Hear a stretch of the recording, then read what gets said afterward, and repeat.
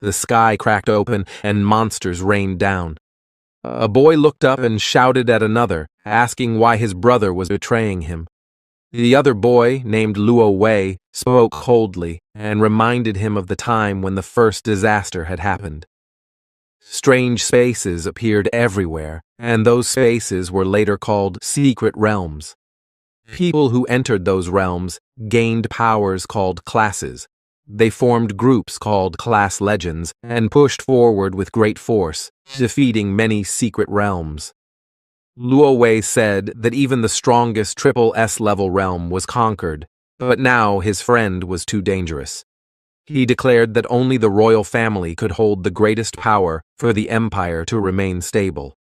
The boy was stunned and shouted that this was the reason his family and teammates had been killed. He flew into the sky in anger, but Luo Wei struck him down with a deadly attack. Luo Wei explained that the boy's armor had been tampered with, and poison had been added to it.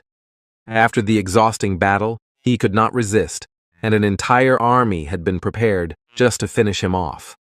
As the boy was dying, his thoughts turned bitter. He realized that brotherhood, loyalty, and emotions had all been false. But at that very moment, his hidden skill called Mirror World activated. He was given the choice to use it, and he pressed yes before death. Dozens of years later, 4 boys were bullying another child near a water body. They laughed and said the boy was pretending to be dead. One of them punched the boy, while another told him to drop him back into the water. The weak boy bled from his mouth and wondered why life was always like this for him. As he was drowning, Yunche's soul heard a strange voice. He looked confused, but before he could react, the scene shifted to another boy who came running and begged the bullies to stop. The bullies mocked him and said if the victim was dying, he should use a healing spell, since he was a chanter class. They accused the boy of bringing them there, saying it was his fault.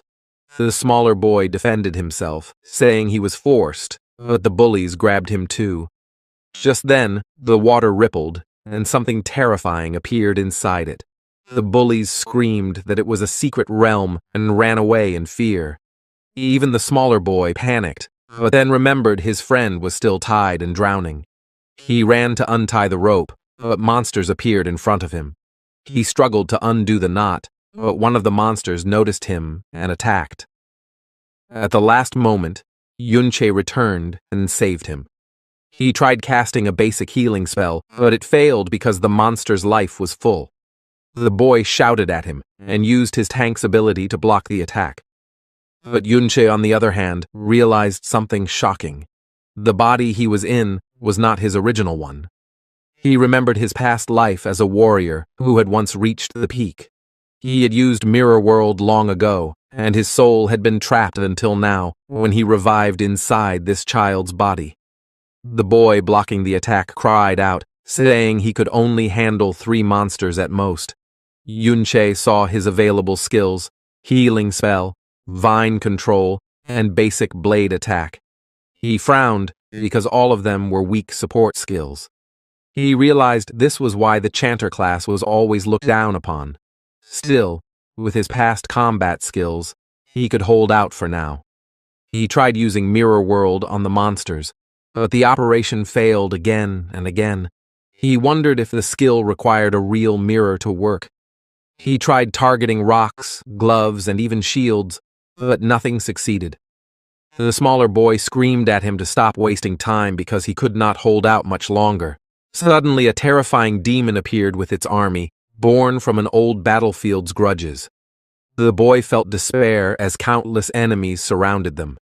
Yunche tried his skill Mirror World again, this time on his own vine control skill. This time it succeeded. The skill reversed and transformed into chaotic thorns. Countless thorns burst out of the ground and struck the demon army, causing chaos. The monsters began attacking each other in confusion. Yunche realized the reversal had changed the binding vines into thorns of madness. What was once useless had now become powerful. He understood the truth of his Mirror World. Every weak support skill could become incredible when reversed. He looked at the battlefield filled with chaos and smiled faintly. He wondered what other hidden powers his reversed skills would unlock in the future. Yunche thought that Mirror World truly lived up to its name as a Trickpal S-level hidden skill. Not only did it reverse abilities, but it also enhanced them far beyond their normal limits. He realized that if he had tricked using it in the past, the success rate would have been low and the bind duration would have only lasted for a second or two. Now, the effects were far greater than anything he had ever imagined. Yunche wondered what the rest of his reversed skills would turn into. He then reversed his blade of basic attack, and it became Trick Blade. A glowing blade appeared in his hand, and he discovered that every time he used a skill, his attack power increased by 10%. He thought this was a skill with extremely high potential for growth. At that moment, he received a notification that he had leveled up. He realized that many monsters had died from attacking each other, giving him enough experience to advance. A monster suddenly lunged at him, but he blocked just in time. He noticed that when leveling up, his mana points automatically restored fully, giving him another chance to keep fighting. Yunche decided to test Trick Blade while the monsters were still under confusion. He summoned Chaotic Thorns again and again, then unleashed Trick Blade at full strength. With each use, his attack power grew stronger, and soon it was more than double its original strength. He charged at a big demon, swung his blade, and sliced it cleanly in half. The smaller boy who was watching the fight stared in disbelief. He wondered if Yunche was truly only a level 5 chanter, because his power looked like nothing a chanter should have. Yunche ignored the boy's thoughts and pressed on, cutting down another demon. He quickly calculated that with his current level 6 stats, he had 120 mana points and 1 point of mana recovery per second. He thought that, at best, he could reach a 2.3 times attack boost, which was just enough to fight monsters at level 11 or 8. But then, a far greater threat appeared. In front of them stood a battlefield commander demon at level 21. It crushed the smaller demons around it like insects as it marched forward. Yunche realized this was the true boss of the secret realm.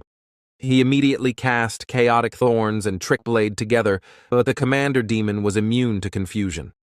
The little boy shouted for him to watch out and bravely blocked one of the demon's attacks with his shield. Yunche remembered his comrades in the past shouting at him not to rush in.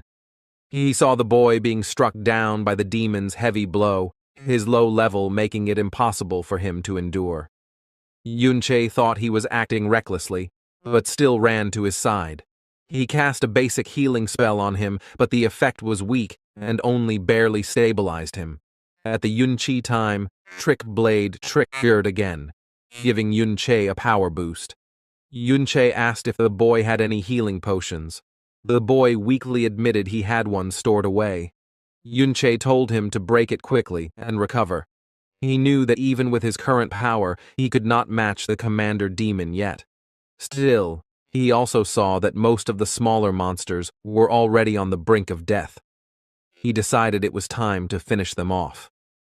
Yunche rushed into the swarm with lightning speed, cutting them down one by one.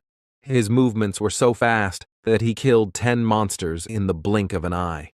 Each kill gave him more experience, and he quickly leveled up again. He calculated that to defeat the commander demon, he needed at least a 400% attack boost. Trick Blade only lasted for a minute, so he had to plan carefully. He decided he would have to cast Chaotic Thorns 40 times within 50 seconds to achieve that power. He combined all his skills and unleashed a storm of Strickas.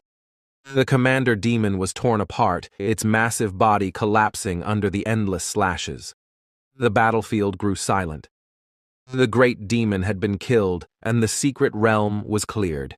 Yunche gained 3 levels at once, standing victorious in the middle of the battlefield. He looked at his status window, taking in the sight of his new strength. The boy, Xiao Ji, stared at him in shock. He asked if this was really Yunche, unable to believe a level 5 chanter had defeated an entire secret realm. Yunche turned to him with calm eyes and asked about his relation to someone named Ben. Xiao Zhi froze when he heard the name, and asked how Yunche knew his great-grandfather's childhood nickname. Yunche thought carefully when Ji mentioned his great-grandfather. He realized with shock that this boy was actually Ben's great-grandson, that Yunchi brat from the past, now living as a new generation. Yunche's heart grew heavy as he remembered how everyone from that time had been killed by Lu Wei. Ji noticed his silence and said there was no need to bring up the past if he did not want to. Ji then asked why Yunche had been hiding his strength all along.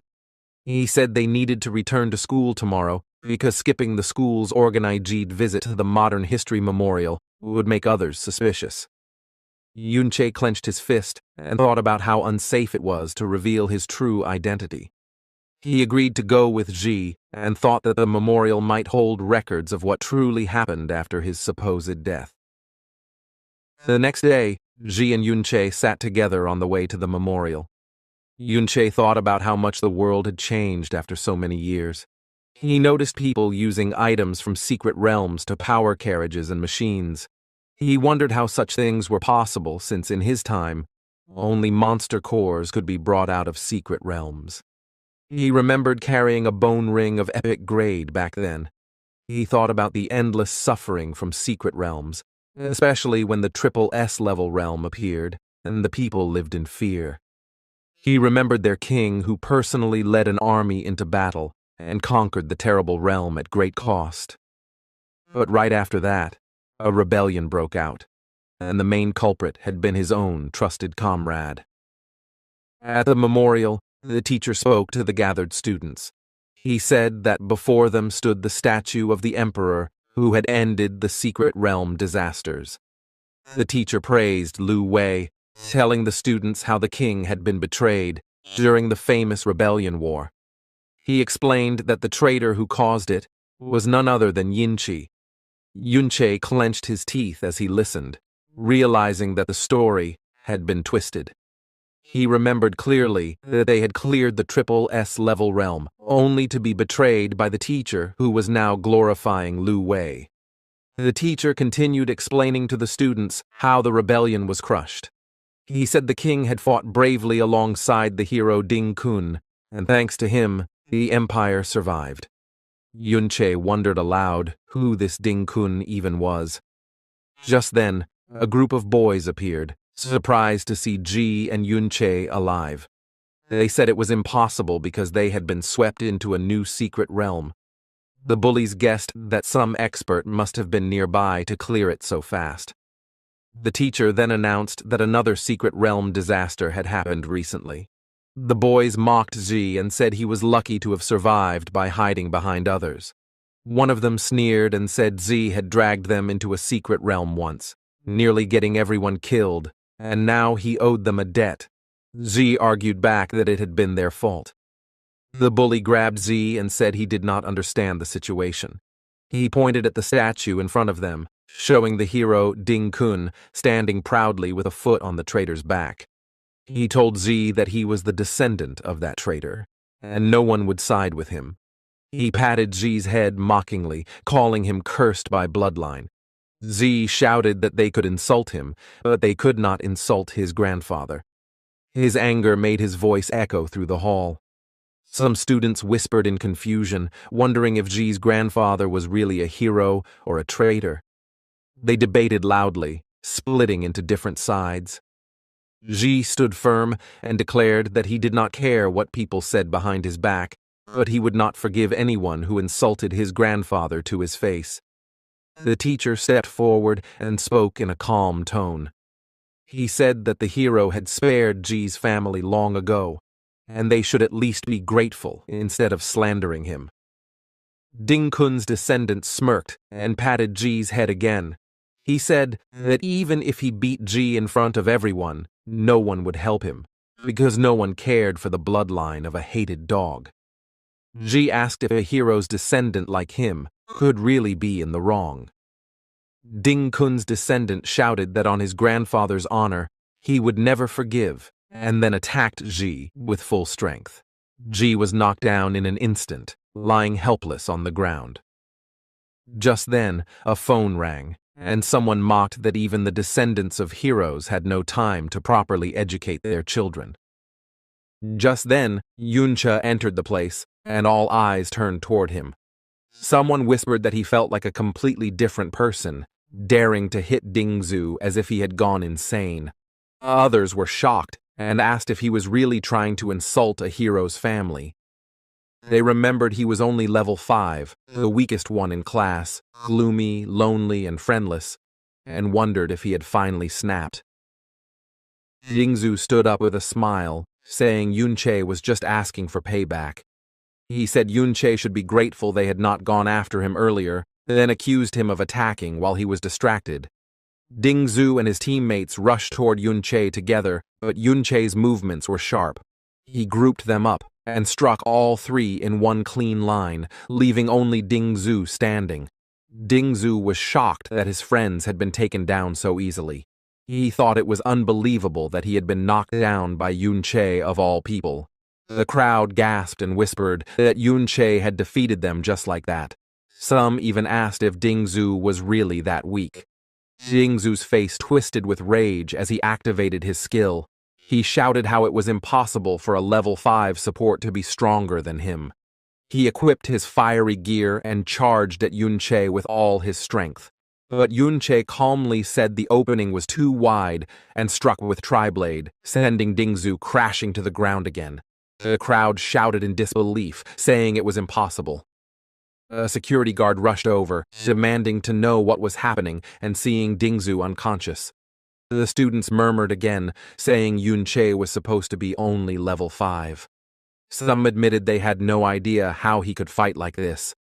The guard shouted that there was to be no fighting in the museum and warned that their reckless actions could damage important relics. He scolded the teacher for not keeping students under control. The teacher accused Yunche of insulting a hero and attacking a hero's descendant. She called him shameless, but Yunche turned toward her with cold eyes.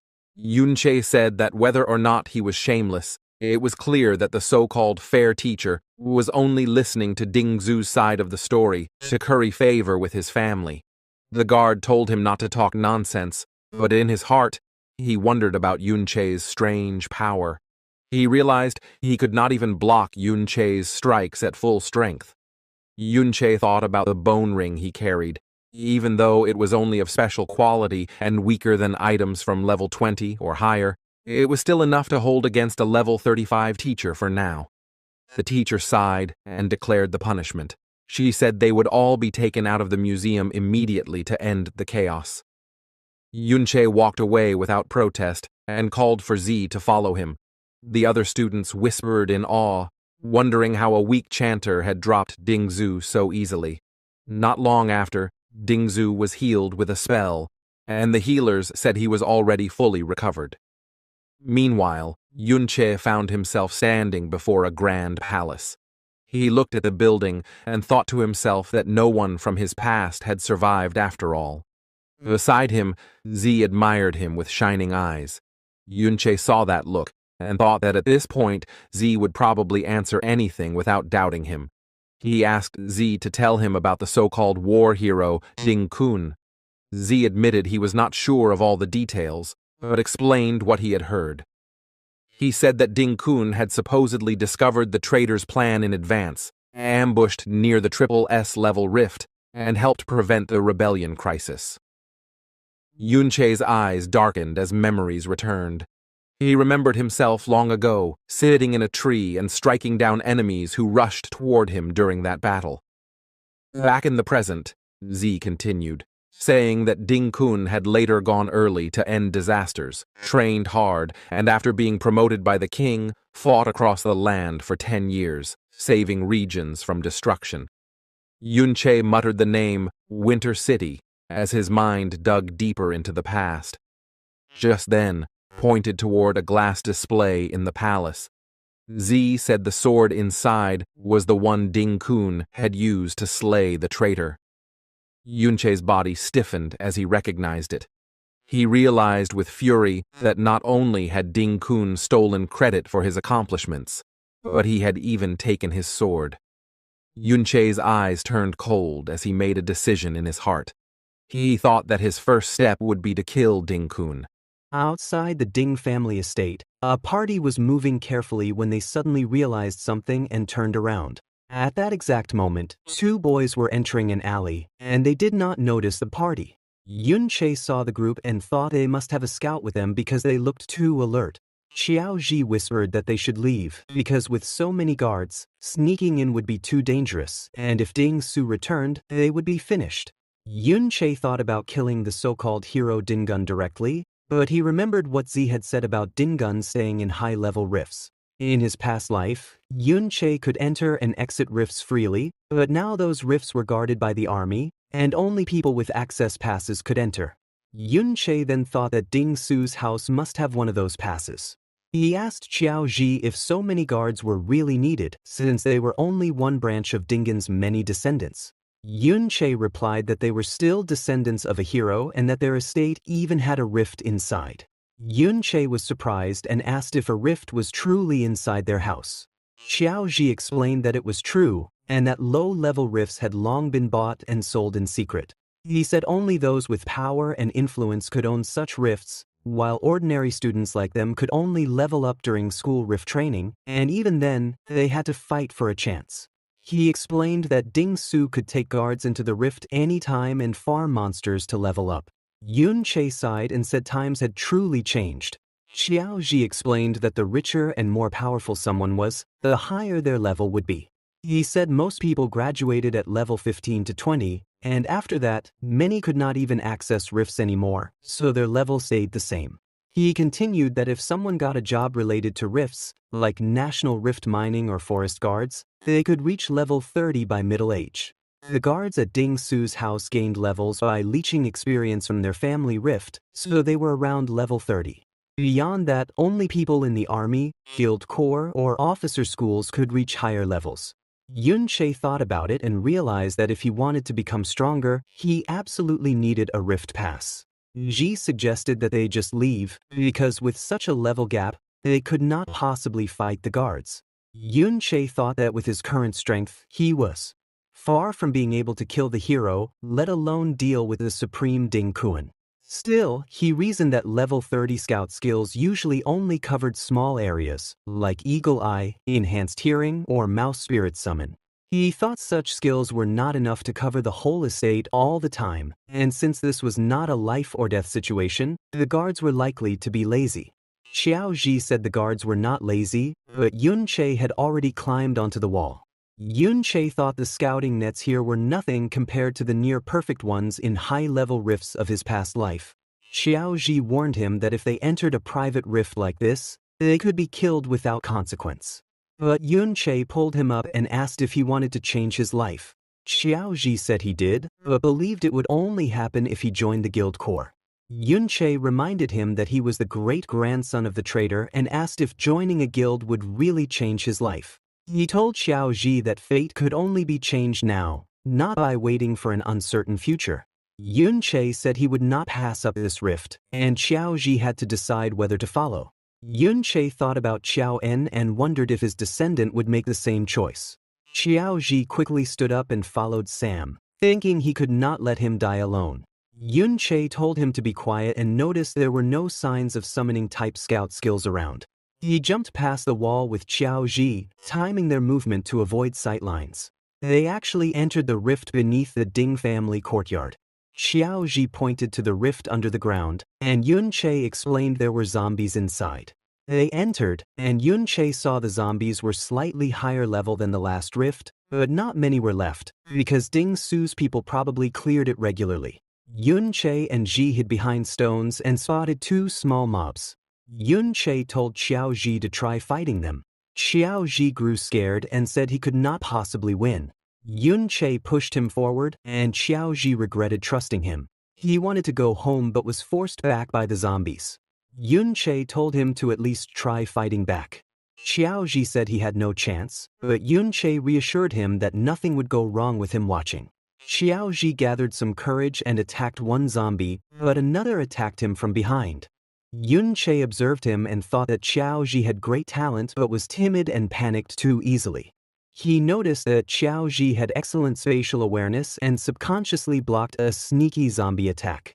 Another zombie came toward Xiao Ji and he wondered how to dodge it. Yun Che thought it always looked dangerous, but Xiao Ji somehow avoided serious damage. Xiao Ji shouted that he could not hold on anymore as his shield broke. Yun Che thought most people stopped there because they lacked courage to keep going. Yun Che quickly rushed past the two zombies and killed them instantly. His trick blade attack power had increased by 70%.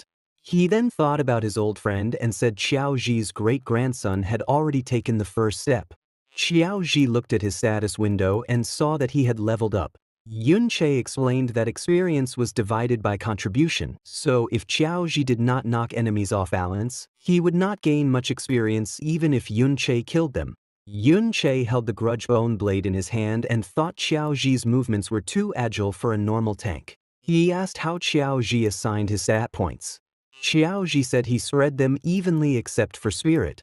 Yun Che asked why, since shield bearers usually ignored agility. Xiao Ji explained that if he was too slow, no one wanted him on their school team, because by the time he arrived, the others had already killed all the mobs. Yun Che told him to think long-term, because advanced classes at level 60 had strict stat requirements, like Fortified Bastion needing 60 stamina and 90 defense. He warned that stats could not be assigned randomly. Xiao Ji said most people only reached level 40 in their entire lives, so no one thought about level 60, which was S rank. Yun Che came close and told him to start planning for S rank and even beyond. He then thought to himself that he also needed to plan his own class advancement. He remembered that his support class had only turned strong thanks to his hidden skill, Mirror World. He thought that unless something unexpected happened, he would probably advance into Mirror World. Yun Che and Ji went deeper into the rift and killed more zombies one by one. Yun Che's trick blade attack power had gone up by 70%, but now the time limit ended while one zombie was still alive. He thought the zombie was not dead yet and his boost had already disappeared. He realized the duration of trick blade had ended and admitted that while the skill was powerful, he could not keep up in a long fight. He somehow killed the zombie and thought that his stamina also could not handle drawn-out battles. Just then, his level increased by 1, and he felt excited. He thought leveling up like this was much faster than using normal tools. He was now at level 17 and felt satisfied. He also thought that killing these monsters was building experience for Mirror World. He picked up the dropped items, but then he suddenly noticed something and quickly grabbed Ji jump onto a cliff. From there, he saw Ding family guards patrolling more often than before. Yun Che wondered if they had noticed an intruder. Ji told him that there were fewer monsters now, and if that continued, the risk of being caught would only grow. Yun Che agreed in his mind, because while fighting monsters, he also had to watch for guard patrols and carefully calculate his trick blade cooldowns and durations. He admitted it was starting to get overwhelming. He looked at the skill book that had dropped and thought not every reverse skill was useful in combat. He then calculated that Mirror World still needed 30% more experience to level up. Even at level 1, skill reversal was ridiculously strong, and he believed it would be even better when leveled higher. He thought if he could kill the Realm's Lord, he would instantly reach level 2. He reminded himself that in other realms, he might not gain skill experience, so it was better to check out this central area Lord first. In the central area, there was a tall tower, and Yun Che and Ji walked toward it. Yun Che noticed rat spirit summons and owl summons scattered around, showing that the scouting skills here were denser. Then he saw a huge figure bound by heavy chains. Ji whispered that it was a realm lord under control and admitted it was his first time seeing one too. He explained that in school rifts, teachers always guarded the lords, so students never got close. He said the chains here must be made of some super high-level gear. Yun Che stayed silent and carefully observed the area. He thought there were too many guards around, and if he attacked the Lord, more would swarm. At his current level, he could not kill the Lord while being surrounded. Just then, he noticed a guard moving to the side. Yun Che decided he would go for the guards first. He sneaked up quickly and crippled the guard in an instant. He planned to interrogate him for information. He told the guard to speak honestly. The guard grew very scared and begged for his life. He said he would tell him everything because the family did not pay his enough to die for them. Yun Che was disappointed at his weakness but still asked about the main matter. The guard explained that there was a pile of Hero Realm passes in the great-grandfather's study. He said they were not rare at all, almost like the old Hero Lord was a fan. Yun Che's aura made him speak more seriously. He admitted he had seen the great-grandfather take passes from his study and leave with the head guard. But he warned that those were only temporary passes, with no personal data logged. He said if someone unfamiliar tried to use them, they would definitely get stopped. Yun Che grabbed his collar and told him that was none of his concern and demanded he empty his system backpack. They left the rift and reached outside the Ding family mansion. Yun Che asked again if that was really all he had. The guard admitted that the Ding family was stingy and that everything found in the rift had to be turned in. He said guards only received scraps. Yun Che checked his skill and saw he had face shift, which gave 6% attack power for 15 seconds after using a healing skill. He thought it was weak since it was not stackable. The guard continued speaking and told him about the inner residence. He said without a summon, guards were not allowed there. He explained that except for the young Ding Su, all the others inside were level 30 or higher with top-tier gear. He admitted they did not even need guards most of the time. Yun Che asked if that meant he could get a pass from the inner residence. The guard said no, because the family head himself was inside. He warned he was at level 42. Yun Che and Ji both stood in the courtyard thinking about it. Yun Che asked if that mustache man was really level 42, and the guard said yes. He added that the great-grandfather and the third master were over level 50, but they were away on business. He warned that if they returned, things would get much more dangerous. Yun Che thought going to the inner residence meant facing someone far higher level than him. He knocked the guard unconscious and told Ji to stay behind. He said luring them out would work better. Inside the Ding family realm, Yun Che studied the chains holding the realm lord. He thought using higher-level chains to control a lord was smart because as long as the lord lived, the realm would not disappear. He realized it could be used long-term. He then concluded the key was to assign guards to watch the chain lock. He admitted it was a secure method. He sneaked behind another guard and killed him quickly.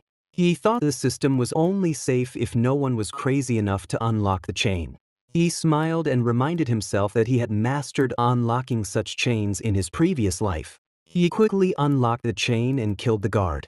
At once, all the other guards realized something was wrong. Yun Che used the chance to execute his plan to draw out the main master from the inner residence. He used his combat chain ability, which was level 60, to release the realm boss. The guards panicked and shouted in confusion as the lord went berserk. Outside the Ding family mansion, all the guards and the family master rued in. The family master shouted for everyone to stop stalling and hurry to support. Ji, watching from the courtyard, saw the chaos unfold. At the Ding family compound, near the inner residence main gate, a car arrived. The butler opened the door and said welcome home to the second master and young master. It was Ding Hao, the second master of the Ding family. Ding Hao complained that such a big fuss was made just to pick him up and said it was only a moment of carelessness. The second master replied that picking him up was only on the way and then called for Miss Yun Sha to step out of the car. A girl came out, and Ding Hao politely welcomed her to his humble abode. But just then he noticed a guard standing in the way. He kicked the guard aside and told him not to block the path. They all went inside the residence. Far from the main gate, Ji was hiding and watching them. Yun Che appeared behind him and asked what was wrong. He noticed Ji's expression and asked why he looked like that. Ji asked Yun Che why he had returned so quickly. Yun Che explained that the realm lord inside, even though only level 30, was not easy to capture alive, so without his interference they could not subdue it quickly. He then asked Ji if he had seen anything. Ji turned around and admitted that one of the men was his uncle. His name was Xiao Li. Ji explained that when Yun Che rebelled long ago, his family was exterminated, but in a way that spared them further humiliation. Since then, the Qiao family had faced endless malice from the empire. Under secret orders from the hero Ding Kuan, the bullying grew worse. In the end, the Qiao family became servants of the Ding family. They were sometimes displayed to show the hero clan's supposed benevolence. The Qiao family had to rely on the Ding family's favor to survive, living in submission and shame. Ji said his elder once wanted to change things, but the result was that his father lost his mind and became a lunatic. His uncle became the Ding family's loyal dog. He wondered if it was really right for him to come this far. Yun Che walked past him and said he was going to the inner residence. Ji warned him that Ding Su's father was inside and was level 42 with full equipment, and if Yun Che was discovered, he would surely die.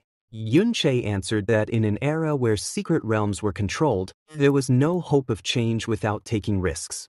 He said some things could never be done if one hesitated. He told Ji that he could not change him, and that Ji had to make his own choice. Yun Che declared that he would choose to resist, but would not force Ji to follow. Ji asked how they could possibly fight such powerful people with no plan. Yun Che replied quickly that what he wanted to resist was not just the Ding family, but the entire empire. He then leapt into the residence. Inside the hall, Ding Hao sat with a cup of tea. He asked how the secret realm lord had broken free. Yun Sha said if it was inconvenient, they could visit another day. Ding Hao assured her there was no need to worry. He said his elder brother could handle it. He told her that compared to a male secret realm mess, Miss Yun Sha was far more important. He then said that after hearing she would visit, his father and third brother were already on their way back. He added that was more than enough to handle things and revealed that they had contacted the hero grandpa. He said the hero grandpa was eager to meet her. Yun Che was hiding behind a screen and heard everything. He thought about the hero grandpa Ding Kuan and remembered when he had entered the hero's secret realm. He recalled that one needed escort and permission to enter. He noticed that this girl had the Yun Chi surname as his, Yun Miao, and wondered if it was just coincidence. He reminded himself to stay focused on finding the entry permit first. The girl with Yun Sha suddenly sensed his presence, but before she could look again, Yun Che was gone. He moved quietly into another room. Meanwhile, outside in the secret realm of the Ding compound, Ding Peng announced that they had finally subdued the realm lord. He said it had been released with ill intent by someone, but now that person had vanished. He thought that risking so much could not have been just for a high-grade item. He ordered the guards to seal the inner residence. He thought the young lady had agreed to visit and must not be disturbed. Inside a room, Yun Che opened a drawer using face shift. He found a diary and several high-quality skill books. Among them, he obtained a skill book called Snow Light. Back at the main gate of the inner residence, the guards tightened security. Ji stood outside and saw all the soldiers gathering. He thought that maybe they had been discovered. He worried it was still too dangerous. He noticed the number of guards increasing. He realized that if Yun Che did not escape now, he would lose his only chance. If he did not run, and if he was caught, the family would have even more reasons to punish him. He remembered his past when his uncle and mother were bullied. He thought maybe he should just slip away quietly to save himself. But then he remembered Yun Che's words, that he had to make his own choice. Suddenly, he shouted loudly. The guards noticed him and pointed, shouting that he was over there. Yun Che ran away, thinking he would distract them so Ji would not be caught. Yun Che broke a window and jumped outside. He thought Ji had finally overcome himself and chosen to resist. He shouted that the chains and skill books were with him, and if they had the guts, they should come and get them. The guards chased him immediately. Yun Che used his Snow Light skill to escape. Ding Peng ordered teams 2 and 3 to fall back and protect the secret realm lord. He shouted that Yun Che was not escaping outward but was heading into the secret realm. As he ran, Yun Che thought about Zi's actions. He realized Ji had lured everyone away. He wondered why Ji would take such a risk. But now so many guards were gone, and the secret realm lord had already been subdued. Yun Che entered the realm. He thought that controlling a lord required a great battle, so now the lord's health must be at its lowest.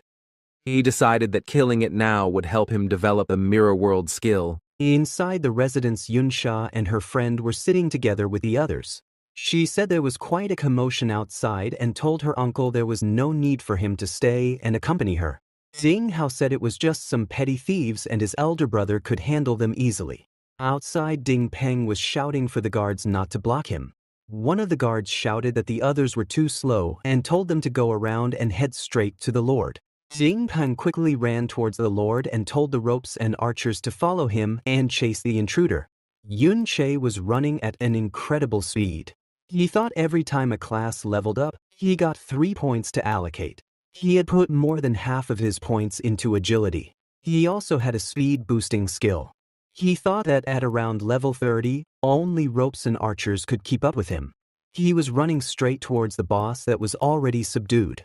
The boss was crippled.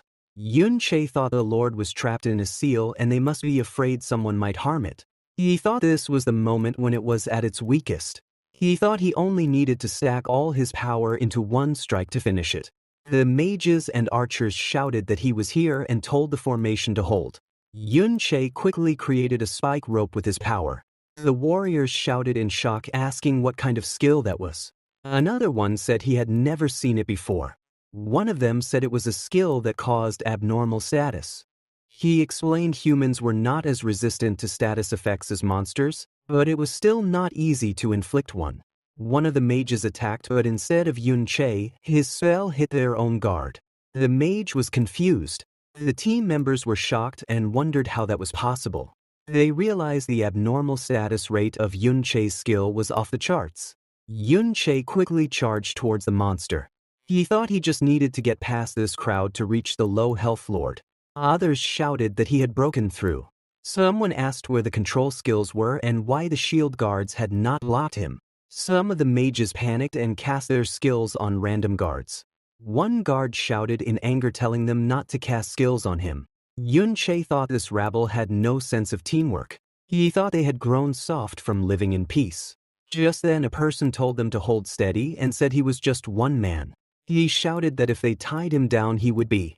They attacked Yun Che together. Just then Ding Peng reached the place. He told the others to stall Yun Che and said he would take care of him. He quickly attacked Yun Che with his axe. But Yun Che pulled out the chains that were used to block the Lord Boss earlier. He thought even though he did not meet the level requirement to equip them and get their stat bonuses, the chain's durability was equal to a level 60 item. So he used the chain to block Ding Peng's attack. Yun Che thought with this huge impact force, he should be able to break through the seal area. The blow threw him flying straight towards the boss. He shouted that he had made it.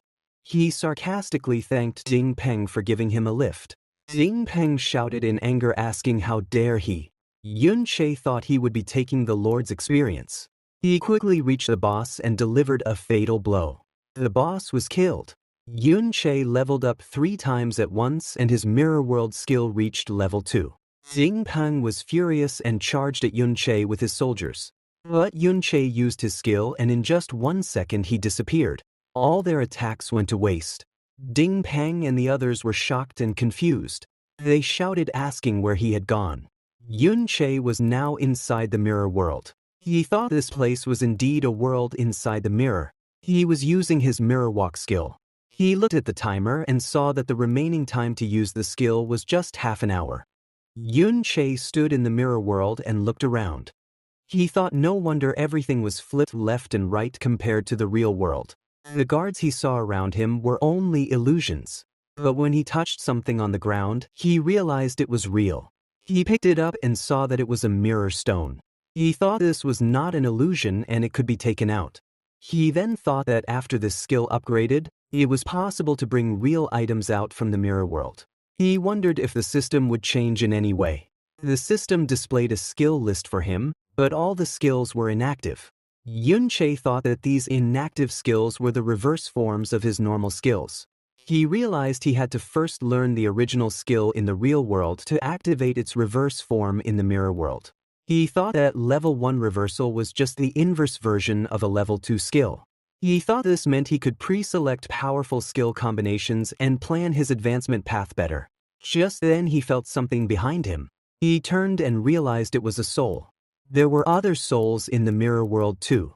Those souls had been turned into undead monsters. Yun Che quickly pulled out his blade and attacked one soul. He thought it did not seem very strong. But suddenly he was shocked when a system message appeared. It said the soul could be put under contract. He was given an option to contract it and summon it later as a companion. The system explained that the soul's max level would equal Yun Che's level. Yun Che was surprised and thought that meant after defeating souls, he could summon them in the real world. He realized level 2 mirror world did not just allow bringing items back, but also undead souls. He thought this was very interesting. Meanwhile, outside, the guards were waiting nervously inside the secret realm. Ding Peng shouted that the secret realm had already been sealed, so why had Yun Che not appeared yet? Another guard said maybe he used a repressed stealth skill. But another quickly argued it was impossible, since stealth skills always had a visible form and time limit. It would not have gone unnoticed for this long. Ding Peng grew angry and shouted at them. He asked how they let one man escape from so many people. He threatened them that if they could not find Yun Che, they would have to pay for losing the secret realm lord. Just then Yun Che suddenly appeared right beside them. The guards and Ding. Yun Che looked at his system window and said the mirror walk time limit was up. He wondered if upon exit he would always return to the Yun Chi spot or if there were other conditions. Ding Peng shouted at the soldiers to attack. But Yun Che remained calm and said there was no rush. He said that after being ganged up on for so long, he deserved some payback. Yun Che then summoned the undead souls he had contracted inside the mirror world. He told them to now taste his undead army. The guards panicked when they saw the evil spirits appear. They shouted in fear, asking what those monsters were. Ding Peng told them not to panic and said they were just undead-type creatures. He said he had seen plenty of them before. The warriors quickly ran forward and began fighting the undead spirits.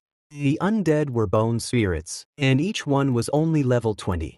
One of the guards noticed their status bars and shouted that they were just level 20. Ding Peng told everyone again not to panic. He told them to counterattack and promised that anyone who caught Yun Che would get a reward. All the guards charged straight at the undead spirits. But in that moment they noticed Yun Che was gone. He had already disappeared. Yun Che was hiding and thought to himself that these undead were still too low in level. He thought if only he had higher level undead, then this rabble would not even stand a chance. He reminded himself that he had already contracted the top 20 strongest he could find. But the mirror world had exploration limits. After entering the mirror world, he could only move within a 200-meter radius. He thought he would need to enter the mirror world from other locations to find higher-grade undead. Just then he noticed Ji was being beaten by a guard.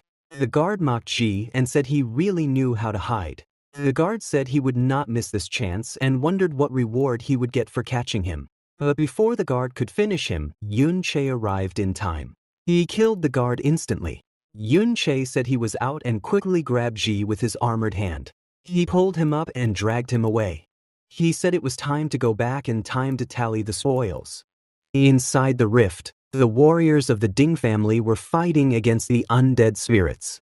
They swung their weapons fiercely and cut through the ghostly figures. One of the warriors shouted that these ghost things were not strong at all. But then he asked how they could revive again and again after being killed. The soldiers kept attacking and killing the spirits, but each time the spirits returned right away. Their bodies reformed like smoke and shadows, and they charged again without fear. The battle grew frustrating because no matter how many times the warriors struck them down, the undead came back. Just then, a wave of power swept through the battlefield. All the spirits were destroyed in a single strike. The one who arrived was Ding Ji, the third master of the Ding family. He looked at the fading spirits and said they were only summons. He explained that even if they revived, it would definitely cost mana, so killing them a few more times would make the summoner run out of energy. He told the warriors not to panic because it was only a matter of time before they disappeared. At that moment, another member of the family arrived. It was Ding Dan, the great master of the Ding family. He was an old man with a serious expression, and his presence alone silenced everyone. Ding Dan asked if Miss Yunsha had already left.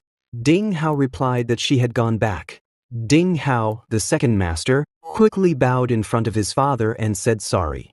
He explained that he could not make her stay because the intruder was too arrogant. He said the intruder even dared to yell outside the residence and broke through the windows. Ding Dan looked angry and said the intruder even made it into the inner residence. He said the Ding family failed not only to capture him but also did not even know what he looked like. He glared at Ding Hao and asked what he had been doing. Ding Hao lowered his head and admitted it was his failure. But he quickly added that Miss Yunsha had agreed to go to the hero's secret realm. He said at least Grandpa's matter was settled. Ding Dan waved his hand and said once they found out who the intruder was, they would kill him for sure. He ordered them to check carefully what else might have been stolen. Far away in another area, Yun Che sat quietly and looked at the pass in his hand. He thought he had managed to get the pass. But he realized he still needed someone who could take him into the hero's secret realm. He decided it was not urgent and put the matter aside for now. He had already leveled up to level 20. At the Yunchi time, inside Ding Su's house, Yun Che examined the items he had stolen. The Chimera Bone Ring was mostly broken, but he had taken over a dozen secret skill books. Most of the skills were chanting and support types. Yun Che thought he could use these to stack his stats. He realized that with just stats alone, he would be able to crush opponents of the Yun Chi level. He learned a new skill called Power Boost and also gained the Corrupted Knight armor. He also remembered that the Realm Lord had dropped a powerful piece of gear earlier, which he could use later. Most importantly, he had leveled up the Mirror World to level 2.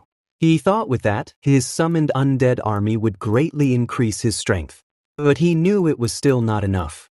He judged from the equipment on the statue that the hero was at least an S-ranked Berserker branch. He thought he needed to contract with a Yun Chi rank undead and reach level 50 before having any chance of killing him. Just then, Z looked at him and asked if the Ding family would still chase them. Yun Che told him not to worry because they had already shaken the enemies off. He reminded him that they had not exposed their faces, so it was fine. Z stayed silent, but his eyes showed his anxiety. Yun Che noticed his nervousness and thought it was normal at his age. But then Yun Che asked Z if there were any secret realms nearby where strong people had once died. Z repeated the question with confusion and asked what he meant. Yun Che explained that he wanted to find a higher level secret realm to level up. He said when the time came, Z would understand. Z thought for a moment and then said there was one, but it was the school's secret realm. He said they had no chance of sneaking in because it was monopolized by the school. Yun Che thought if it was monopolized, then he would have to rely on special means. Later, Yun Che gifted some skill books to one of his teachers. The teacher was shocked when he saw them. He said it was a rare purple skill book, perfect for his vagabond class. The teacher thought Yun Che must have some powerful backing to obtain such things. The teacher explained that access to the school's secret realm was always pre-scheduled.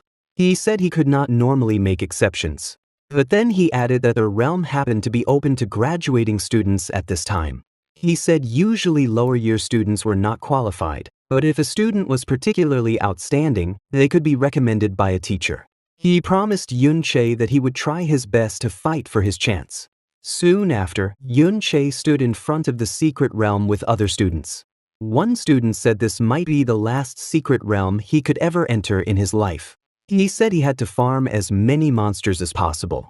Another student said if not for the hero's gift, they would never have had this chance. He said they should be grateful to the hero. Yun Che, however, felt something strange. He thought this secret realm felt off. The instructor gathered them and explained. He said this was the heroic secret realm gifted to the school by the hero himself. He said the hero once fought in here, and some of his presence might still remain inside. Z stood near Yun Che and his heart trembled. He thought this heroic secret realm was the very place where the hero had slain the traitor John. He wondered if he should tell Yun Che the truth. But before he could speak, the teacher reminded everyone that the realm's level was quite high. He warned them to be careful and to act within their abilities. He pointed at a student named Xiao Xie and told him to go with the team. Another student grumbled and asked how he was supposed to level up if he had to babysit others. But the teacher ignored his complaint and quickly announced that the realm was open. He told everyone to go in. Xiao Xie, another student, frowned when he saw Yun Che. He thought lower year students were so annoying. He even complained that he had to babysit freeloaders. He pointed at Yun Che and told him to stay behind once inside. He warned him not to drag them down or else they would leave him behind. Yun Che stayed quiet, but he thought carefully. He was level 20, but the secret realm gave him a dangerous feeling. He thought the level might not be as simple as it seemed. The deeper the students went into the glowing purple dungeon, the air grew heavy with strange energy. Yun's eyes caught two familiar figures up ahead, Yun-in and her golden-haired friend, Yun-sha. He frowned. They were younger students. How could they be allowed inside? Little Z, who was supposed to keep an eye on Yun, noticed them too and whispered to a fellow armored student. That boy's eyes lit up immediately, his mind already painting a heroic fantasy of escorting the two beautiful girls through danger. His daydream ended abruptly when a tall senior in a helmet smacked him hard. "Stop dreaming," the older one barked. He explained flatly that those girls were already stronger than most of them, both past level 30. They weren't the ones who needed protecting. If anything, it was the other way around. Red-faced, the boy muttered that he was just talking, but his eyes still lingered on the girls, half in awe, half in envy. The two younger prodigies did not even glance at the senior group. Instead, they walked directly toward Yun and Xiaoji. That simple decision sent ripples of confusion across the crowd. Yun himself stiffened. He remembered Yun-sha. She had been a high-status guest in the Ding family's house. Why approach him here? Was she linked to Ding Su? Was this confrontation personal? Suspicion tightened his chest. He braced himself, masking his unease with silence. Yun-sha's steps were confident, her smile practiced. She stopped before him, her voice calm but direct. She said she had seen him at the memorial hall and praised his combat skills, even his voice. Yun's eyes narrowed. Casual words, but her golden gaze shimmered as she leaned closer.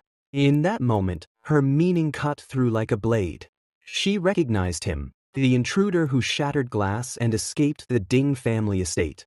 Shock surged through Yun. He had spoken barely 2 sentences, yet she had pieced it together. This girl's perception was terrifying. Before he could respond, Yun-sha's attire shifted, her robes transforming into white, mage-like combat gear. Beside her, Yun-yin's clothes reshaped into a dark green battle outfit, humming with energy. The message was clear. They knew, but they weren't exposing him. Yun-sha only remarked that they would explore the dungeon first.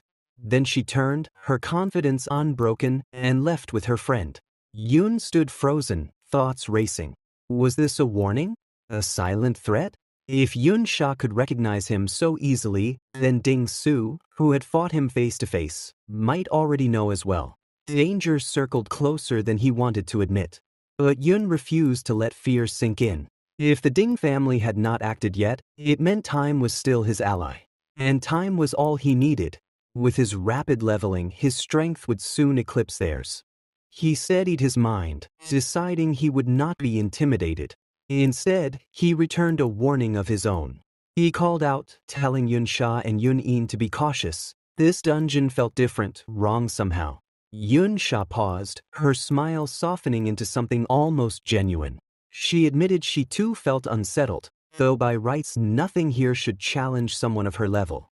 She gave him a knowing glance, thanking him for the warning, before she and Yun-in vanished deeper into the glowing maze. The rest of the students had watched in disbelief. Yun-sha, the cold prodigy, had exchanged warm words with him. Whispers spread like fire.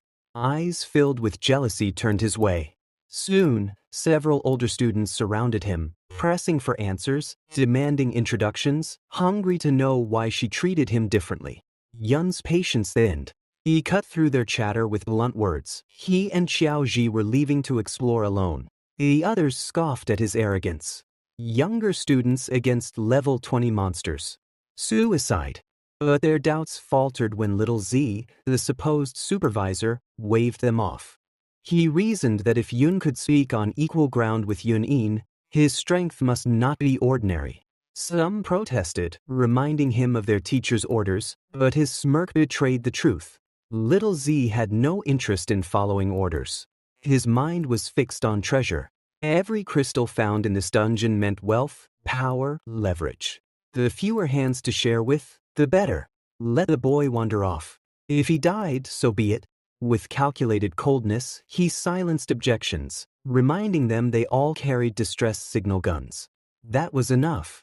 His tone carried authority, but his heart was black with greed. As Yun and Xiaoji left, his eyes followed with dark malice. Why would someone like Yun Sha notice a plain kid like that? The envy curdled into hatred. To him, Yun's confidence was arrogance, and arrogance deserved punishment. Not long after, outside the dungeon's entrance, another storm brewed. Ding Su arrived, face twisted with fury. A staff member stepped in his path, asking what business he had here. Ding Su's answer was violence. He grabbed the man's shirt, snarling if a team had already entered. The staff pushed back, demanding to know his intentions, but Ding Su's rage was beyond reason. His fury wasn't born here at the dungeon. It had been smoldering since his clash with his family elders. At that meeting, he had presented his case with fire. Yun and Xiao Ji were the intruders, he said. He knew their voices, he had fought them. But his father, Ding Hao, dismissed him coldly, saying he was only looking for excuses for his humiliation. Ding Su protested, insisting his memory was flawless, that he could never mistake those voices. Still, doubt lingered. His uncle argued that the intruders had been too skilled, too clean in their escape. Students? Impossible. Ding Su could prove their strength exceeded trained guards. No one would listen. Finally, the head of the family cut him off, his voice as sharp as winter steel, ordering him to leave. Their important matters left no room for his wounded pride. Humiliated, ignored, dismissed. Ding Su's frustration curdled into obsession. Now, at the dungeon's gates, he confronted the staff again, his voice trembling with fury and resolve. Inside the glowing crystal dungeon, Yun battled a level 20 greed demon giant made of jagged blue shards. Its heavy fists shattered the stone floor with every swing, forcing him to dodge in sharp bursts. Just as he steadied himself, a stronger enemy appeared, a greed demon crystal eye, level 30. Its pupil glowed purple before unleashing a deadly beam. Yun braced for impact, knowing he couldn't outrun it. From behind, Zhao's panicked voice rang out. A circle of golden shields burst open around Yun like wings, absorbing the blast. The skill, surrounding shield, was powerful. 500 durability, 700 defense, lasting 3 minutes. Zhao's hands glowed again as he shouted a support chant, filling Yun with a faint aura. His attack power and speed climbed by 5%. The boy was becoming a true support, no longer a burden. Strengthened, Yun countered. Activating Trick Blade, his strikes surged with 70% more power. His sword cut deep, each slash splintering crystal until the eye cracked open and collapsed into shards. Victory hit fast. His level rose to 21, 3 new stat points added. Xiao shouted in surprise as he reached level 11, also gaining points. Yun explained the support skills came from books they had stolen from the Ding family, proof of their worth. Looking at the remains, he noted how far their teamwork had come. The dungeon's monsters were high level, but Zhao's new skills shifted the balance. For the first time, Yun felt the boy could carry his role. As they pressed deeper, Yun remembered his teacher's warning. This dungeon hid a rare monster, the obsidian beast. Killing it could drop a rare skill book for gravitational pull. Yun's heart stirred. He had already seen its reverse, force field zone, listed in his mirror world. That skill was vital to his plans. But his ambitions stretched further. Many adventurers had died here. Their souls might still linger, and if so, he could bind them to his growing undead army. The dungeon wasn't just an opportunity for skills and levels. It was a graveyard of power waiting to be claimed. His thoughts broke when the ground trembled. From a canyon below, a giant beast of glowing purple stone appeared. Then another, and another, an entire herd of elite obsidian beasts. Yun and Xiao crouched high on a cliff, watching as they marched together for nearly a kilometer. Yun's eyes narrowed. Wanderer type, he muttered. It explained the strange movement. Wanderers were rare monsters that roamed freely without fixed spawns, far stronger than ordinary ones. In ancient days, they had left dungeons to devastate human towns. Facing one meant death for the unprepared, but their rewards were unmatched. High risk, high reward, the oldest rule of adventurers. Caution weighed heavier than greed. Yun studied their movements. Their defense shimmered with constant healing, making them almost unbreakable. Before he could plan further, their eyes lit with power. Dozens of beams, mana rays, fired at once, blanketing the canyon in light. Yun darted between them, shielded by Zhao's golden wings. But the barrage was too thick. One beam struck him square in the back. Pain ripped through him, blood spraying. His health bar dropped steeply. Without Zhao's shield, he would have been crushed in one shot. Grinding his teeth, he admitted the truth. His HP and defense were too weak. He needed another plan. Snapping his fingers, Yun summoned his undead army. Green-flamed skeletons rushed forward, clashing against the obsidian beasts. But the gap was too wide. The elite monsters shattered them with ease, health bars vanishing in seconds. Yun cursed under his breath. Even his army couldn't hold the line.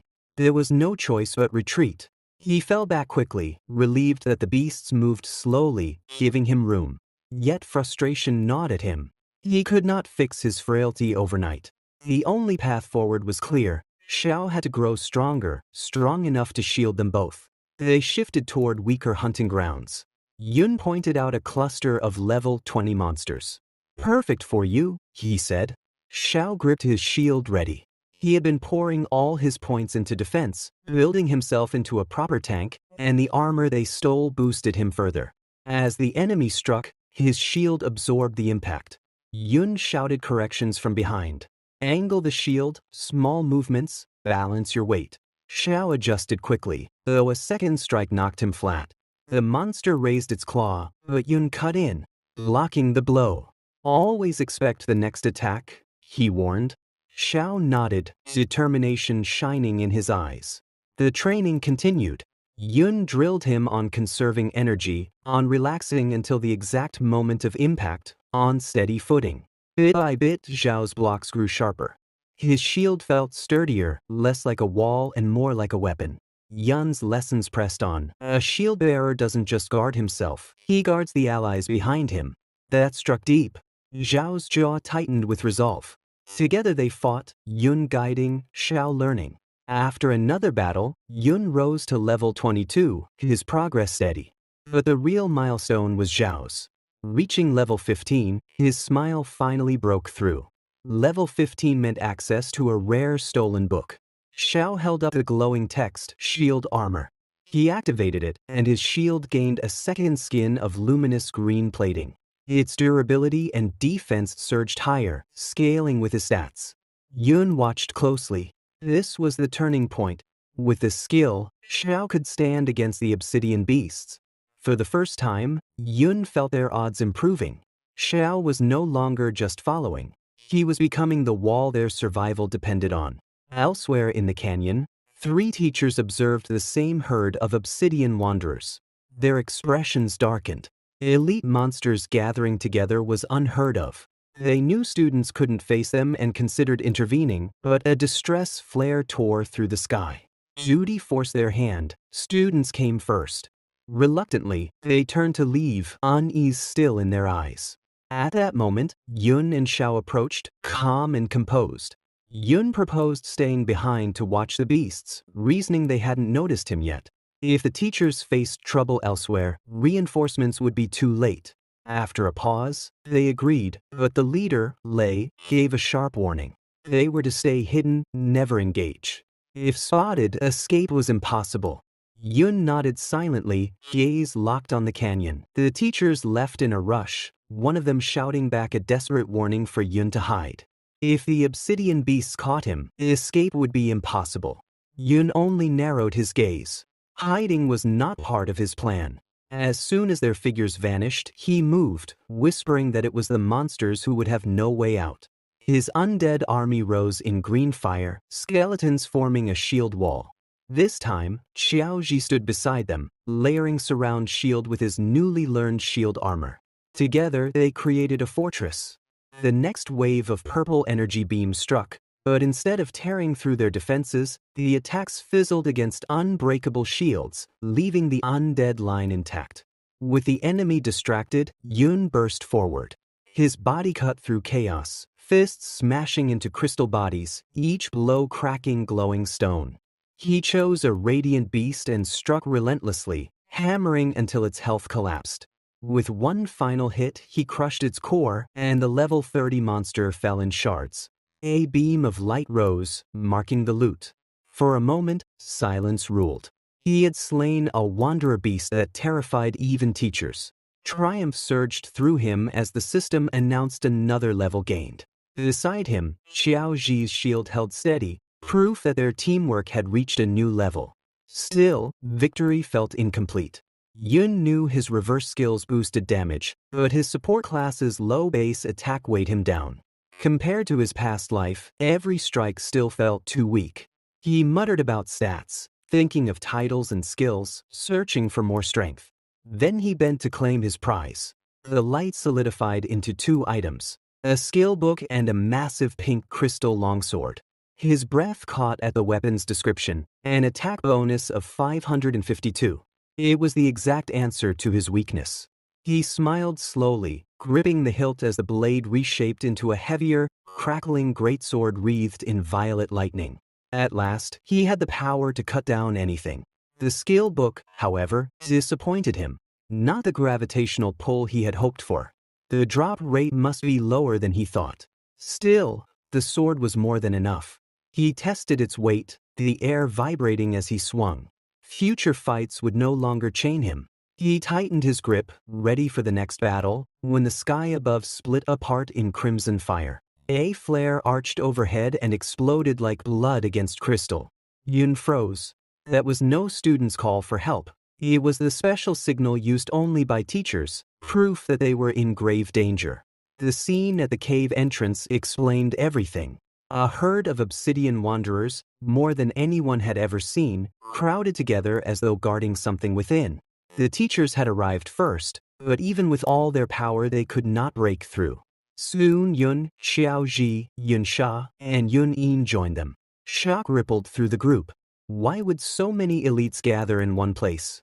A teacher pointed to the cave, explaining that the distress signal came from inside. Students were trapped there, but the teachers lacked the strength to reach them. Yun Sha stepped forward. She didn't hesitate. Duty lit her eyes as she raised a star-shaped sigil that burst into radiant light.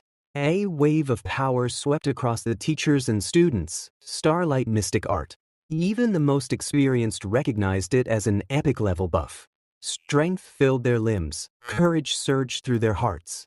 Then Yun Sha unleashed her attack, gravitational pressure, crushing dozens of beasts under invisible force. At the same moment, Yun Yin struck with hidden thorn, countless blades piercing and destroying a level 30 crystal spike in an instant. Together, their overwhelming power ripped apart the monsters. The effect was immediate. Teachers who once doubted now stared in awe. Students whispered that rescue was guaranteed, praising the sisters' incredible strength. Yun Sha and Yun Yin stood like warriors from legend, crushing monsters that had seemed untouchable. Yun watched in silence. Their armor, their weapons, their skills, everything was beyond ordinary.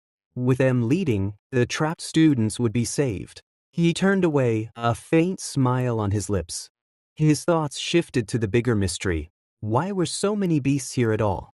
As the group prepared to advance, Yun told Xiao Ji to remain with them. Then he stepped aside, activating Mirror Walk. His body faded into the reflective world, the cave transforming into endless purple glass. Ghostly phantoms of adventurers drifted like mist. Yun noted the rule again. Living beings left only phantoms here, while corpses remained solid. Knowledge etched itself into his mind as he moved deeper, silent and unseen, through this mirrored dimension. Ahead, he found familiar shapes, the senior students, including Little Z.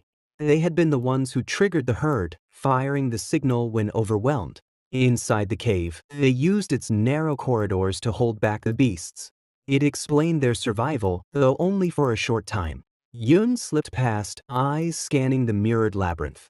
The crystal reflections twisted endlessly, a maze designed to confuse. Yet he pressed forward, determined to find what drew the monsters here. Then he stopped cold. His reflection fractured across the crystal walls, revealing something hidden deeper inside the cave. His eyes widened in shock. What he saw didn't belong in this dungeon, or perhaps in this world at all. The realization struck like ice through his veins. The mirror cave stretched endlessly, its walls glowing with veins of eerie green light. Yun slowed his steps, his eyes widening at the sight before him. This was no ordinary dungeon cavern. It was the heart of something priceless. Embedded in the stone was a massive vein of luminous green, or each shard pulsing with quiet power. Now it all made sense. Little Z and his companions had risked their lives because treasures like this existed. Dungeons often birthed resources unseen in the real world, and this was one of them.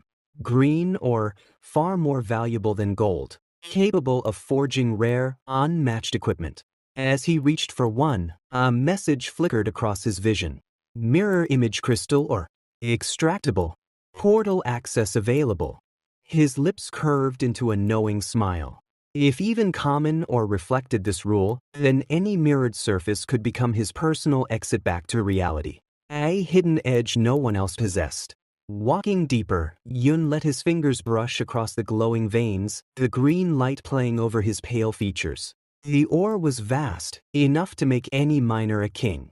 He understood now why the entrance swarmed with monsters. The treasure itself was their magnet. Taking a fragment into his palm, Yun considered his newly advanced skill. It was still raw, untamed, but filled with promise. The cavern was a vault of secrets, and his instincts told him this was only the beginning. His steps echoed softly, leading him further into the maze of crystal corridors, each turn shimmering with wealth beyond comprehension.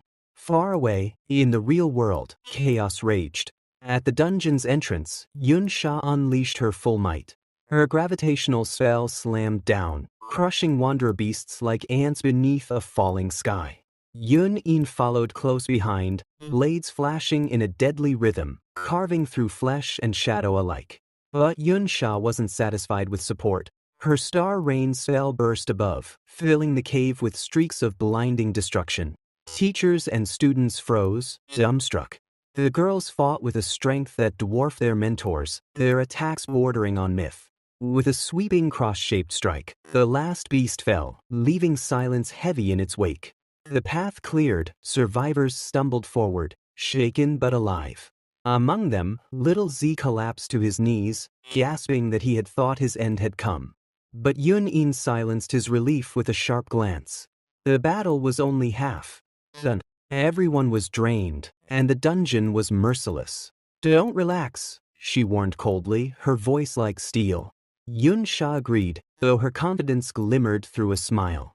With their strength, she promised, escape would be easier than the hell they'd just endured. Hope flickered, fragile but real. Yet even as she spoke, something shifted. Yun Sha's golden eyes narrowed, her expression darkening. A prickling dread filled her chest. Moments later, terrified screams tore the cavern. The path they had cleared only breaths ago now seethed with shadows, elite wanderers, countless and hungry, crowding the tunnel like a living tide. It was as though the entire dungeon had gathered to block their way. Meanwhile, Yun pressed forward into the mirror's reflection. The green glow lit his way as he wove through the labyrinthine cave, alert but calm. Then he stopped dead. Before him towered a crystalline tree, its trunk rising to the cavern's ceiling. At its peak pulsed a radiant, star-shaped core, glowing with immense energy. Yun's breath caught. He knew instantly this was no mere ore. This was the secret treasure, the one legend spoke of. If the veins were the dungeon's harvest, then this was its heart, the singular prize that embodied all its power. Rare beyond words, each secret treasure bore a unique effect, the kind of artifact mortals could only dream of glimpsing once in their lives. With measured steps, Yun approached the radiant core. Its light reflected in his eyes, sharp with hunger and awe. The system's cold text appeared, mirror image crystal core. Unique. Permanently increases stamina plus 110. Mana recovery plus 0.5 per second. Reduces light and electric damage by 20%. Yun's grin widened. It was better than he dared hope. Greater health, faster mana, and the rarest of all, percentage damage reduction. That kind of effect was priceless, something even the strongest equipment couldn't easily grant. And as a consumable treasure, it wouldn't even burden his slots. Every aspect was perfect. Back in the real cave, relief crumbled into despair. A deep tremor shook the stone, dust cascading from the ceiling. The air thickened, humming with dark energy. Even Yun Sha and Yun Yin, so calm and composed, froze in sudden dread. Their instincts screamed. From behind crystal pillars, it emerged, a monster unlike any they had seen. Colossal, cloaked in purple lightning, its frame made wanderers look like insects. A lord among beasts, its aura pressed down like a mountain. The teacher's faces drained of color. Students staggered back, choking on fear. A wandering lord, one of the rare hidden bosses, separate from the dungeon's master. The revelation struck like a hammer. Their earlier battle had been nothing more than a prelude. The real nightmare had just arrived. The monster before them was no ordinary foe. A wandering lord, its crystal body radiating menace, towered above the basin with an army of elite beasts at its command. Fear spread instantly through the students. One cried out that such creatures only appeared in high-level dungeons, his voice shaking. Panic rippled through the group. If this was true, then their deaths were certain. But before despair could consume them, Yun Sha's voice rang out, steady and commanding. She told everyone to calm down, reminding them their only hope was to work together. She pointed to a narrow canyon, the only way out. If they could break through, their speed would carry them to safety. Her starlight mystic art lit the group in golden strength, restoring their courage. Under her lead, the teachers and students prepared for a desperate push. Teacher Lee stepped forward, shield glowing as he declared that their duty was to get the students out alive. His light refraction shield flared, and he charged first into the horde. The others followed, teachers taking turns to lead while support classes layered healing and barriers. The group moved as a tight circle, pushing forward inch by inch. Their blades struck, their shields locked, their spells lit the battlefield in defiance. For a moment, hope flickered. They might just make it to the canyon. But the Lord made its move. With a roar, it unleashed battle cry rally. The effect was immediate. Crystal beasts from every corner of the dungeon awoke, drawn toward the basin in unstoppable waves. They flooded the canyon, transforming the exit into a wall of bodies. Students cried in horror as the path vanished. Then came Crystal Aura. A red glow wrapped the beasts, boosting their health, attack, and defense. 20% stronger in every way, the monsters slammed into the front line, driving students back with overwhelming force. The first death came quickly. A teacher was pierced by beams of energy, his screams silenced as his body collapsed. A teacher's dead. A student shouted, terror breaking their ranks. Yun Sha barked new orders, shield guards forward, priests focus healing on them, but her heart sank. Everyone was drained, and the Lord itself hadn't even joined the fight yet. Already they were struggling just to endure the strengthened minions. Then came betrayal. One teacher, face pale, declared their efforts useless. He activated stealth, muttering that it was every man for himself, and fled. Lee shouted after him that his skill wouldn't last long enough. His warning proved true. A turtle-like crystal beast burst from the ground, blocking the coward's path. The wandering lord raised its head and unleashed a colossal energy beam. The man vanished in an instant, reduced to ash. The attack collapsed the canyon walls, sealing the only escape under a landslide. Students and teachers stared in numb horror. No way forward, no way back. They were trapped. The Lord's crystal eyes glowed as it charged another beam. Despair filled the group. There was no dodging this. But then, a massive shield materialized. The Rock Mountain Shield, level 70 and epic in power, rose like a wall. The Lord's blast slammed into it, shaking the ground. Teachers and advanced students rushed to hold it, straining under the sheer weight of the attack. Yun Sha explained quickly. The shield's level requirement was too high for anyone to equip. They were holding it by force alone. It was only a stalling tactic, but it was the only thing keeping them alive. Behind the trembling shield, spirits faltered. One senior shouted that this dungeon was madness. Another accused the teachers of bringing them here to die. Even the instructors doubted themselves, wondering if their efforts had been meaningless. Li clenched his fists, whispering that at least Yun and Xiao Ji were safe. But fate mocked him. In a blur, Xiao Ji appeared at his side, shoving him away from an incoming strike. Li's eyes widened in disbelief. How had the boy reached them? No time for answers. Another beast attacked. Xiao Ji roared his skill, surround shield. The barrier shattered instantly under the blow. The formation broke. Monsters poured in, but Xiao Ji didn't retreat. He charged forward, shield raised, intercepting blow after blow. His body became the wall that held back death itself. Li stared in awe. The boy he once dismissed as weak fought like a hero. But courage had its limits. The other shield guards collapsed. Xiao Ji was smashed by a crushing strike, armor splintering, blood spraying as he hit the ground. Still, his bravery had bought them precious seconds. With the last tank fallen, despair returned. It's over, one teacher whispered, sweat and terror on his face. The monsters closed in, jaws open for the kill. But then, a flash cut across the battlefield. A beast fell, slain in a single strike. Dust swirled, and there stood Yun. He balanced atop the corpse, massive crystal sword in hand, its glow cold and deadly. His eyes were calm, his presence unshaken. He looked at Xiao Ji, broken and bleeding, and spoke with quiet pride. You did well. Then his gaze lifted to the horde. His voice rang clear, filled with iron confidence. Leave the rest to me. Not long before, in the mirror world, Yun had stood before the crystal core. His discovery confirmed a powerful truth. If he found a replica here, the real one still existed outside. That meant every treasure could be doubled. Yet the limits were harsh. Each ore cost 10 minutes of mirror walk to bring out, and with 75 pieces collected, he would need far more time than he had. With only minutes left, he made a choice. Take the real core for later, but use the mirrored one immediately. The result was staggering. The system confirmed both had been absorbed, doubling his stat boost and granting him a 40% resistance to light and electric damage. Strength surged through his body. Standing atop the massive crystal, he suddenly felt the cavern quake, a sinister vibration echoing through the rock. Alarmed, he leapt down, testing a new thought. Could he exit the mirror world at will? He phased through the wall, and it worked.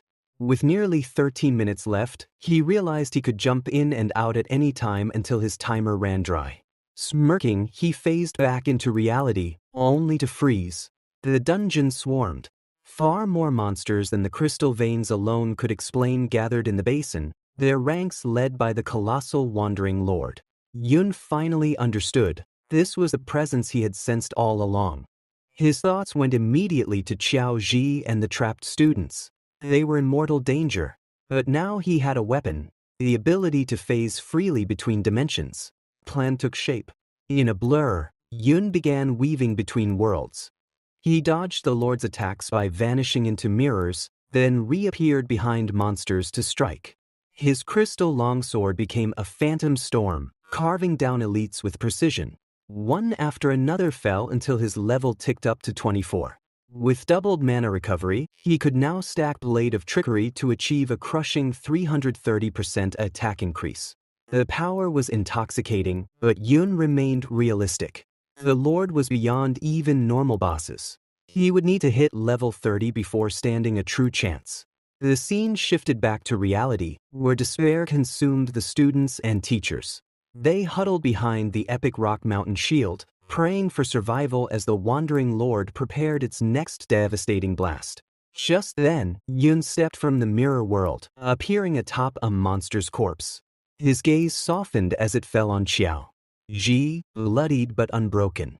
You did well, he said firmly. Then he turned toward the horde. Leave the rest to me. Landing on solid ground, he barked orders. Support skills. Buff me. Yun Sha instantly answered, her starlight mystic art flooding him with radiant energy. Xiao Ji, barely standing, casts around shield and shield armor, adding another layer of defense. Power thrummed through Yun's veins. He charged forward. He became a storm. His crystal longsword swept through elites like wheat before a scythe. With his doubled health, heavy resistances, and overflowing mana, their attacks barely scratched him. The only annoyance was their immunity to his confusion debuff, but it hardly mattered. Teachers and students watched, mouths agape, as the boy they once dismissed tore through monsters with impossible might. Even Lee, battered and bleeding, could hardly believe his eyes. The student he had worried over wielded power greater than any instructor here. Each strike of Yun's blade glowed with purple energy, each phase step between worlds left afterimages in the air. His levels soared, 25, 26, 27, 28. The battlefield, moments ago a death trap, became his arena. Yun Sha, who had once suspected him as nothing more than a thief, now stared in awe. Yun In too was silent, stunned by the depth of strength hidden in the boy who shared her name. Around them, morale shifted. Where there had been despair, now there was hope. But the battle was far from over. The wandering lord, untouched and terrible, reared back, charging another massive beam. The student screamed. No shield could withstand such force at close range. Yun knew it too. Even with all his boosts, a direct hit would annihilate him. The lord began its slow advance, beam glowing brighter with each step. Lee, seizing the moment, shouted, "Break out! Head for the other exit." The horde of smaller monsters had thinned under Yun's assault, making escape seem possible. Yet a problem arose immediately. The two colossal shields anchoring their defense were immovable without inventory storage. To abandon them meant certain death.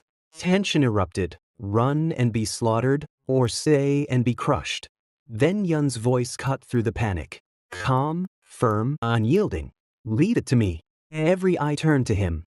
His plan was simple yet suicidal. He would draw the Lord's attention, holding it back while the others escaped. Lee's face twisted in shock. "What about you?" Yun's gaze was steady. "If it's left alone, this thing will gather every monster in the dungeon and eventually spill into the outside world. If that happens, countless will die." His hand tightened on his sword. "I'll stop it here." Resolve hardened in his eyes. He activated Blade of Trickery. Power surged, boosting his attack by 350%. The mirror walk timer still showed more than 5 minutes. Plenty for a high-speed battle. Yun stood firm, ready to face the wandering lord alone. Behind him, Teacher Lee wrestled with the harshest choice of his life. Though every instinct screamed to help, he knew his duty. He ordered the students to retreat, urging them to run faster. In his heart, he believed Yun could not hold forever. The sooner we escape, he thought, the sooner he can too. A student, pale with fear, whispered doubts. How could Yun possibly kill a monster of that scale? Lee's expression hardened. "He won't. He said that to give you courage." He knew the truth of wandering lords, nightmarish beasts that even veteran adventurers struggled to overcome. Forcing himself to turn away, he led the group. Among the retreating students, Xiao Ji looked back with anguish. His fists clenched, his body trembling. The thought of leaving his closest friend behind cut deeper than any wound. He could do nothing but run and pray for Yun's survival, silently swearing that this helplessness would never happen again. But Yun was far from helpless. Each strike of his glowing longsword reaped monsters, and each kill fueled his growth. His level ticked up again. The wandering lord's eyes gleamed with cold intelligence before it unleashed its devastating energy beam. In a blur, Yun phased into the mirror world, and the blast passed through empty space. He reappeared behind the towering golem and slashed with all his strength. The strike landed, sparks flying from the impact. Yet his heart sank. The beast's defense was colossal. His damage was pitiful, healed instantly by the Lord's regeneration. The reality hit him hard. At his current level, he could not pierce its defenses. Dodging the beast's hammer-like fists, Yun studied it. Then he saw it, a large crystal embedded in its forehead, glowing with ominous light. The core, but it was too far, too high, and his strength was nowhere near enough to break through. Worse, time was running out. His borrowed buffs flickered and faded. His mana bar, dangerously low, meant Blade of Trickery could not be sustained much longer. There was only one option left. He needed more levels. He needed to grow stronger before taking another chance. Yun turned toward the remaining elites, ready to carve his way through them. But then, from the corner of his eye, a crack in the wall erupted with dazzling light. His instincts screamed at the same instant the Wandering Lord reacted. Monster turned its head and unleashed another beam, this time at the glowing fissure. Yun phased into the mirror world, but his triumph turned to horror when he reappeared directly inside the blast's path. The Lord had learned. It predicted him. Caught in the searing stream, Yun staggered, his health dropping fast despite his resistances. His timer showed under 4 minutes left, too little to waste. He thought quickly. He could summon his undead army to soak the damage, but that would drain his remaining mana. Without mana, he had no chance to launch the final strike. For the first time, doubt flickered. Should he retreat? Then, salvation. A blinding counterblast struck the Lord's attack, forcing it back. Yun blinked, stunned, then saw familiar figures racing into the battlefield. Yun Sha, Yun In, and Xiao Ji. Yun Sha's lips curved into a knowing smile. Don't be mad, little brother. This stubborn boy begged us to return. She nodded toward Xiao Ji. Flustered, Xiao Ji looked away. I didn't beg. The small fry are gone. The others can escape without us. That means I'm free to fight. Relief spread across Yun's face, rare and genuine. He whispered one word, thanks. With the team reunited, Yun Sha assumed command. Her tone was firm. This hidden boss is beyond you. We'll hold it back. You fall back slowly. But Yun shook his head. His eyes blazed with determination. With you here, I can finally go all out. Together, they cut down the remaining elites, experience pouring into Yun until the long-awaited message appeared. Level 30 achieved. At once, he donned the corrupted knight's armor looted from the Ding family dungeon. Dark plates locked into place, his defenses multiplying. Yun Sha gasped softly. You're aiming for the core, aren't you? It's impossible, you can't even reach that height. Yun smirked, lifting a hand. Who said I can't? He revealed a treasure he had claimed earlier, the gravitational pull skill book, dropped from one of the Wanderer monsters. Its reverse form, gravitational traction, allowed the user to launch themselves toward a chosen target. The weaker their strength, the stronger the pull. For Yun it was perfect. He activated Blade of Trickery, his power surging to its absolute peak, an overwhelming 350% boost. Purple energy coursed through him as he raised his sword, eyes locked on the crystal core above. Everything's under control, he promised. His palm glowed as he cast the new skill. A crushing force yanked him forward, catapulting him like a meteor through the air. The rocky ground cracked from the sheer pressure of his launch. Gasps echoed from below as he soared toward the towering golem. In seconds, Yun landed squarely atop its massive head. Yun Sha and Yun In, who had just declared it impossible, stood frozen, their eyes wide with disbelief. Balanced on the beast's crown, Yun raised his glowing blade high. The core pulsed beneath him, a giant crystal heart. With a roar, he brought his sword down. The blade pierced, cracks spiderwebbing across the gem. The Wandering Lord convulsed, its body shaking the ground. But even in death, it refused to yield. The core unleashed a cataclysmic explosion of pure energy, light swallowing everything. Yun was caught in the center. His health plummeted, system warnings flashing red. Yet his new armor, boosted stats, and sheer willpower held. He gritted his teeth, enduring until, at last, the light faded. Where the Lord had stood, only shattered fragments remained. The battlefield fell silent. Messages flooded his vision. You have defeated the Wandering Lord, LV. 42. Plus 5000 experience. Title earned, Wanderer Killer. And from the wreckage, 2 glowing tomes appeared, Golden Light Shield and Angel's Protection. Legendary skill books, treasures beyond price. The explosion shook the dungeon, and system messages flared in his vision, 3 consecutive level ups, pushing him to level 33. The students and teachers stood frozen. Xiao Ji whispered that Yun had become unbelievably strong, while Yun In and Yun Sha could hardly accept that the monster had fallen to him alone. 2 beams of golden light rose from the Lord's remains, legendary loot. But before Yun could claim it, the massive carcass began to topple. Yun Sha shouted a warning. Balanced and calm, Yun leapt across the crumbling body, springing from fragment to fragment until he landed safely on solid ground. Dust rolled outward, and when it cleared, a cavern gaped open where the Lord had fallen. Inside the mountains stretched a hollow darkness. The cave was vast, littered with bones of humans and wandering beasts. Every surface bore the scars of forgotten battles. Yun's gaze sharpened. This was no ordinary dungeon. An older, stronger lord must once have been born here, shaping the battlefield into a graveyard. His eyes rose toward the peak of the cavern. Against the dim glow stood a lone figure, armored and frozen in defiance, his great sword buried in the stone at his feet. The system confirmed what his heart already knew: Xiao En, Xiao Benben.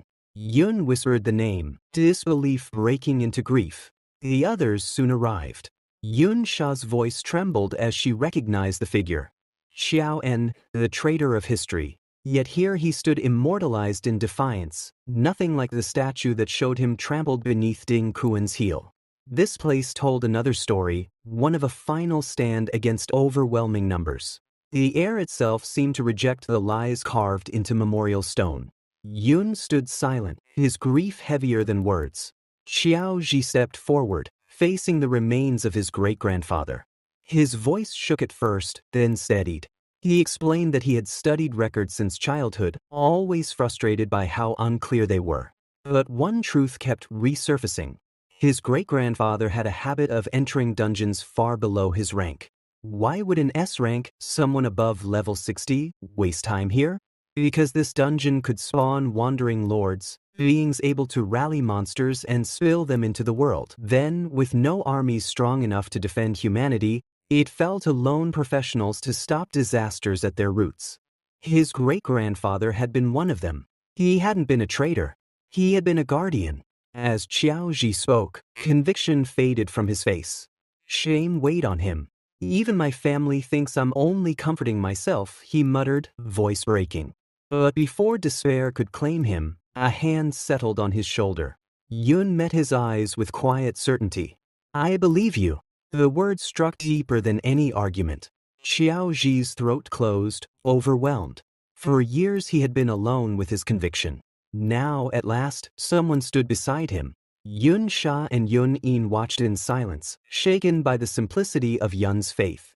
Memories stirred within Yun, sharp as blades. He remembered Xiao Benben's arrogance, the way he bragged that he needed no teacher, claiming he would soon surpass his master. He remembered the terror in his eyes when swarmed, screaming for help, only to deny weakness afterward. He remembered how Benben trained in secret, unveiling new skills with smug pride, and how he always chose the weakest shield-bearer class, the sword guard, because only it could keep pace with Yun's reckless charge. He remembered the times he found Benben grinding levels alone, the boy always insisting he just wanted a fight, always pretending that saving others was an afterthought. These flashes cut into Yun like fresh wounds. Standing before the remains, Yun's grief hardened into resolve. His voice was low but unyielding.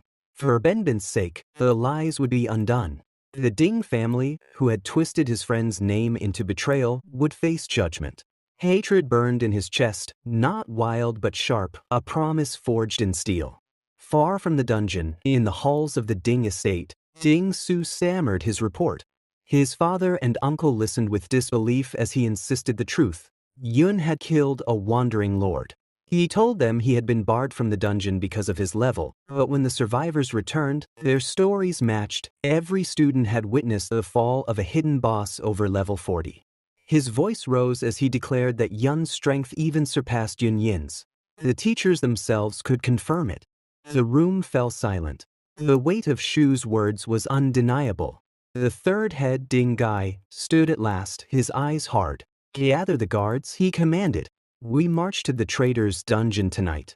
The decision hung in the air like a sentence passed. But Ding Yi leaned forward, recalling a detail from Shu's earlier report. His lips curled into a cruel smile. Bring the Chia family as well, he said. If Yun stands with their bloodline, then their fate is the same. Brushing the matter aside with a cruel flourish, Ding's lips curled into a sinister smile. None of that matters now, he said smoothly. I've brought you a gift. Xiao Ji's eyes widened in terror as Ding repeated himself, gesturing toward the gift. A group of weary-looking figures were ushered forward by the Ding family guards. His heart dropped. He recognized them, his own family. Grand-uncles, grand-aunts, and finally his mother, whose tired, defeated eyes met his. His breath caught. Before he could fully process the scene, one of his elderly relatives, his second granduncle, erupted with rage, apologized to the hero's family. To Ding Su. The command rang harshly in the tense air. Xiao Ji lowered his gaze, muttering under his breath, I don't want to live like this anymore. But his granduncle's anger intensified. What did I teach you about showing respect to the Ding family? The words cut deep, shaming him for years of learned obedience. The pressure was unbearable. And then, something snapped. Years of suppressed anger, shame, and helplessness erupted in Xiao Ji's chest. He straightened, voice shaking yet resolute. Are we the Ding family's dogs for generations? The defiance in his tone echoed across the stone hall. His family recoiled in horror, unable to process the audacity of his words. One relative, Xiaoli, stepped forward, shouting her agreement with the granduncle. For the descendants of a traitor, being dogs is more than enough. The weight of family expectation and fear pressed down on Xiao Ji from all sides. Another female relative, tearful, pleaded, begging him to consider the risk to their lives. She reminded him of the sacrifices his mother had made after his father's madness, trying to break his resolve. For a moment, Xiao Ji hesitated, the family's fear and sorrow nearly bending him. But then he turned, gaze fiery, toward the skeletal remains of his great-grandfather atop the distant mountain. His voice rang with clarity and passion. The truth is this. My great-grandfather came to this dungeon to prevent a catastrophe. He was not a traitor. He was ambushed by countless enemies, and that is why he fell. He spoke of the research he had tirelessly conducted over the years, of the fragmented records that had now been made whole by the battlefield before them. This is the evidence I've sought my entire life. My ancestors' sacrifice was heroic. The official history is a lie, propaganda to mask the truth. His words carried the fire of righteous anger. He turned to his stunned family. If we make this truth known, we can restore our ancestors' honor and free ourselves from this life of servitude. The Ding family has no right to treat us this way, and our relatives should never have died for a fabricated story. For a moment, there was silence. Then Ding laughed, a condescending, childlike chuckle that grated on everyone's nerves. How quaint, he said, his tone dripping with mockery. He stepped forward, a smug grin on his face, and confirmed everything Xiao Ji had said. His great-grandfather had indeed been ambushed and was not evil. Then Ding's expression darkened, chilling the air. But do you know who orchestrated that ambush? He asked, eyes narrowing. Your enemy, the so-called hero Ding Kun, my grandfather, planned it. For his fortune. For his gain.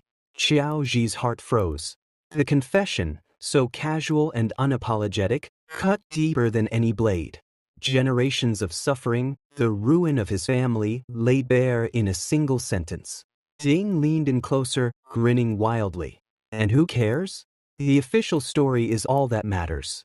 Grandfather was a traitor. End of story. You and your family? Descendants of a traitor. Your suffering is deserved. He spread his arms, gesturing to the armored guards flanking him. Does it matter if your father went mad? Or that your relatives are dead? You belong in the dirt the way history dictates. His final blow came with cruel precision. Pointing directly at the kneeling Chow family, he declared, You knew the truth all along. You knew why your relatives died, and yet you hid it. Answer me, brat, how else did they perish? Silence means compliance. Ding, calm and composed, adjusted his tie with a sinister smile. Kneel. The word carried weight, authority, and threat. Without hesitation, the entire Chow family, from elders to children, sank to their knees. The ground seemed to swallow their dignity. Xiao Ji's mother fell to the cold floor beside them. Tears streamed down her face as she reached for her son, calling him AI. It's useless, AI. Stop resisting. We can't afford to lose you too. Just kneel. Her desperation, grief, and love mingled into a heavy cloak of sorrow over Qiao Ji's shoulders. For a moment, despair gripped him, freezing his spirit. Then, a soft, gentle voice broke through the suffocating tension. A woman with long brown hair extended her hand toward him, her smile warm and reassuring. "Do not listen to them," she said. "You are the best." Her words brought a flicker of hope, but before it could grow, Ding Su stepped forward. His face was still covered in bandages from his previous clash with Yun. His voice was sharp, mocking. "Clueless brat. You think words will save you?" He raised his foot, ready to kick Qiao Ji into submission. This time, however, the outcome was different. Qiao Ji's eyes glowed with newfound power. He blocked the kick effortlessly with his forearm. Before Ding Su could recover, Qiao Ji seized his leg, roaring, and slammed him into the rocky ground. The impact shattered stone around him. Standing tall amidst the debris, Qiao Ji's posture radiated resolve. He looked down at his fallen tormentor, breathing heavily, eyes ablaze. "I will never kneel again," he declared. Furious, Ding Su scrambled to his feet. Summoning a massive crystal hammer, it blazed with energy as he charged forward. "You will remember your place," he screamed, intending to crush the boy with overwhelming force. But Qiao Ji was ready. In a flash of light, he transformed. Full plate armor encased his body, and a massive shield appeared just in time to block Ding Su's furious blow. The hammer's impact thundered against the shield with a deafening clang, leaving Ding Su gritting his teeth in disbelief. Now a formidable protector, Qiao Ji positioned himself between Ding Su and his kneeling family, a living barrier of strength and conviction. He glanced at his mother briefly, reassurance in his gaze, before turning back to his attacker. "Listen well," he shouted, voice ringing with unyielding power. "We are not the descendants of traitors. We are the descendants of a true hero." Dinga gritted his teeth in fury as he watched his family's child being struck by that lowly bastard. At the same time, Ding Shu's face twisted in disbelief. He glared at Qiao Zhi, his voice shaking with rage. "How is this possible? You could become suddenly stronger than me?" But Qiao Zhi didn't stop. He charged forward, his fists burning with raw power. Ding Shu roared, swinging his sword. "You're just a punching bag I've beaten since childhood. How dare you think you can surpass me?" Qiao Zhi's gaze turned cold. He clenched his fist and smashed it directly into Ding Shu's face. With a loud crack, Ding Shu was knocked unconscious, collapsing heavily onto the ground. The Ding family stood frozen, completely shocked. The boy they had always ridiculed and looked down on now stood tall, radiating strength. Qiao Ji wiped the blood from his lips and declared in a steady voice, "I am no longer the same person I was back then." Meanwhile, inside the mirror world, Yun Che's battle against Ben Ben continued. His opponent's soul was still overwhelmingly powerful, and every strike carried crushing force. Yun Che's thoughts turned grim. This is Ben Ben at his prime. The gap between us is enormous. If not for the fact that I'm a defensive class, and if he weren't so mindless right now, I would have already been crushed in an instant. Inside the mirror world, Yun Che charged forward once again. His eyes narrowed as he muttered coldly, "I'm the one who taught him all his fighting techniques, his weaknesses. I know them better than anyone, like the back of my hand." But as he struck, Yun Che quickly realized the truth. He's undead now, and this is the defense of someone who has advanced past level 60. Even with a blade of treachery stacked, I can't deal enough damage. At that moment, Ben Ben's body erupted with golden radiance. Divine energy surged out, forming a shield that shimmered with immense power. Yun Che's expression hardened. The legendary skill, Golden Light Shield. Shh, what a pain. The sky above rumbled, and the shield launched forward, crashing into him with unstoppable force. The scene shifted back to the present. Qiao Zhi blocked Ding Shu's fierce strike, his arms trembling under the weight of the massive wide hammer. Ding Shu's attacks fell again and again, each blow shaking the ground. But Xiao Zhu didn't retreat. His fist crashed into Ding Shu's face, dragging him down and slamming him into the earth with sheer aggression. Ding Shu's face twisted helplessly. Despite all his strength, he could not defeat the boy he once called weak. From the side, Ding Gei's expression darkened. Power flared in his hand as he roared, "You brat! Even you can't defeat a lowly bastard from the Chow family?" His fury exploded as he charged straight into the middle of the fight between Ding Shu and Xiao Zhu. With a cruel smile, Ding Yi bared his teeth. "Don't worry, nephew. Your uncle will vent your anger for you." Ding Yi suddenly froze, his eyes widening in disbelief. This really is the golden light shield? He stepped back, his expression twisting, before sneering coldly. "So what if you have that shield? In the end, you're just from the so-called hero family. Nothing but cowards who don't even dare fight one-on-one." Inside the mirror world, Yunche once again charged at the shimmering golden light shield. His gaze sharpened as he analyzed its power. The golden light shield, a legendary skill. Its defense isn't just tied to the user's stats. As long as it's not struck by an attack that exceeds its endurance limit, it can withstand at least 10 blows. His swords flashed in rapid succession, striking the shield again and again. With each strike, Yunche muttered coldly, "But it's still a consumable skill. Every bit of damage drains its energy." His words rang true. Cracks spread across the golden surface until, with a resounding shatter, the shield broke apart completely. Yunche's eyes gleamed. Once the energy is exhausted, it collapses after exactly 10 hits. Back in the present, Xiao Ji's shield finally broke under Ding Yi's ferocious assault. Ding Yi sneered, his laughter dripping with malice. "So what if you had the golden light shield? In front of me, you're still just a little bastard." His eyes gleamed with cruelty as he sneered. "Even if that trash Xiaoban used this shield, it wouldn't matter. In front of me, nothing changes." Zhao Shi quickly pulled Zhao Ding's battered body in front of him, using him as cover. His voice shook with fury. "If my great-grandfather were here, you would already be on your knees, begging for mercy." Zhao Shi spat blood, cursing weakly. But Ding Yi only laughed, his aura exploding outward.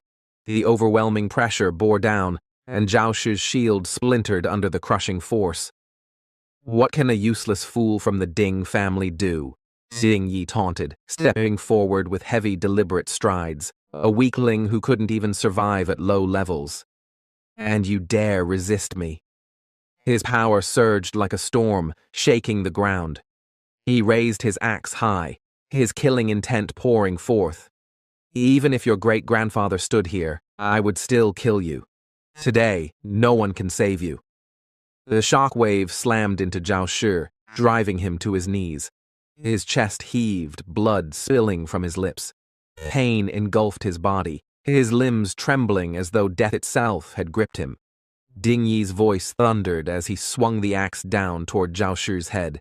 "After I chop off your legs, I'd like to see how you'll stand against me then." The axe gleamed with lethal light, cutting through the air. At that desperate moment, Zhao Shi's mother rushed forward, throwing herself to the ground. Tears streamed down her face as she cried out, "Third Master, please, forgive my son.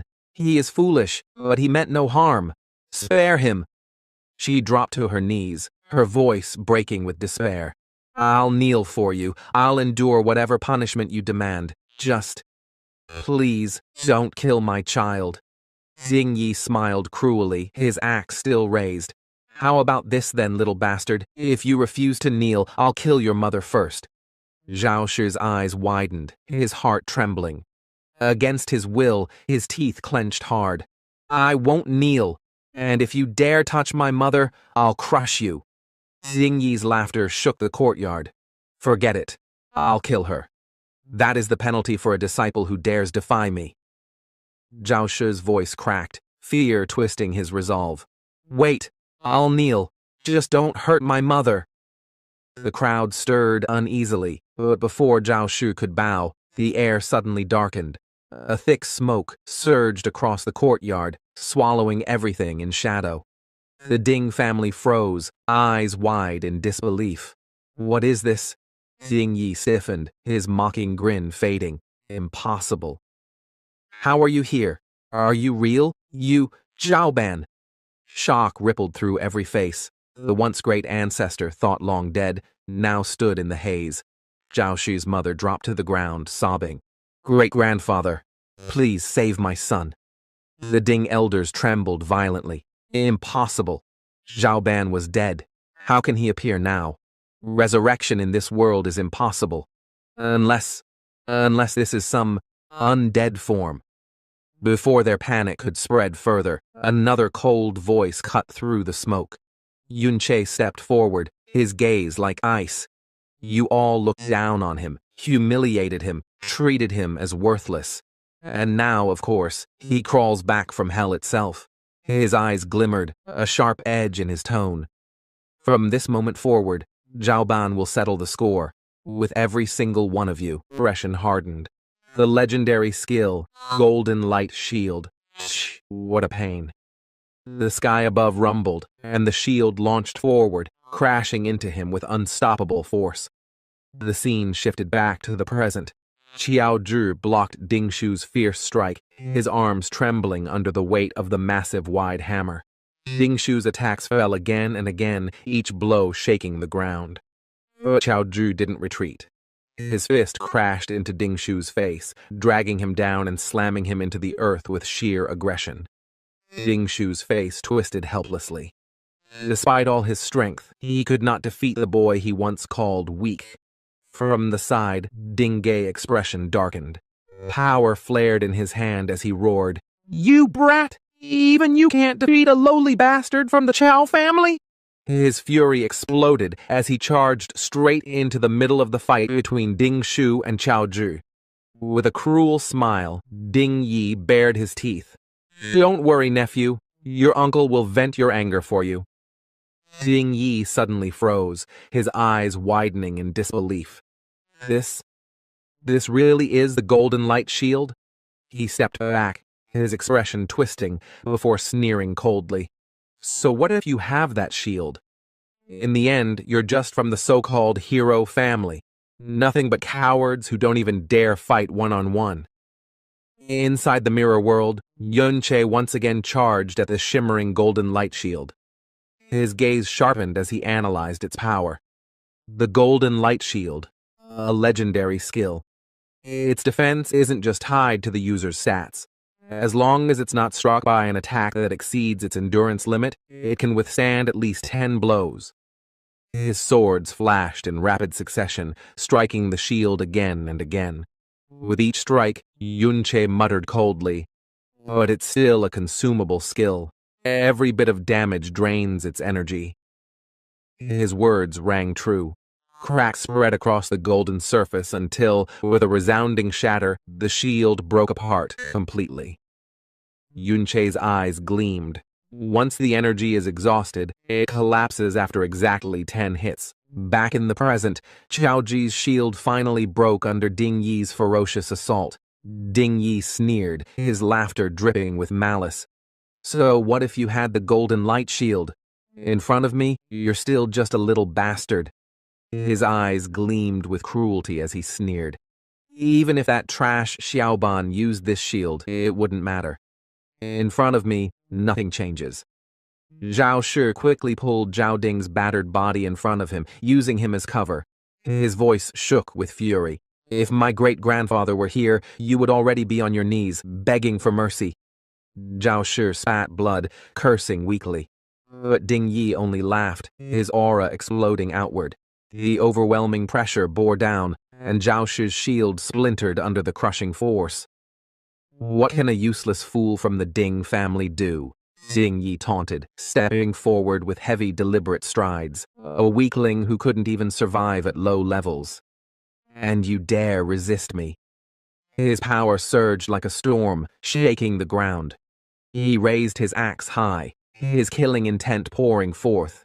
"Even if your great-grandfather stood here, I would still kill you. Today, no one can save you." The shock wave slammed into Zhao Shi, driving him to his knees. His chest heaved, blood spilling from his lips. Pain engulfed his body, his limbs trembling as though death itself had gripped him. Ding Yi's voice thundered as he swung the axe down toward Zhao Shi's head. "After I chop off your legs, I'd like to see how you'll stand against me then." The axe gleamed with lethal light, cutting through the air. At that desperate moment, Zhao Shi's mother rushed forward, throwing herself to the ground. Tears streamed down her face as she cried out, "Third Master, please, forgive my son. He is foolish, but he meant no harm. Spare him." She dropped to her knees, her voice breaking with despair. "I'll kneel for you. I'll endure whatever punishment you demand. Just, please, don't kill my child." Ding Yi smiled cruelly, his axe still raised. "How about this then, little bastard? If you refuse to kneel, I'll kill your mother first." Zhao Shi's eyes widened, his heart trembling. Against his will, his teeth clenched hard. "I won't kneel, and if you dare touch my mother, I'll crush you."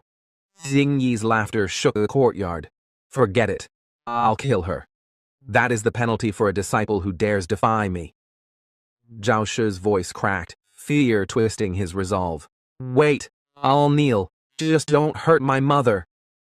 The crowd stirred uneasily, but before Zhao Shi could bow, the air suddenly darkened. A thick smoke surged across the courtyard, swallowing everything in shadow. The Ding family froze, eyes wide in disbelief. "What is this?" Ding Yi stiffened, his mocking grin fading. "Impossible." "How are you here? Are you real? You, Zhaoban?" Shock rippled through every face. The once great ancestor, thought long dead, now stood in the haze. Zhao Shi's mother dropped to the ground, sobbing. "Great-grandfather, please save my son." The Ding elders trembled violently. "Impossible. Zhaoban was dead. How can he appear now? Resurrection in this world is impossible. Unless this is some undead form." Before their panic could spread further, another cold voice cut through the smoke. Yunche stepped forward, his gaze like ice. "You all looked down on him, humiliated him, treated him as worthless. And now, of course, he crawls back from hell itself." His eyes glimmered, a sharp edge in his tone. "From this moment forward, Zhaoban will settle the score, with every single one of you." At this moment, the entire Ding family was completely shocked. Ding Su narrowed his eyes, let out an evil laugh, and arrogantly spoke before commanding his subordinates to charge forward with killing intent. Bang Bang did not hesitate. With swift and powerful movements, he blocked every strike, single-handedly handling the Ding family's strongest fighters with nothing more than his sword. One of the elders gasped in disbelief, acknowledging the overwhelming strength before them. Even Zhao Shi, Ding Su's sister, was stunned as she looked toward her grandfather, unable to comprehend how one man could block so many guards at once with such unbelievable technique. The battlefield then shifted toward Yunche, who stood fearlessly before Ding Su. The man sneered at him, ridiculing the undead he had summoned, claiming they were trash, no different from the ones he had already sent before. With a roar, Ding Su charged forward, raising his sharp weapon, mocking Bang Bang as nothing more than a level 33, belittling even his undead. Yet Bang Bang raised his shield and completely blocked the strike, the clash bursting with violent energy that shook the entire area. Ding Su, grinding his teeth, sneered about absolute power, declaring that blocking techniques were meaningless, and once again charged forward. But just then golden energy burst forth from Bang Bang's body. Startled, Ding Su muttered with unease about another golden light barrier, realizing even if Bang Bang was undead, he remained an S-class, and that alone was enough to restrain him for half a day. Ding Su immediately ordered everyone to attack together, claiming they could drain its energy in no time, but when he looked around, his expression shifted as he noticed his subordinates being seized one after another by undead monsters striking from every direction, rendering them helpless. Clicking his tongue, Ding Su called it troublesome before waving his hand to summon flames of fury, roaring that Bang Bang was still just an undead and his creatures mere summons that would be crushed. Suddenly he charged at Yunche, intent on killing the summoner, claiming that once the summoner was destroyed, all the summoned creatures would vanish. His palm transformed into a glowing crimson claw that tore at the ground, the floor erupting violently with destructive power. He grinned cruelly, boasting about a high-class treasure gifted by his grandfather, believing Yun Che could never escape. Yet just as he struck, Yun Che vanished, reappearing elsewhere unharmed. Ding Su froze in disbelief, unable to understand what had happened. Furious, he unleashed his burning claw technique once more, but Yun Che again disappeared, only to reappear behind him and drive a dagger deep into his back. Ding Su coughed blood, his body wounded severely, forcing him to stagger back as Yun Che retreated, giving Bang Bang an opening to charge. Taking position behind, Yun Che drew his purple dagger as Bang Bang released another surge of power, and together they launched a combined assault. Yun Che slashed fearlessly, landing multiple strikes in an instant that Ding Su could not withstand. His scream echoed as Yun Che severed his arm completely, leaving him to cry desperately for his priest to heal him. But Yun Che closed in once more. Ding Su's eyes widened in terror as he swung wildly in panic, shouting to drive him away, but Yun Che dodged with ease, mocking him with laughter.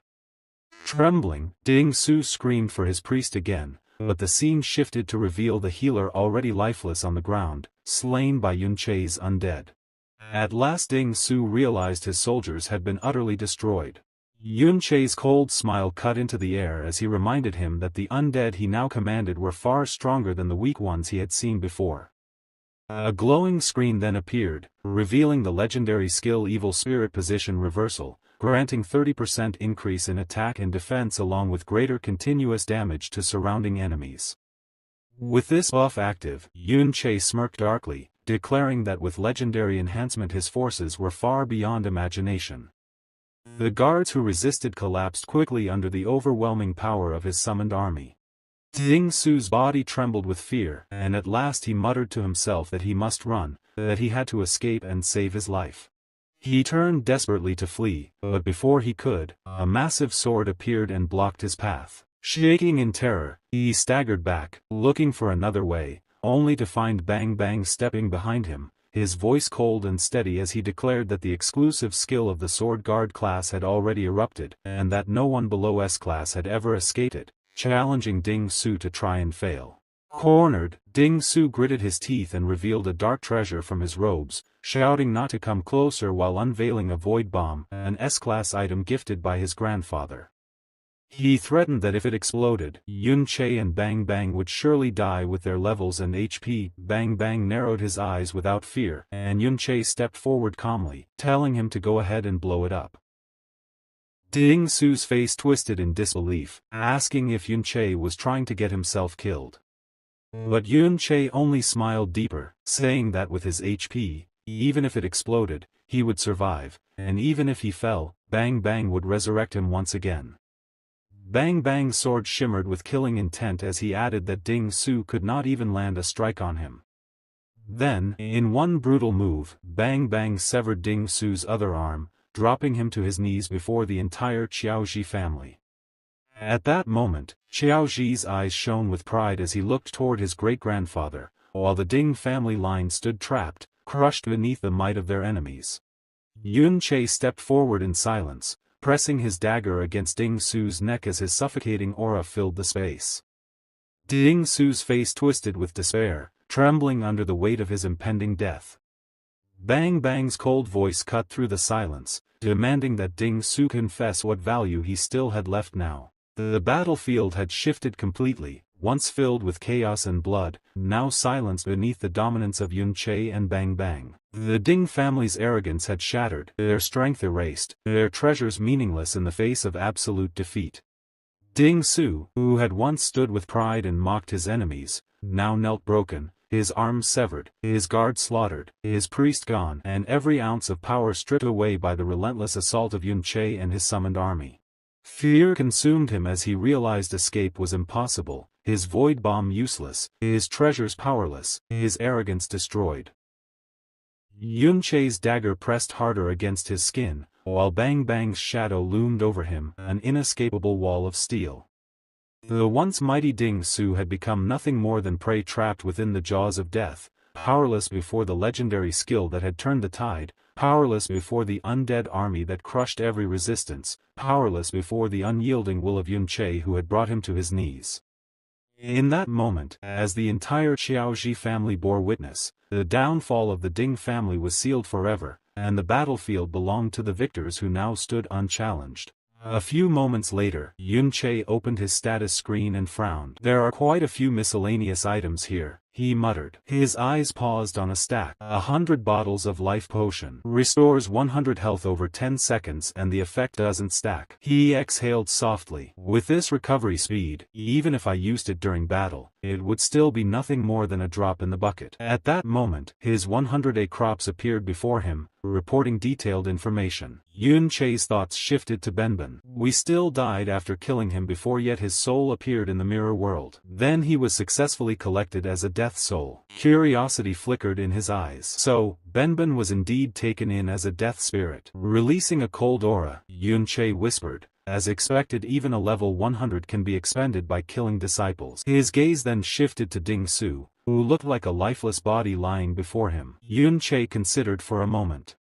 But let's save his life first. He might still be useful later. He casually mentioned his old companion Benben, but the Ding family elders who were present watched Yun Che in shock. "He looks so young yet his strength is terrifying," one elder whispered. "Was it not he who once guided us? And now, he is far stronger than the rumors claimed." Another member clenched his fists. "What should we do next? The third patriarch is dead. The Ding family will definitely take revenge." A panicked voice followed. "We are doomed. We are going to die." But a senior figure shook his head, his expression grim. "No matter how strong this young man is, if we provoke that hero to act, there will be no way to survive. Remember decades ago, that hero was able to kill our grandfather. And he has only grown stronger since then." The scene shifted to Yun Che, who stood silently, eyes narrowing. "Really? If what happened here is exposed, I won't have much time to improve my strength," he muttered. His gaze drifted toward his undead army. "I must grow stronger quickly, strong enough to face Ding Kun, the most powerful member of the Ding family." He recalled the weight of Ding Kun's power in the past, the oppressive force that had overshadowed entire regions. Just as the memory settled in his mind, another screen flickered before him, notifying him of an upgrade. At that moment, his undead surged forward.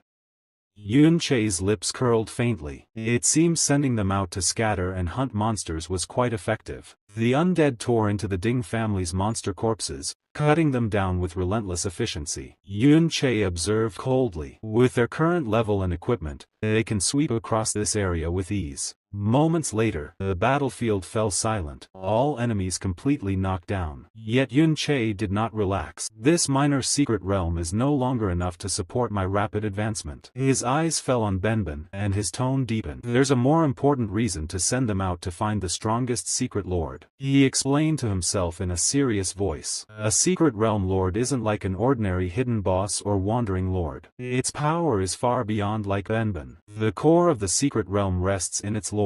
As long as the lord exists, the entire realm is under its control. But once it is killed, the secret realm will collapse and vanish completely." A fragment of memory resurfaced in his mind, confirming the truth. "Defeat the lord, and everything here ceases to exist." His expression sharpened as he thought further. The entrance to this place was guarded by a teacher. The Shao family was once brought here by Ding Lao San. They must have seen the same truth. The scene shifted back to Yun Che. He studied the situation with a cold clarity. If the Shao family goes out alone, they'll be suspected at once, he thought. Only by collapsing the secret realm outright and letting the chaos cover their escape can they slip away safely. He outlined the plan in his mind, measuring how much time this strategy would buy them. At that moment a system notification flickered across his vision. His level in the mirror world had increased. Yun Che's lips tightened as another message followed. "You defeated the secret realm lord. Bang bang killed the monster. Strategy complete. Points awarded." He watched the numbers rise. Around him the undead pressed on, tearing through the remaining corpses. Yun Che noted the efficiency. Sending them out to scatter and hunt was effective, but this small secret realm can no longer sustain my rapid growth. He glanced at Bang Bang and felt a new certainty. There was a greater reason to send his forces outward, to find the strongest secret lord. He explained the truth to himself in a low voice. A secret realm lord is not an ordinary hidden boss or wandering lord. The lord is the core of the realm. Kill it and the realm collapses. If that happens, everything here will dissolve, and only then can the Shao family flee amid the chaos. The memory of past warnings tightened his resolve. Voices rose among the Ding family elders as they noticed the environment fading. The area is beginning to dissipate, one muttered, alarmed. Yun Che stepped forward calmly. I killed the secret lord, he announced. When the secret realm disappears, chaos will follow. Use that moment to escape. Those nearby absorbed the information with a stunned mix of hope and fear. He did not waste a second. Yun Che summoned the recall of death. The Mirror World interface registered the upgrade. Skill level increased to 2. Mirror World plus 5000 EXP. A clearer notification read, you killed the giant eye,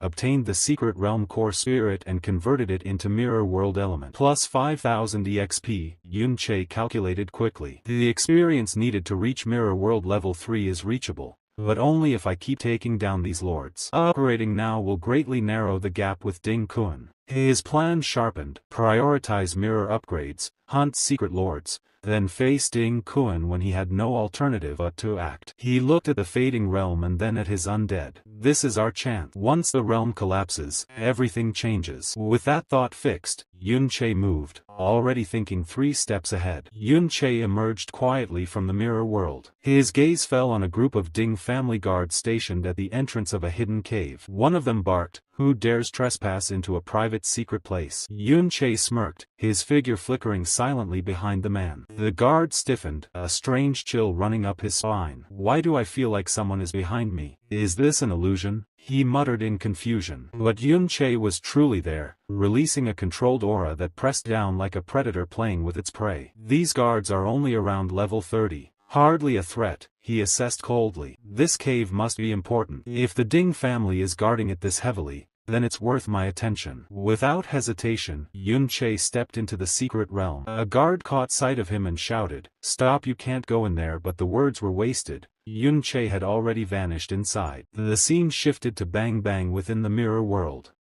He released his power, steady and dark. Yun Che observed silently. If I want to face Ding Kun, I must first clear out the monsters here. Only by strengthening my stats further can I close the gap. With that thought, he advanced. Shadows twisted as monsters emerged, but Yun Che moved with precision. Each strike cut down an enemy, and each death fed the mirror world with energy. Stay calm, he murmured to himself, eyes sharp. Calmness means fewer mistakes. One by one, the monsters fell. Notifications surged across his vision in a rapid stream. You have killed a monster. EXP gained. Stat increased. Another, and another. The screen flooded with level-up alerts until his power surged like a tide. The mirror world pulsed, expanding as his control deepened. Meanwhile, in the Ding family compound, an elder sat with a scroll in hand. His expression darkened as he read aloud. A substitute master has appeared in the secret realms. It looks like an undead. Many private secret places have been attacked and conquered with malicious intent. His eyes narrowed dangerously. This reeks of Yun Che's hand. So many realms suddenly collapsing cannot be coincidence. A sneer tugged at his lips. If this continues, the Ding family will be forced into retreat by that boy. His voice was low, bitter, and filled with the promise of vengeance. But suddenly, everyone was stunned.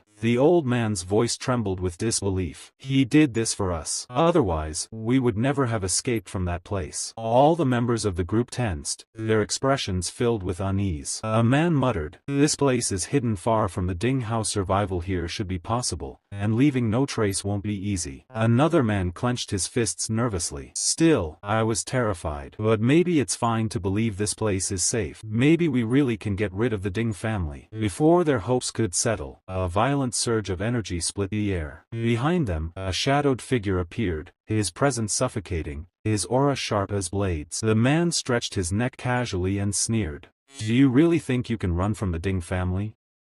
Gasps broke out among the survivors. "That's a Ding house master," one whispered, fear choking his voice. The figure stepped forward, arrogance dripping from his words. "Level 42 master of the Ding family," he declared proudly. "Even if you have no connection with the criminal, daring to flee is enough to condemn you. His eyes glowed with malice as he clenched his teeth. I came here to personally greet you. Don't think you can escape so easily. He mocked them further. Do you underestimate the hero family? Not to mention your so-called wishful thinking pupil. The criminal and his whereabouts have already been tracked down. The group of pupils froze, their faces pale with shock. The Ding family's iron grip left them trembling, the tension in the air unbearable. At that same moment, scene shifted. Yun Che stood before a shimmering portal, his sharp eyes analyzing the swirling energy. So a heroic secret realm, he whispered. His lips curled into a thin smile. Insane but perfect. Yun Che tightened his grip on his weapon, determination blazing in his eyes. Dingkuan, he muttered coldly, I'm here to see you. With that, the system screen flared before him, mirror world upgraded, level 3 achieved. Yun Che stood and stared at the hero's secret realm on the map, thoughts moving quickly. The private secret realms he had cleared before had hovered around level 30. Those had been easy stepping stones for leveling, but the higher-tier secret realms like this hero's secret realm were another order entirely. The screen displayed the elite guards, the strongest corps assigned to protect the core. Controlled by the state and guarded by military units, the area was off-limits within a 2-kilometer radius. He checked his status window. His exploration boundary had already been reached. Whenever he entered the mirror world, his effective range was limited to 200 meters. There was no way to sneak into those realms without being noticed. A movement at his side drew his attention. Xiaoji watched him with a cautious expression. Yun Che smiled inwardly. He would need her. So that's why you asked me here, Xiaoji said, suspicion and amusement mixed in her tone. Don't tell me you expect me to escort you inside. No way, she added with a clever smile. You have no idea how strict my identity checks are. Even I can't enter without the proper pass. Yun Che produced a temporary permit. Xiao Ji's eyes widened when she glanced at it. You came prepared, she said, turning the pass over in her hand. A temporary pass will get us in, but someone has to accompany you. They won't let a single stranger pass an inspection alone. A golden flicker flashed across Yun Che's eyes. Xiao Ji's voice grew sharper. So you plan to sneak in past your family and risk the hero's wrath. For what? Yun Che's expression tightened. He explained that you saw what happened to Xiao Ji in that traitor secret realm. The official reports painted him as a monster. He wasn't like that. I want to clear the Xiao family's name and force the truth into the open. Xiao Ji's skepticism flared. You think I'm stupid? She swept her gaze across the guarded area and jabbed a finger in his direction. You're not related to the heroes' families, yet you risk provoking them for Xiaoxi. You even risked stealing a pass. Did you somehow foresee what happened to Xiao Ji? She recounted with a hard edge. Ding Laosen went into that traitor realm to stir trouble for you and Xiaoxi. He's gone now, vanished. No one has found him. Clearly, this isn't just about confronting a hero. It looks like you harbor real hostility. Yun Che only smiled, but Xiaoji leaned close and lowered her voice to a whisper. Your name is Yun Che. Yun as a surname. Are you related to the traitor Yun Che from back then? Her stare was ice. He met her glare coolly. You have the same surname. Are you connected to that traitor? He countered, casual enough to be unnerving. Xiaoji bristled. My surname isn't really Yun. Her jaw tightened. Whatever you are planning, don't take me for an idiot. Yun Che shrugged. I changed my name to avoid trouble. How'd you know my original surname? Anger flashed across Xiaoji's face. She hissed. Are you not afraid? I could report you. She fumbled for something in her pocket, an emissary device she could use to alert the military in seconds. Report me to the army, and you'll be as good as dead. Yun Che's mouth curved into a small, confident smile. I don't believe you will. He studied her closely. You risk danger in the secret realm to stand up for students. You wouldn't side with the Ding family. For a moment Xiao Ji's eyes betrayed uncertainty, then she pushed the device back into her pocket. The tension between them remained, brittle and unresolved, but the temporary pass lay in her hand like a single thin thread that could pull them both into the lion's den. Yun Che placed the stolen diary on the table and pushed it toward Xiao Ji. This is the diary the Ding family stole. Read it, he said. Xiao Ji took the book, fingers trembling. As she scanned the pages, her face tightened. Yun Che watched her, calm and steady. The descendants of Ding Kun have committed countless abuses, he explained quietly. They use their status as heroes to bully men and women, to do things no one should be allowed to do. Xiao Zhi's eyes flashed with disbelief and anger. So that's why you planned all this, she said, voice edged. I don't care about the Ding family, but you, I thought you were different. You're so ready to put your life in other people's hands. You've never experienced betrayal, have you? Her tone became almost mocking. Yun Che smiled without amusement. You think I haven't been betrayed, he replied. So what if I have? That doesn't mean I can't trust someone. I'd rather believe someone's true nature isn't evil. Xiao Zhi froze. She did not expect his answer. For a long second she struggled to find a retort, then abruptly stood. If you trust me that much, then come with me, she said. He followed. At the secret realm entrance a guard stepped forward, brow knit. Miss Xiao Zhi, the heroes have been waiting for you. Orders have been issued. His voice carried an edge of suspicion. Why didn't you arrive with Elder Ding Dan? He entered the secret realm just a moment ago. Xiao Zhi met his gaze coolly. So you suspect me? She asked. The guard stammered, forcing politeness. Of course not. Only when Elder Ding Dan entered, he warned that a family's temporary pass might have been stolen. We must be cautious. We received word from the security bureau that criminals who raided secret realms were spotted moving toward the hero's secret realm. Xiao Zhi's lips curved. You say that in the name of safety. She stepped forward and, with a grace that left the guard bewildered, reached out and clasped his shoulder. If you suspect me, then check me, she said quietly, leaning close enough that only he could hear. Do you think I would not recognize my own guard? The officer's composure cracked, his shoulders sagged as if a weight had been lifted. Perhaps I was mistaken, he muttered. He glanced around, suddenly fearful of his own hesitation. Miss Xiao Zhi is certain, so there can be no mistake.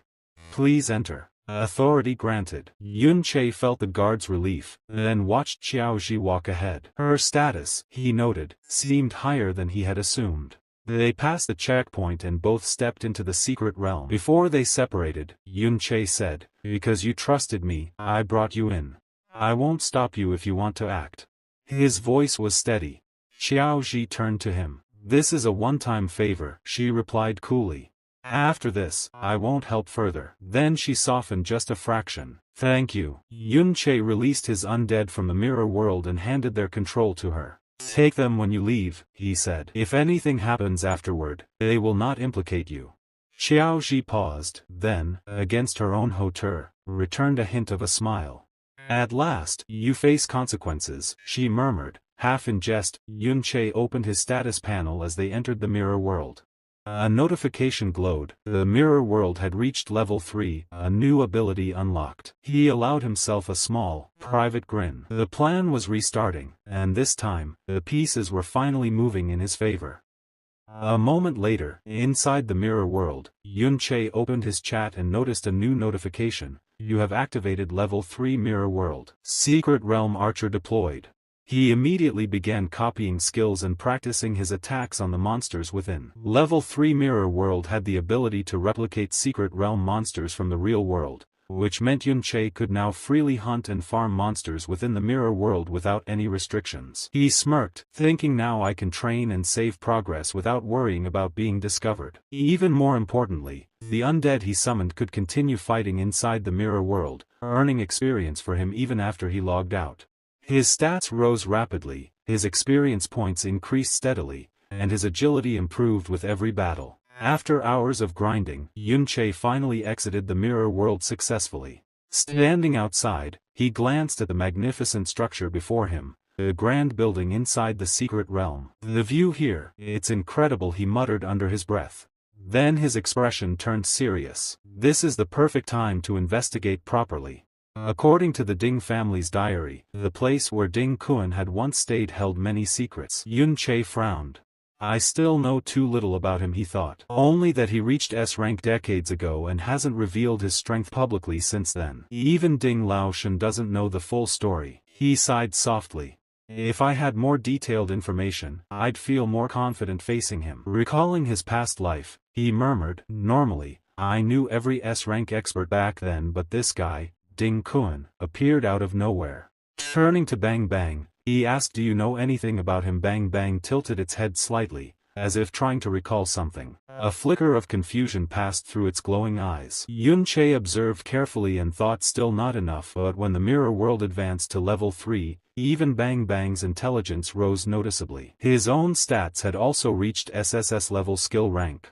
The mirror world's growth had been tremendous, and among all the improvements, Bang Bang's evolution stood out the most. Not bad, Yun-Che said softly, watching his companion hover silently beside him. But it's still not enough for full communication. Maybe if the mirror world levels up again, Bang Bang will regain more of its consciousness. Meanwhile, deep inside a grand hall of the Ding family, tension filled the air. Father, one of the sons spoke angrily. You've always favored the third son, you can't just ignore this. Sitting on the high throne was Ding Kun, the patriarch of the Ding family, known across the empire as the hero of the empire. He lifted his gaze coldly as the family elder bowed before him and said, the third son is still missing. According to the Security Bureau's report. What are you saying? Ding Kun interrupted, his voice echoing through the hall. Are you telling me that criminal dared to come near the hero's secret realm? The man hesitated before replying. To abduct the third son so quietly, he must have reached S rank as well.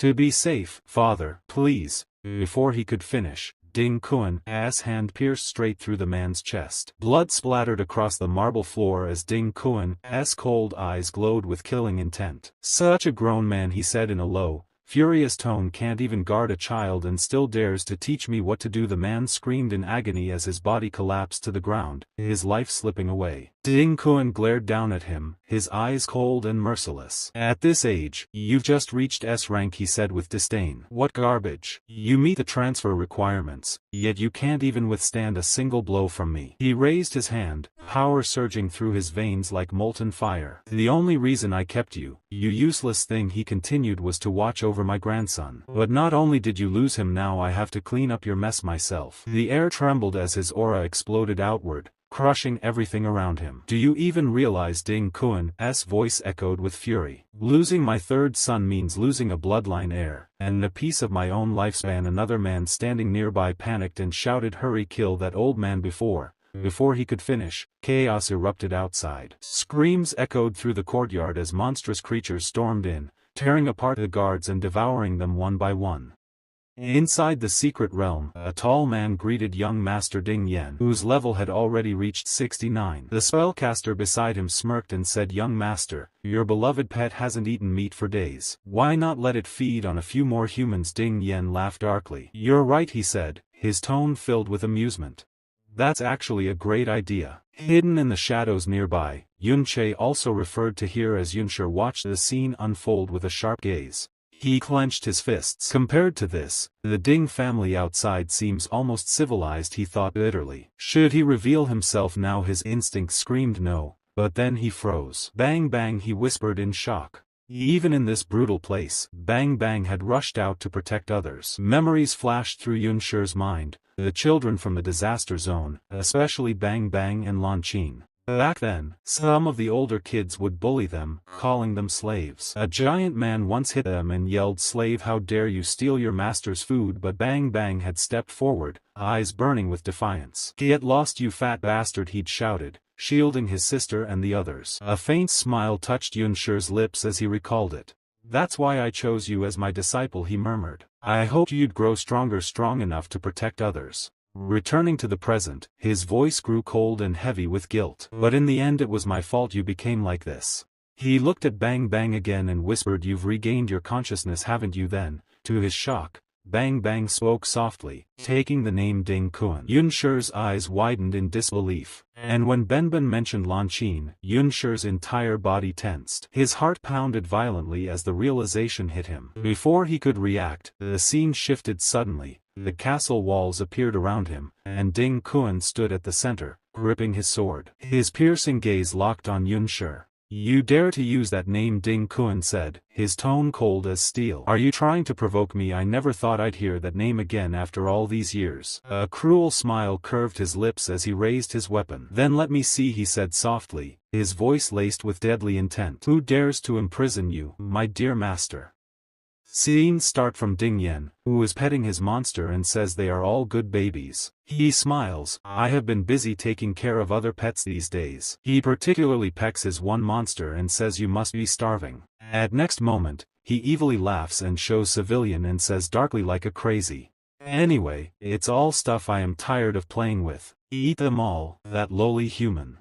When he give a command his monster, they become more aggressive, rush forward, a little child grabbing his life. At next moment, he will become successful in his motive, Yunqi, appear and cut through in multiple pieces that monster. He land a epic entry, he raise in anger. He look coldly Ding Yan and say, how dare you could you do that? At this moment, Ding Yan protector come to cover up and stand in front of Yunqi and say, how you can come to kill our master? You are introducer, but Yunqi look puzzled in anger and say, how could you be? At next moment, he say, Ding Kun, who thought such a scumbag. He going to his past memory, there he teach Bang Bang and his another subordinate say to Bang Bang, because of the extraordinary strength of professional, there is no longer the age of night. At this moment, we are going to realize Bang Bang and his another boy is a Ding Kun, that is a traitor of Yunqi. He is chair and command both child, but as the descendant of night, I still want to pass on something. Bang Bang excitedly say, under my ability of your guidance, I will definitely improve. Yunqi say, your strength will be definitely far exceed that of extraordinary professionals, but Ding Kun look annoyed. And he say, if you want to continue learning from me, you must keep this point in mind. One is to be humble. There is no essential difference between oneself and other. Yunqi teach calmly, be polite and respectful to everyone, that is your reward. And as usual, Ding Kun feel annoyed of this drama. But, Yunqi angry on Ding Kun and say, don't make me angry, you just need to manner or respectful. Bang Bang also punch his head and say, you idiot, respect give for master. Next scene where Yunqi give skill books both of them and say, this is my extra reward for you, remember this feeling and don't become arrogant. Back to the present time, Yunqi land his fated attack, multiple slices or swing on the monster. Screen appear the skill, arena shield is destroyed, the protector Ding Yang say, that man is so powerful, our shield did not protect any longer. This attack power, how insane. The man look Yunqi and say in fear, this is level 30 legendary equipment. At next, Dinging say, the replete actually attack the eagle. The protector also start for charge. Yunqi say, you untouchable, let you experience the power of different levels. The second is to have mercy, he come back to his past memory, where he teach his student and say, you really need to someone give mercy. Be kind to the weak people, especially the helpless. Always fight violence and wrong the kindness. Yunqi say, I save you from this slave trafficking organization. You who have been hurt should be able to understand the helpless of the weak. Back to the present time, Yunqi come to close attack with his sword to Ding Yan and protector. But suddenly, he slash into two pieces, but he surprised to see his multiple clones. And he froze in his place, where Ding Yan laughed on Yunqi and say, how is that, you bastard? So, current this situation, it's under control of me. So, do you have dare to kill me right now? And if you like, there are still many more for you to cut into pieces. That brat Ding Yan laughed and scolded her, but you always seem to have an angry face, did not you? Lowly brat Yunqi look stare darkly, but Ding Yan turn his face and show lowly civilians and say, are there your family member is here? His mind going something creepy to do this and say, the world be interesting. He gave a warning, try to chop us again. Why did you just stand there and don't do anything? I don't know what will happen after you chopping us down. I found out that they were the ones I chopped down. He looked and say, what kind of expression you will make it? What is a real body of Ding Yan? His screen view split another clones and Yunqi ability detector, real body of Ding Yan. He rush forward and charge attack. Ding Yan shout and say, how is it possible? How did you see through it? Yunqi think in mind, the third is to be brave, need to be fearless and courageous. There should be no coward in the battle against the secret realm and we must fight for justice. Yunqi teach Bang Bang and Ding Kun where both are practice and secret realm. At this moment Bang Bang say, old man we almost die here. It's really feel thrilling. Yunqi frozen in his place and smile. Reply, don't worry I have been watching you all the time and when you will feel danger, I definitely protect you. Don't fear any enemies from your life. In the present moment, Ding Yan feel death, fear and say that Brad is by too strong. His protector grab his staff tightly and say, Master you need to go. Ding Yen say block him head on for me. Buy me time to escape. And he say, if you anything happen to me, my grandfather will definitely kill you. The protector release his human charm ability for fight Yunqi, and say without illusion, it would be difficult for me a spellcaster. But suddenly he charge his staff and say, hey, where did that person go? Are you feel fear of death? Why suddenly you hide in this moment? But he say one more garbage split from his mouth. Yunqi come appear into his back and release his energy charge attack for that protector. He hit slash on the man. He fall into the floor and beg mercy for his life and say, please, I will become your dog. Let me go.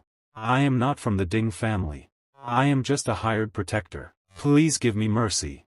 You and the Ding family are at odds. He say, since you don't get along with the Ding family, you should go after that Ding Yen. At this moment, Yunqi could not listen his garbage word and slash through and say, the fourth is the spirit of sacrifice. At this moment, Bang Bang drag down Ding Yen with his collar and he just taking way for Yunqi and say, what? Are you say, I am the grandson of a hero?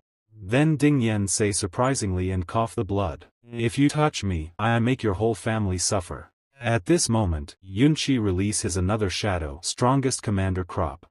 And at this moment, that is not another man. Ding Yen look into completely fear.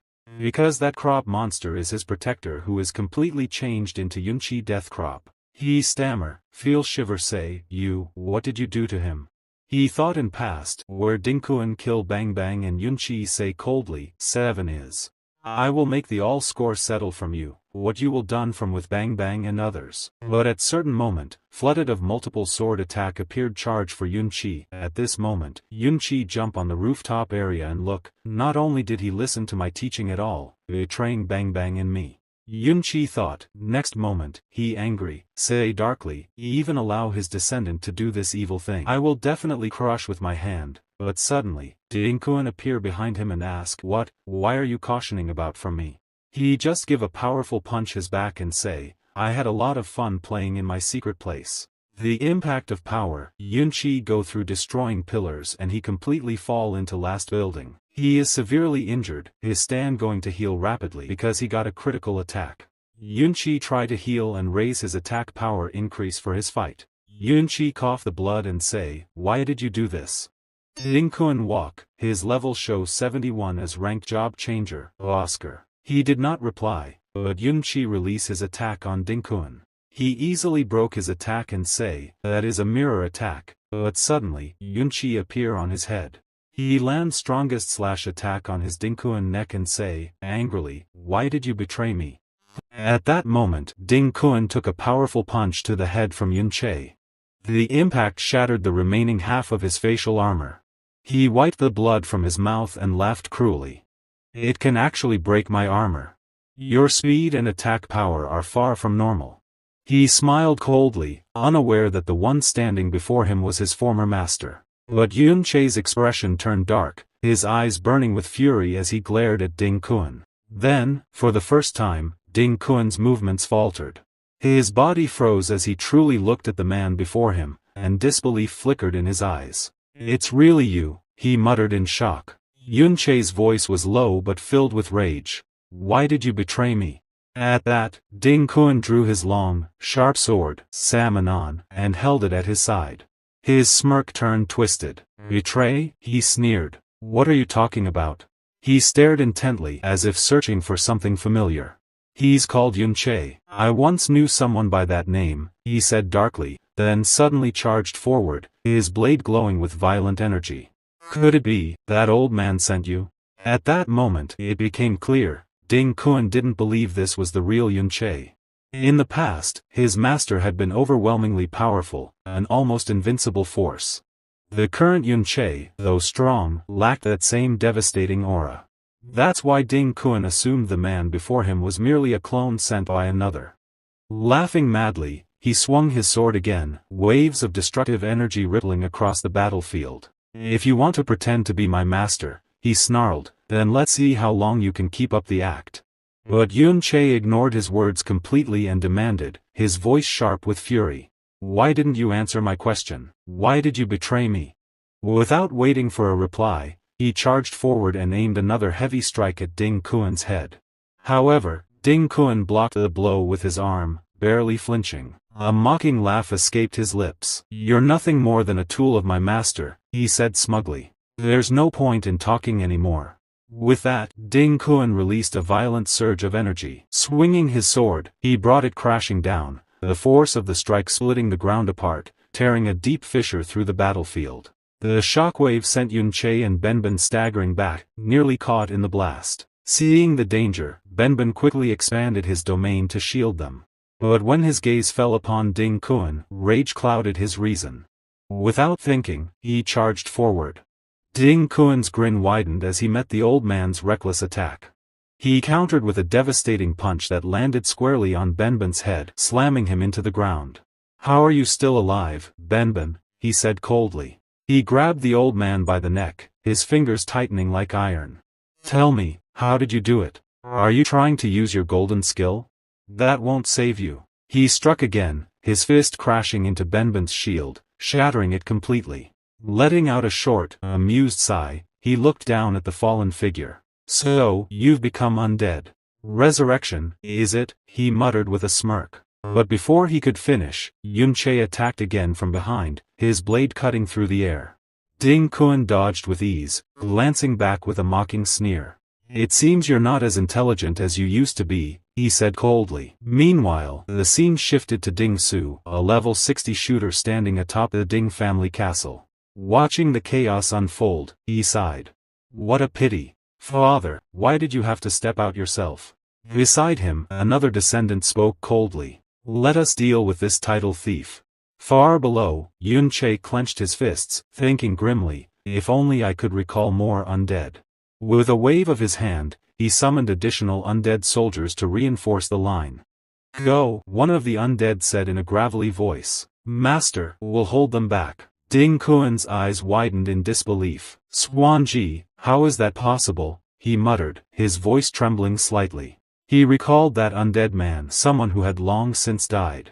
Letting out a low sigh, he gave a short, bitter chuckle. But the amusement quickly twisted into madness. His expression darkened as his body emitted a sinister aura. "My own blood relative," he hissed creepily. "How dare you turn into an undead corpse, you bastard?" His grin widened, feral and unhinged. "I'm starting to take an interest in you. I'll destroy you, my master's clone, and scatter your remains into a million pieces with my own hands." In a blur, he rushed forward with terrifying speed, his arm shooting out to grab Yunche's throat. "They say this is all dead spirit energy, but it's resurrection, isn't it?" he growled. Yunche twisted aside, narrowly dodging the strike. "Master," Ding Kun said suddenly, his voice turning uncertain. "Are you truly resurrected, after all this time? You're not a clone or illusion?" His gaze sharpened. "If you are really my old master, the invincible Yunche, then prove it to me. Show me that you are my original owner, my master." He began to laugh, low and unhinged. "If you truly are my dear master, then don't hide it from me." Yunche coughed up blood but clenched his teeth, glaring at his former disciple. "Even when I was caged," he said hoarsely, "I still tried to help others." Gathering his strength, he gripped his sword tightly. Mana surged through his body, boosting his attack power by 10%. His aura flared violently as he charged forward. Ding Kun watched him approach and let out a chilling laugh. "This is all because of you, my dear master," he sneered. Yunche shouted angrily, "What nonsense are you talking about? Who freed you from slavery? Who gave you the chance to become a powerful professional?" He stepped closer, his voice firm, commanding. "Tell me, how did I teach you, and how dare you turn out like this?" But Ding Kun ignored his words, his laughter echoing coldly across the battlefield. "Then why?" he snapped. "Why did you come to rescue me so late?" His eyes burned with pain and resentment. "Why did you save me at all? I suffered for years, why did I ever become your apprentice?" Memories flooded his mind like a storm. His voice trembled, but the hatred in it was clear. "When I was your disciple," he said, "I was just a child. Tell me, why could Benben, who knew nothing, live so comfortably? Why was he always by your side while I struggled alone? Did you not teach me the same way?"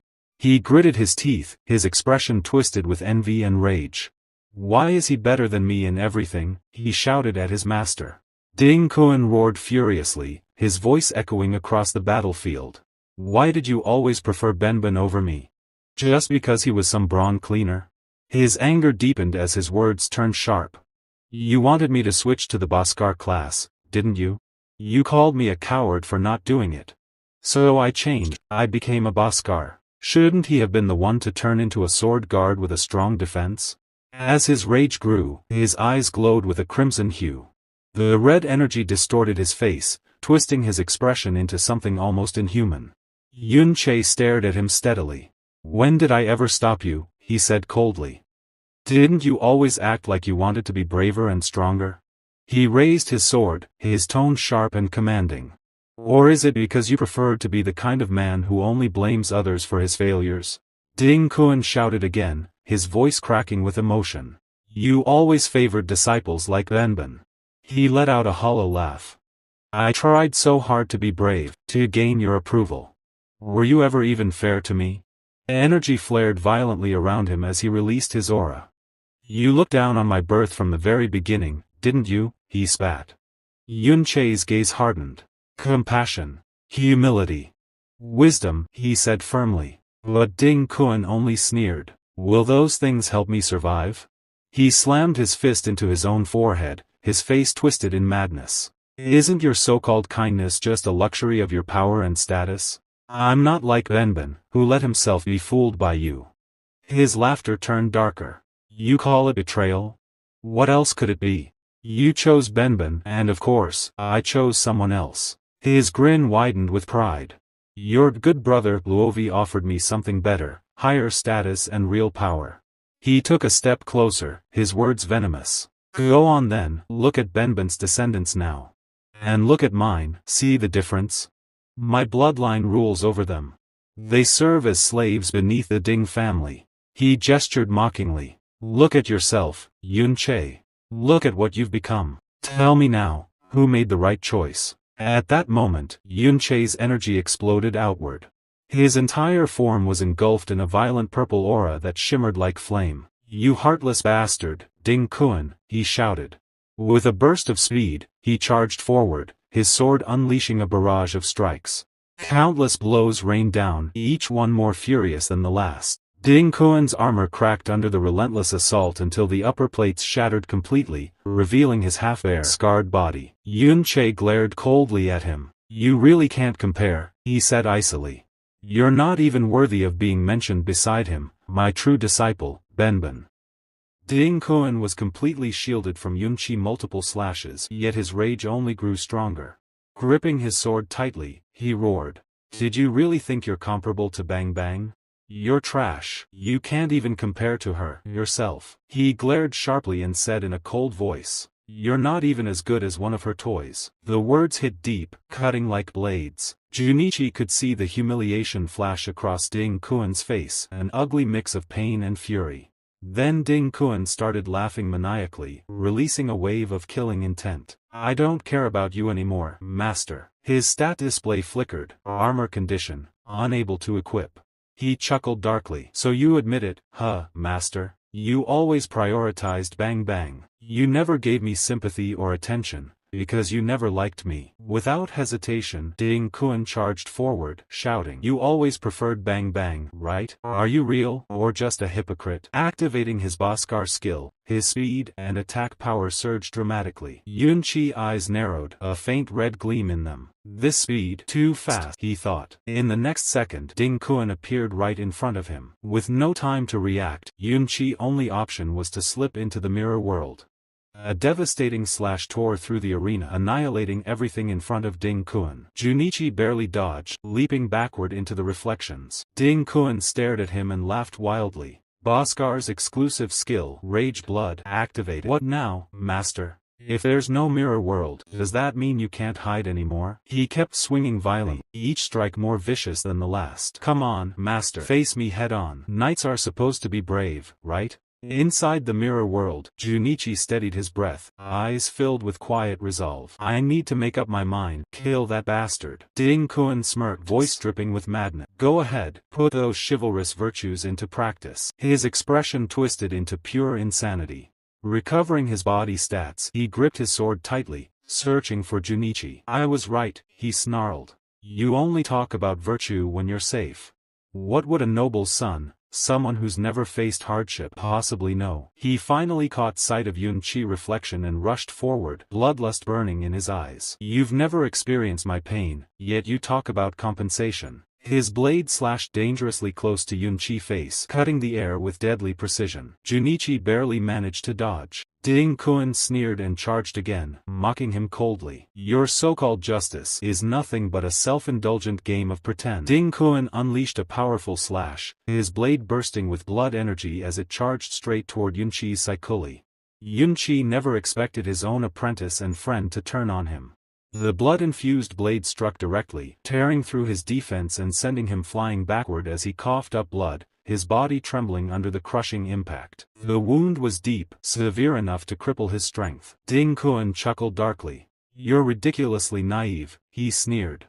Yunqi crashed into the ground, the force of the blow shaking the land around him. Struggling to rise, he began channeling his healing magic, glancing up at Ding Kun, who stood above him laughing mockingly. Master, look at your miserable state, Ding Kun taunted. Did you really think you could return to the peak you once had? Yunqi quickly uncorked a potion and drank it, forcing his body to stabilize. Ding Kun smirked coldly. So weak without your mirror world.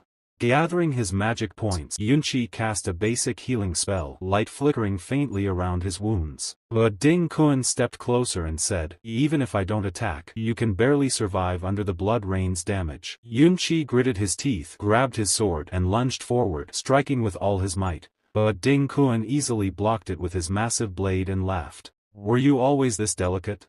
This is the price of innocence. He laughed again, the sound cruel and echoing. Yunqi's grip tightened on his dagger as he muttered, thank you, you've taught me how betrayal truly feels.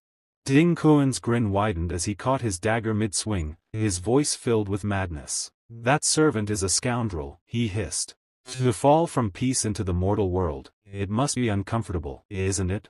Yunqi charged once more. But Ding Kun caught his sword with his bare hands, blood dripping between his fingers as he said coldly, did you know, Luo Wei has become a supreme king, revered by all?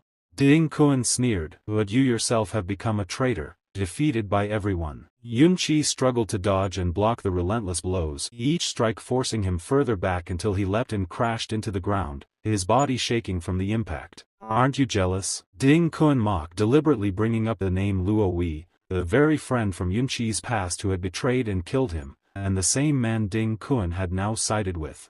Mentioning that name was meant to cut deep, and it worked. From behind the rocks, Yunqi's condition looked dire. Blood covered his entire body, his armor cracked, and his healing magic was barely working. Dragging his sword along the ground, Ding Kun approached slowly, grinning. Your life is worthless now, he said cruelly. The only chance you have to survive lies in my hands. Yunqi let out a strained laugh. As long as you admit your wrongs and beg for forgiveness on your knees, he said coldly, I might let you live, as my pet. The audacity of it burned through him. Once a slave who couldn't even touch a strand of Yunqi's hair, now demanding his master kneel before him. Ding Kun's eyes burned red with bloodlust. Then reveal it, he growled. The secret of your resurrection. Yunqi smirked, gripping both blades tightly. I was wrong, he said, his voice steady. The mistake was rescuing you from the slave cage in the first place. Golden energy burst from his body, his aura flaring with fury. My mistake was trusting a heartless pupil. His power surged, exceeding his past level entirely. Ding Kun stepped back, shocked that Yunqi could still level up under such conditions. My master's status has been restored, Yunqi declared, his tone calm but deadly. Another mistake was believing that merely leading by example would be enough. Drawing from the Mirror World's trophies, he channeled his experience points, whispering, and I was wrong again, to think a good pupil could never turn evil. Activating his Accelerate Glory skill, Yunqi summoned a united force of necromancer troops, their energy surging as they charged toward Ding Kun. Within the mirror world, Yunqi's eyes turned cold as steel. And my final mistake, he said quietly, was clinging too tightly to chivalric virtue. At that moment, an ominous aura rose from Yunqi's body. The evil spirit possession had activated. His HP began to skyrocket, his attack power surged, and his buff timer set for 180 seconds. Energy flooded through him, granting the ability to unleash devastating damage on every enemy in range. At the same time, Bang Bang's power was amplified by Yunqi's energy, her blades glowing crimson as her reversal strikes grew faster and sharper, her combat power reaching an almost insane level. Yunqi's eyes burned coldly as he said, "No virtue is needed to deal with scum like you. Just clean it up, no matter what." With that command, Bang Bang charged forward, her blades slicing through the air in a frenzy of steel, each strike hammering into Dingkuan and forcing him back. The speed was unreal, Bang Bang's movements blurred under the boost of Yunqi's enhanced skill. Dingkuan laughed between his attacks. "That's how it should be. Come at me, master, but I can still defeat you easily." He rushed in again, sneering, "I thought you'd learn dual-wielding specialization, but it looks like you're just swinging wildly with two blades." Yunqi met his rush head-on, both swords igniting with energy as he countered. Dingkuan scoffed, "Using unfamiliar combat methods in a real fight is suicide," and unleashed his bloody sword rain, a storm of crimson slashes. The ground cracked beneath them as Yunqi struggled under the pressure, nearly overwhelmed. "Your speed in hiding is impressive," Dingkuan said mockingly, scanning the battlefield until his eyes widened in shock. Yunqi had vanished. A second later, a sharp, blinding strike pierced through Dingkuan's back, bone cracking under the impact. He coughed blood, eyes wide in disbelief. "Impossible, how?" He turned to find Yunqi, but his master had already disappeared again. Searching frantically, Dingkuan stepped forward, his foot landing in a pool of blood. "Blood," he muttered, realization dawning. "It's not just mirrors, anything that reflects light." He gritted his teeth, drawing on his blood energy until crimson chains covered his body, his face darkening to pitch black. "You actually found a loophole," he growled. "Incredible, master. But once this trick is used, you'll have no room to struggle." His rage exploded outward, the blood rage consuming him. "Now you have nothing reflective left," he began, but before he could finish, a blinding flash struck the same wound again. The blow came from Bang Bang, who appeared behind him in perfect sync, her blade slicing deep into his spine. Dingkuan screamed, blood pouring from his mouth as he fell to one knee. "When did you come with him?" he gasped, his laughter turning into a cough. "You really planned this?" But Yunqi only lifted his hand, his eyes cold and commanding as he summoned the undead to recall, his next attack already forming in the shadows. Yunqi raised his hand slowly, his eyes cold and unshaken. "There's no need," he said darkly, "to talk to scum like you about slavery." He stood tall on the cracked stone floor, his expression sharp as a blade. Below him, Dingkuan lay broken, his body drenched in blood, his aura fading after Bang Bang's hidden strike. Yunqi looked down, eyes filled with an emotion colder than death itself. "You really need to die." The final words fell like a curse. In the next instant, Yunqi's blade descended, cutting Dingkuan into countless pieces as the air shook with silence. But as the screen fades to black, a question remains. Is Dingkuan truly dead, or will an even darker force rise from his blood? And if Yunqi's old enemies still live, what nightmare will await? Dingkuan rushed toward Bang Bang with a fierce strike, snarling that he was the same loser from 60 years ago, still unable to match his strength. He mocked Bang Bang's condition, his voice dark with cruelty, claiming that the more seriously he was injured, the stronger he became. But before he could finish, Yunji slipped behind him with silent precision and attacked. Her gaze sharpened as she said she could clearly see through all his flaws. Dingkuan clenched his teeth in frustration and cursed at her, but Yunji remained calm and continued her analysis. She stated that Bhaskar had two major weaknesses. The first was his low defense. At that moment, Bang Bang charged in from behind, forcing Dingkuan into even greater difficulty as he struggled to fend off both sides. Yunji added that Bhaskar-type classes required high attack and high speed. As she spoke, she and Bang Bang landed a clean strike to Dingkuan's back. Because of those stats, she explained, he couldn't allocate enough points toward defense. She glared sharply as Dingkuan staggered, injured by both Bang Bang's brute force and her precise assault. She reminded him that many of his own skills further reduced his defense. Even low-level undead shouldn't be a threat to him in this condition. Bang Bang laughed, dismissing the skeleton spirits as weak creatures he could wipe out easily.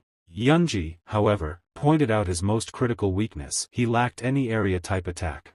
Dingkuan tried to block their continuous assault by unleashing a blood-chi explosion blade, but Yunji pressed on.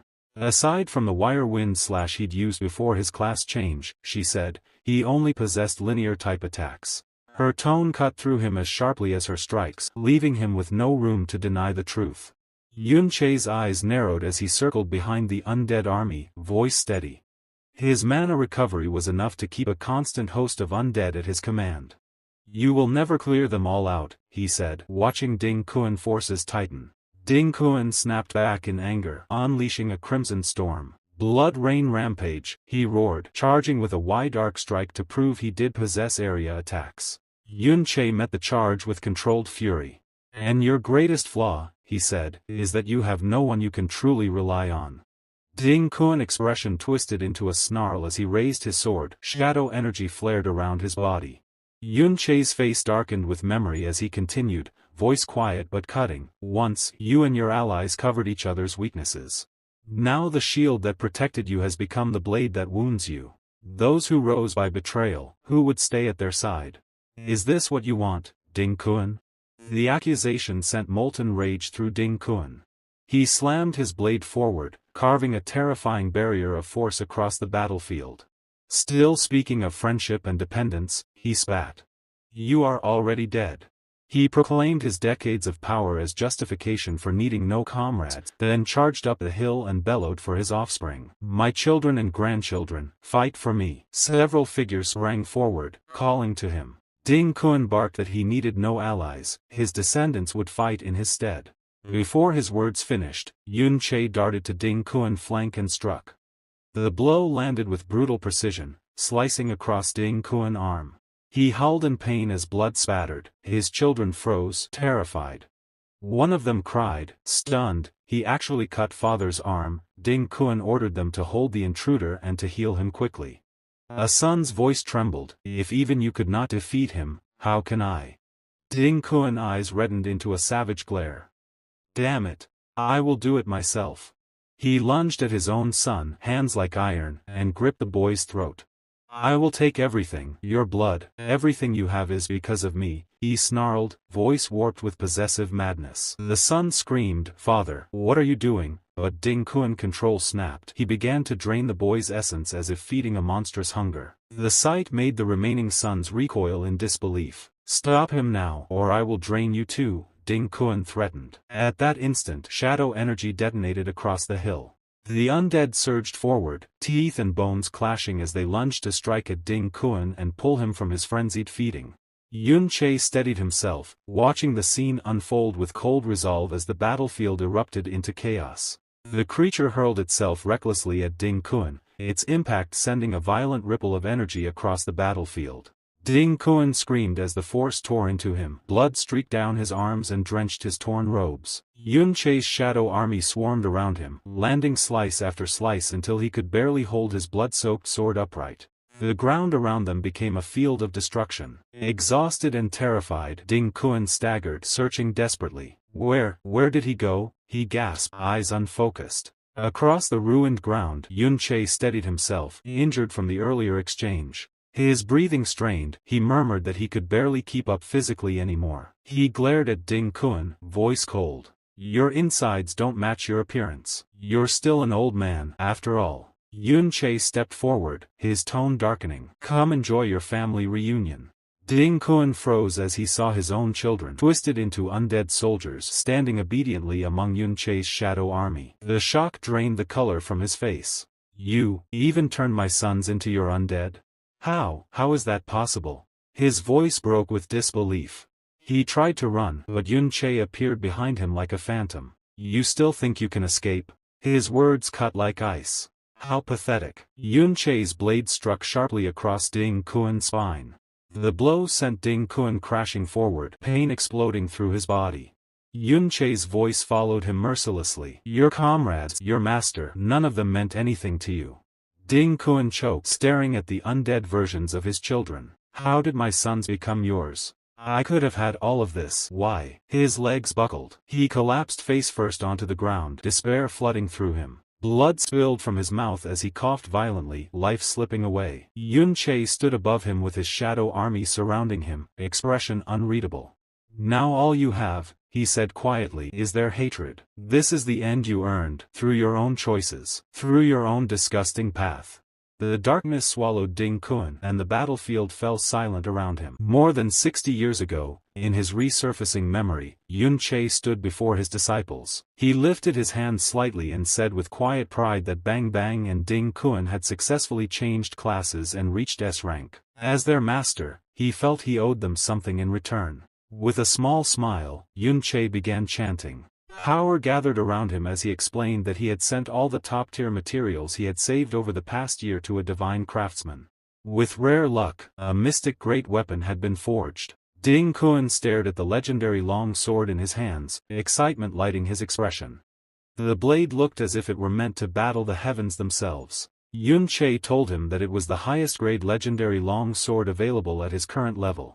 The name engraved on it matched the style Ding Kun always used, making it easy for him to handle. Overwhelmed, Ding Kun lifted the sword and thanked his master. Yun Che then presented a powerful weapon shield to Bang Bang. The boy's expression tightened. He clearly wished he had received a magnificent sword as well. Before he could complain, Yun Che explained that the axe and shield suited his new class. With his strong combat talent, he would master them quickly. Bang Bang, still looking childish, hugged the shield to his chest and muttered that his master must have money to burn if he was giving him such an expensive weapon.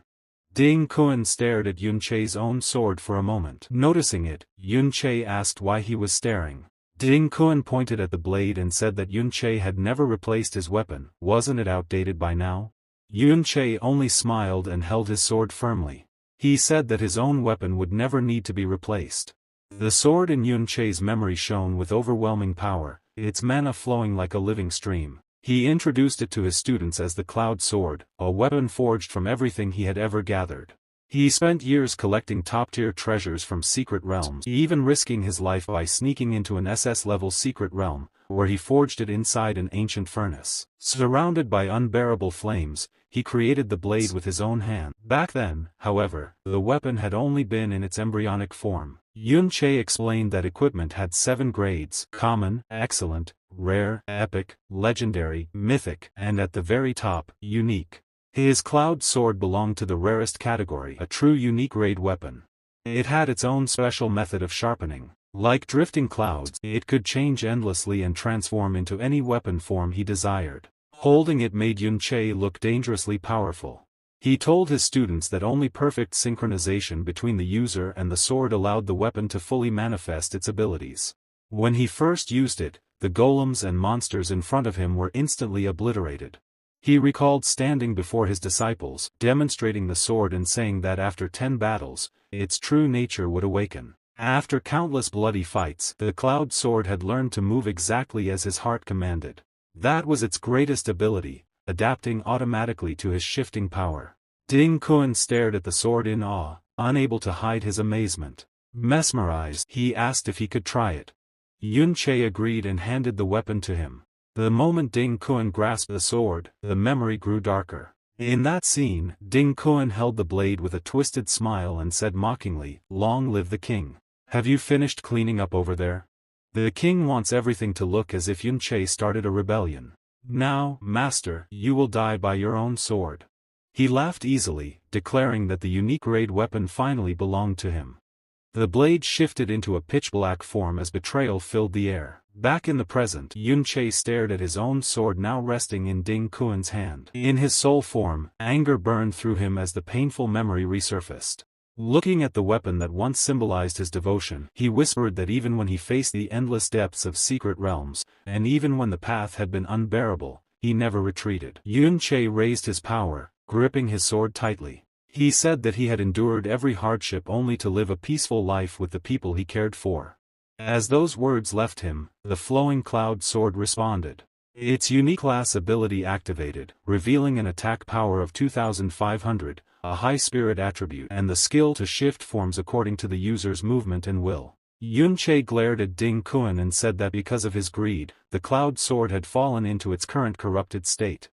Pointing the blade at Ding Kun's neck, he called him a greedy traitor who had betrayed both his subordinate and his own master. Ding Kun fell to his knees, crying and begging for mercy. He admitted he was wrong, but Yun Che remained cold. The title of hero meant nothing to him now. Coughing blood, Ding Kun pleaded again not to be killed, fear twisting his face. Yun Che smirked and said that in Ding Kuan's hand the cloud sword was nothing more than an ordinary greatsword. He shifted the weapon into an axe and stared at him with disappointment. Ding Kuan had betrayed him for the sake of that weapon, and even turned against Bang Bang. Ding Kuan trembled, feeling worse than ever. He begged Yun Che to listen, saying he could explain everything if he was forgiven. But Yun Che tightened his grip on the sword, taking an attack stance. He declared that by choosing betrayal against his master and Bang Bang, Ding Kuan had chosen his own end. In the next instant, Yun Che struck. The blow landed in a flash, and within a millisecond Ding Kuan's body was severed, his head spinning through the air as silence followed. After the strike, Yun Che's true form emerged. His appearance shifted into a bloody, terrifying state,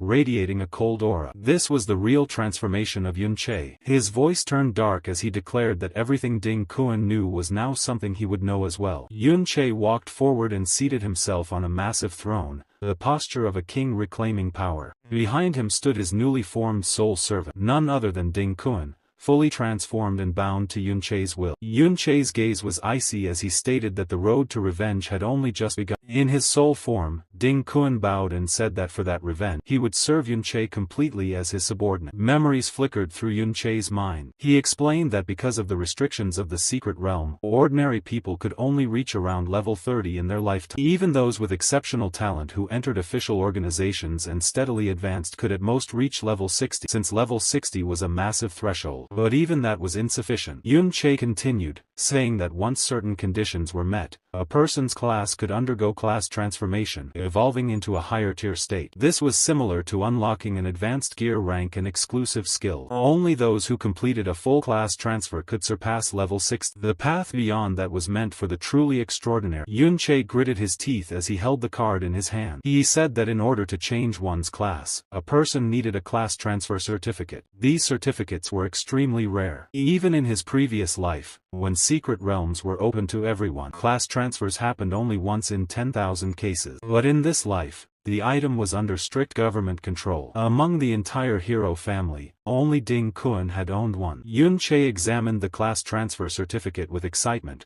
noting that none of Ding Kuan's descendants had ever completed a class transfer. The difference before and after a transfer was like heaven and earth. Ding Kuan had once changed his class from warrior to Bhaskar. A Bhaskar could absorb other skills and level abilities, and he had even learned the exclusive skill body of the Bhaskar, which increased his strength several times over. Yun Che looked at Bang Bang and said that without the mirror world, defeating Ding Kuan so easily would have been impossible. He then pointed at the key of the mirror world and added that if he performed a class transfer on top of mastering the mirror world, his potential would rise to an entirely new level. The class transfer certification activated. Determined, Yun Che wondered just how powerful he could become. The system began scanning him, reporting that his mental power had increased by 65%. While his stamina and speed rose by 55% and 34%. The system confirmed that the prerequisites were met. Yun Che's transferable class was revealed, Battle Dancer. He selected the class to begin the transfer quest. With a decisive gesture, he confirmed his choice. Among the rare chanting-type classes, Battle Dancer was the only one that possessed an offensive skill, which made it perfect for him. Suddenly, the system announced that the Mirror World had reversed the Battle Dancer class. Yun Che was stunned. A reverse Battle Dancer? What kind of new abilities would that grant him? Meanwhile, Yun Che began explaining the system of professions, listing the basic 8, the tank, caster, janitor, wanderer, warlock, warrior shooter, and priest. He described how multiple mental chains allowed these foundational roles to evolve into advanced professions such as a Satan or thief, each one carrying overwhelming versatility and power. Every advanced profession held its own specialization, and the more demanding the advancement conditions were, the stronger the resulting path became. He continued his explanation, mentioning rare combinations like the juggler thief, a terrifying level 2 profession hidden behind strict requirements. Many such hidden advancements existed, each far beyond the reach of ordinary players. Yun Che shifted the topic toward his own evolution. Instead of offering a simple name, he outlined the conditions behind it. To advance into it, speed needed to surpass 55, while spirit had to rise above 65, thresholds nearly impossible for a typical caster to meet. He spoke with calm certainty as he analyzed the usual allocation of attributes and how this movement placed him beyond ordinary limitations. A sudden flicker crossed Yun Che's screen as a notification appeared. It announced the advancement requirement known as the Slaughter Blood Core, and the image displayed a core that radiated terrifying power. He studied the crystal carefully and explained that it was a blood crystal that needed to be filled with energy gathered through large-scale slaughter. For a caster without strong offensive ability, using that crystal was nearly impossible, which was why only a small number of individuals ever succeeded in advancing with it. He absorbed the details of the profession system, feeling the weight of each requirement. Sitting straight on his throne, steady and focused, he assessed the information. The battle dancer profession had undergone a reversal enhancement within the mirror world, and its advancement quest requirements had multiplied along with that change. When his gaze returned to the screen, the title Peace Dancer appeared. It described true peace as something that required absolute force to maintain, and the advancement required 5 lives. He considered the description. Peace dancers were not simple healers. They confronted enemies with graceful movements and the sound of sacred bells, believing that only fear could bring an end to war. Their dance could heal allies or destroy opponents depending on the intent behind each step. As the meaning settled into his mind, he froze. A cold line of sweat formed on his face and tension tightened his expression. The requirements were far too extreme. He questioned what standard the mirror world used to determine such conditions. He pressed his cheek lightly with one hand, trying to steady his thoughts. The mirror world seemed to reverse and reconfigure fragments of existing rules to create new professions and quests. His eyes lifted again, carrying a strained edge, and his voice twisted with disbelief as he noted that the reversed condition should at least match the level of the slaughter blood core. If he understood correctly, this treasure was a blood crystal capable of continuously producing potions that could fully restore health. Any life-restoring source of that magnitude would be treasured beyond reason and coveted by top professions. At that moment Yunqi's gaze sharpened. A deep tone settled in his voice as he noted that with such a treasure, a team might not even need a dedicated healing profession, yet the advancement still demanded 5 of them. He rose from the throne, assessing the requirement. With a controlled breath, the condition was outrageous, which meant the profession would become overwhelmingly strong after advancement. He needed to evolve through his hidden battle dancer ability, and he wanted the mirror world to carry him through that progression. He had originally assumed the mirror world's skill upgrades would rise slowly, unlocking improvements step by step. His attention shifted to the orc replica standing nearby, an orc chief created within the mirror world. He considered the secret realm lord, realizing that the situation was far more complex. After reaching level 3, the mirror world no longer produced ordinary monsters alone, it generated replicas of secret realm lords as well. A hint flickered behind a dark shadow as a surge of energy erupted sharply. Yunqi focused on it and allowed a quiet chuckle to escape. Souls appeared far more numerous than they first seemed, each one serving some hidden purpose. He noted that even level 2 advancements could be reversed. Every stage of the mirror world held a function waiting to be uncovered, each one demanding thorough exploration. Inside the secret realm, Yunqi's gaze turned sharp as he focused on the monster before him. He considered its presence and concluded that if it truly wished to exist within the mirror world, then it would have to wait. His priority was a single advancement that could raise his strength as fast as possible. He stepped onto the cracking stone beside Ding Kun, already deciding the outcome. After one last look at the boss monster, he prepared to leave. In the next moment, Ding Kun unleashed a powerful strike. The wide, precise blow swept across the monster and the horizontal slash engulfed the creature entirely. A notification appeared immediately. Yunqi leveled up and obtained the legendary Great Fang necklace. The message confirmed that he had defeated the secret realm lord, and the realm itself was now fully cleared. His attributes rose at once, and the entire secret realm began to collapse. Outside, several knights and intruders stared at the fading entrance in disbelief. None of them understood what had happened inside. A few knights watched with shock as the structure dissolved piece by piece, unsure why the disappearance had occurred. One man lifted his head, stunned, wondering how the hero's secret realm had vanished so suddenly. Confusion spread regarding Ding Kun and the hero's situation. Members of the Ding family, including their knights, tried to reason through what they had witnessed. They knew Ding Kun belonged to a secret branch of their family, yet none of them realized he had already been killed by his own master and now survived only through absolute control. Ding Kun had suffered a death penalty for betraying Yunqi, and from that point forward, he existed as a slave who followed every order without resistance. His knights had no idea where he had gone or why the secret realm had disappeared. None of them understood the truth. To them, the heroes simply refused entry, leaving them completely unaware of what had taken place inside. A heavy voice spread through the crowd as someone whispered a worried question about the hero family, wondering if they were safe. Orders were given, and several individuals rushed forward to investigate. The moment they stepped closer, the ground fractured, and the surrounding area collapsed into ruin. One knight froze when his gaze landed on the scene before him. In complete shock, he muttered that Ding Jian had truly been killed. The realization rooted him to the spot. He could not comprehend how such a thing was possible. The entire Ding family erupted into chaos as the truth struck them with brutal force. Confusion and fear swept through their ranks, and the family estate dove into turmoil. Elsewhere, a man watching a news broadcast stared at the screen, stunned. The report claimed that the hero family had suffered a disastrous attack and no suspects had been found. The guild urged anyone with information to step forward. Panic filled the room as several viewers shouted that the hero had been killed, demanding to know how such an event could occur. Ding Kun was considered unmatched and supreme, and the idea that anyone dared to kill him left them horrified. On another screen, members of the Ding family presented the only image they had managed to capture. Their voices trembled with urgency as they ordered everyone under their command to pursue the criminal responsible. They demanded that every effort be made to catch the one who had slain the hero of the Ding family. The screen turned pitch black, and the scene shifted to the former hero's secret realm.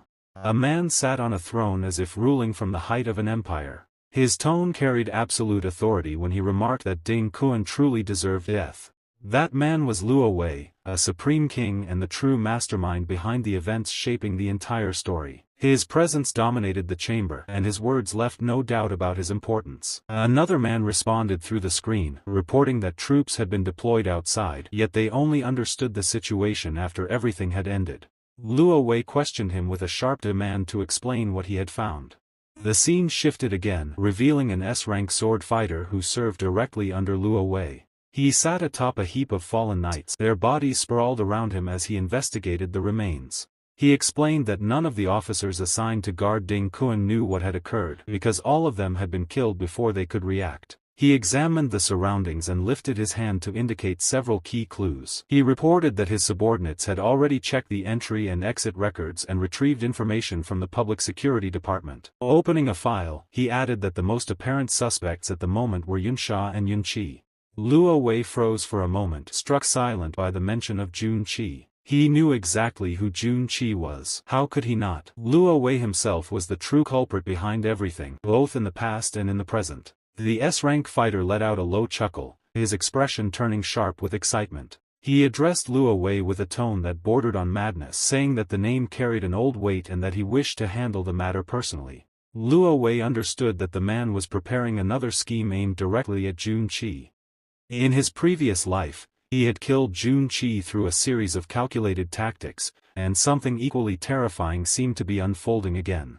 The scene shifted to a crowded area filled with hushed voices. Someone whispered a question about the hero family's secret realm incident. Another man answered immediately, noting that it had dominated the news for 2 days. The first speaker wondered who would dare attack a hero family, while the other continued complaining with growing irritation. A yellow-haired woman listened from nearby, tension rising in her face. Someone called the entire situation a national humiliation.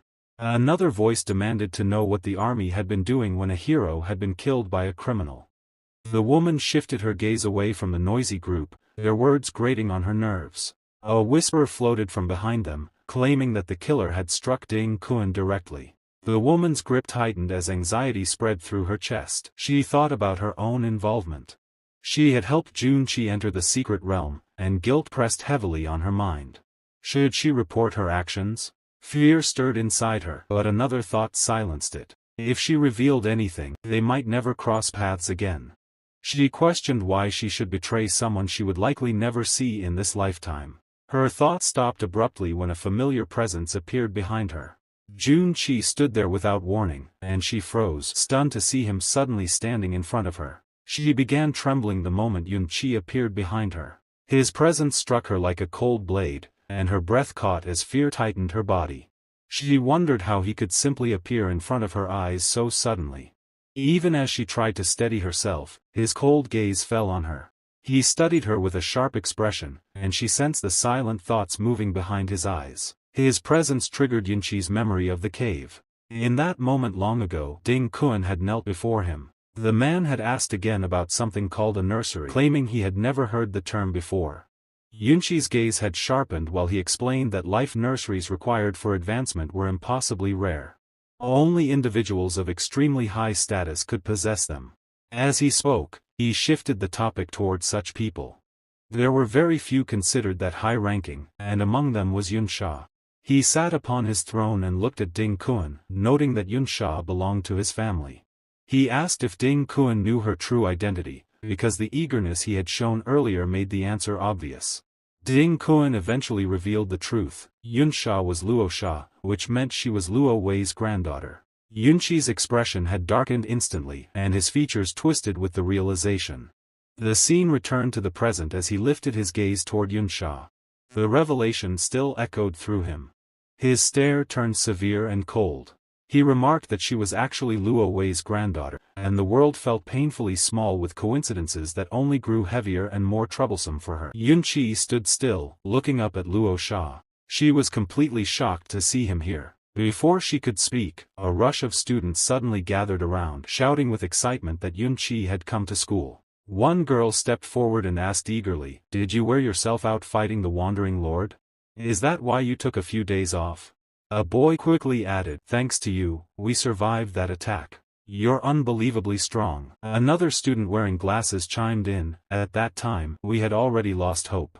A different boy rushed in closer. "Now that you're finally back, we need to thank you properly. And I heard the school wants to reward you too." But then another voice cut in, more cautious. "Since you're here, the Ding family might come looking for you. Since you're here, the Ding family might come looking for you." Those three heads of the Ding family vanished after the heroic Secret Realm incident.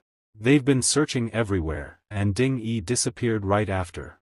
The same boy turned to Yunqi again. "You're strong, so they might question you intensely. But you shouldn't worry too much. The reports say the real culprit is the Secret Realm Destroyer mentioned in the newspaper. Even though you're powerful, no one would think you could kill a hero." Hearing that, Yunqi felt a heavy thought rise inside him. Secret Realm Destroyer. No one knows that the criminal is me. What a disaster. He reminded himself that the Ding family had only heard his voice when he broke into their house to steal the pass. There was no solid evidence, so they could only suspect him, nothing more. Another student spoke again, still excited. "I also heard the Secret Realm Destroyer is being hunted by the Peacekeepers. They should catch that person soon." Yunqi lowered his gaze slightly, a faint smirk appearing on his face. "I really don't want to be caught by the Peacekeepers," he thought. Yunqi exhaled slowly and muttered in his mind that the Peacekeeper forces were severely exaggerated. Patrol teams roamed every street, each member carrying extraordinary power. On top of that, anyone could call for them using those devices called horns. That situation existed everywhere, and without the undead confusing their search, he doubted he could have even reached the school. He glanced at his classmates and reminded himself quietly, "Everyone here is just a student. I only need to act like the real Yunqi. It won't be hard to avoid mistakes." Then he looked up at the sky with a faint, thoughtful stare. "The most important thing is that inside the school, I can learn about this era without drawing suspicion." A boy suddenly shouted, "In the end, everything is the Secret Realm Destroyer's fault." A girl nodded quickly, and the boy added, "If not for that person, Yunqi and all of us wouldn't be suspected." The girl replied firmly, "The Ding family became victims too." Two boys spoke nervously, "Yeah, even a hero died. That person is utterly heinous. No matter how evil someone is, they wouldn't dare attack a hero." Yunqi smirked slightly at their words. What nonsense. They have no idea what actually happened. In his thoughts, he continued, "Hero Ding Kun, someone they admired since childhood, was promoted by Luo Wei. Even if I killed him, these people won't change their opinion easily. Even if Ding Kun was truly evil, the pupils will still support the hero family." Another boy leaned closer and whispered, "Have you heard? In private, the hero isn't like what the books say. My uncle told me the hero's secret realm is fake, that whole image we have of him." A girl raised her hand quickly. "I heard it too. The heroes are dead." "Wait, don't deny it. I have a video." Yunqi froze for a moment. He hadn't expected a classmate to possess such a thing. The boy took out his device and played the video. Someone recorded the moment inside the hero's secret realm. Even though the pupils were there, they were practically dead. It seems they had long been enslaved and ambushed by the Ding family. Several students trembled as they watched. This is tragic, completely insane. Yunqi tensed, unable to hide the sharp breath he drew. Will this cause a major shift? He wondered. Another student questioned, where did you get this? Isn't the army guarding the hero's secret realm? How did this kind of video leak out? Whispers spread across the crowd. That's fake. Someone must have an ulterior motive. They're trying to smear the hero. I don't believe it. Suddenly, Luo Sha stepped forward and raised her voice. It's real. I was recently invited to visit the hero's secret realm. She pointed at the video. This footage only shows a very small part of what truly happened. Luo Sha lightly curled a strand of her hair and thought to herself that this matter was not a secret among the upper class. The surrounding students were stunned. If even Luo Sha says it, one girl whispered. Could it really be true? The hero being like that? I still can't believe it, another added. Luo Sha silently sighed.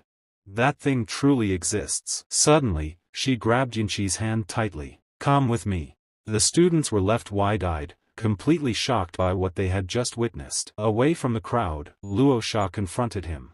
Why did you come back? Aren't you afraid of being investigated by the peacekeepers? And do you think they're the only ones who trouble you? Aren't you afraid that I might report you myself? Yunqi remembered the deal she implied a few days earlier. Luo Sha crossed her arms confidently. I've said it before, I believe your nature won't turn bad. She looked annoyed, her expression sharp. With the evil deeds of that so-called hero family, dying is the better ending. Yunqi clenched his teeth, frustrated. And you owe me another favor. Luo Sha gasped and replied, don't worry. I know exactly what you mean. Yunqi gave a low chuckle. She belongs to the Luo Wei line, but why did she help me enter the hero's secret realm?